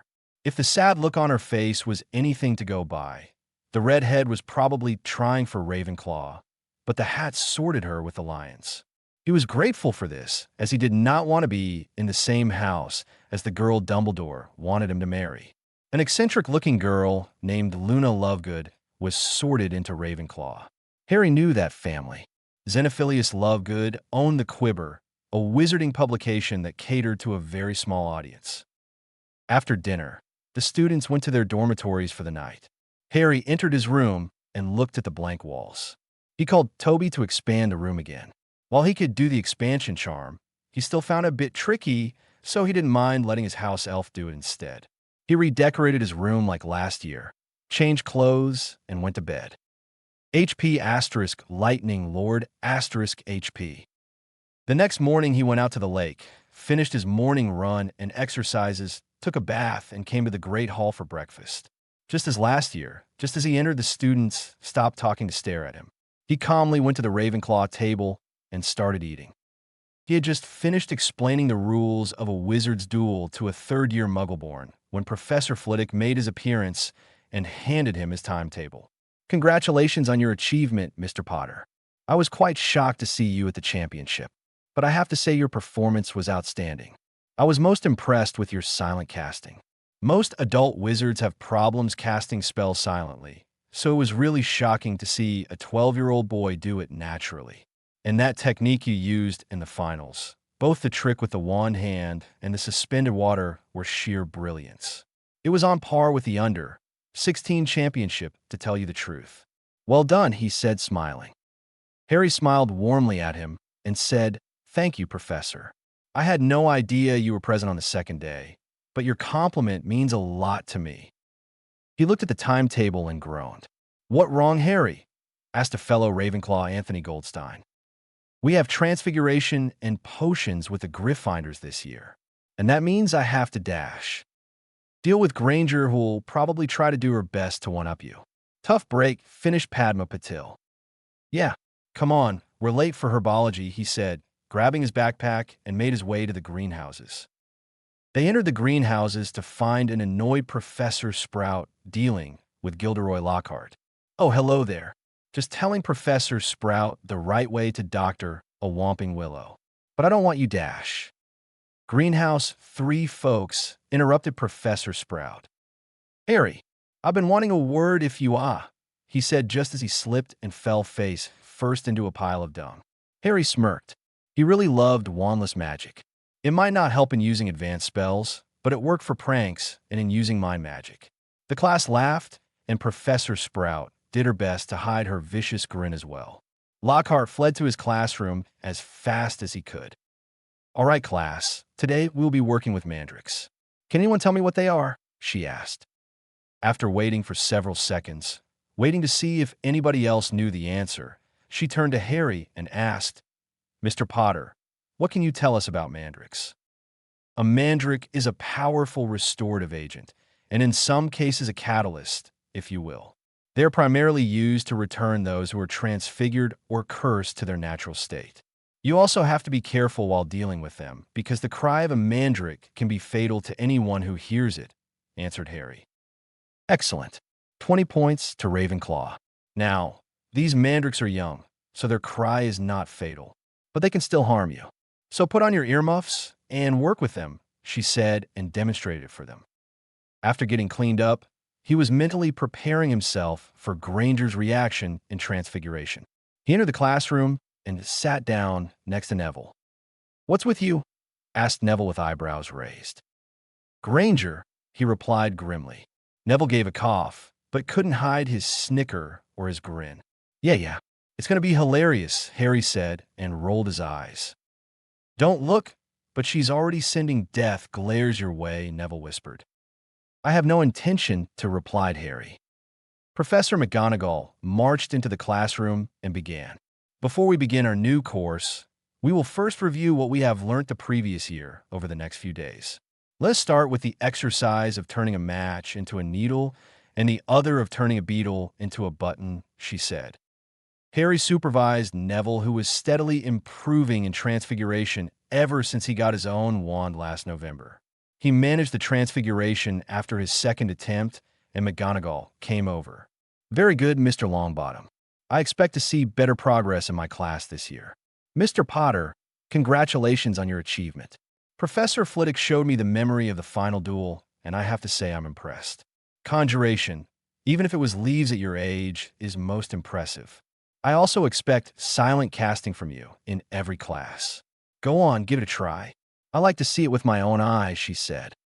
Harry nodded and did the necessary wand movements. The match changed into a perfect needle, and the beetle turned into a button. Very good, Potter. I have no idea how you developed this skill. It's not taught until 6th year, but well done.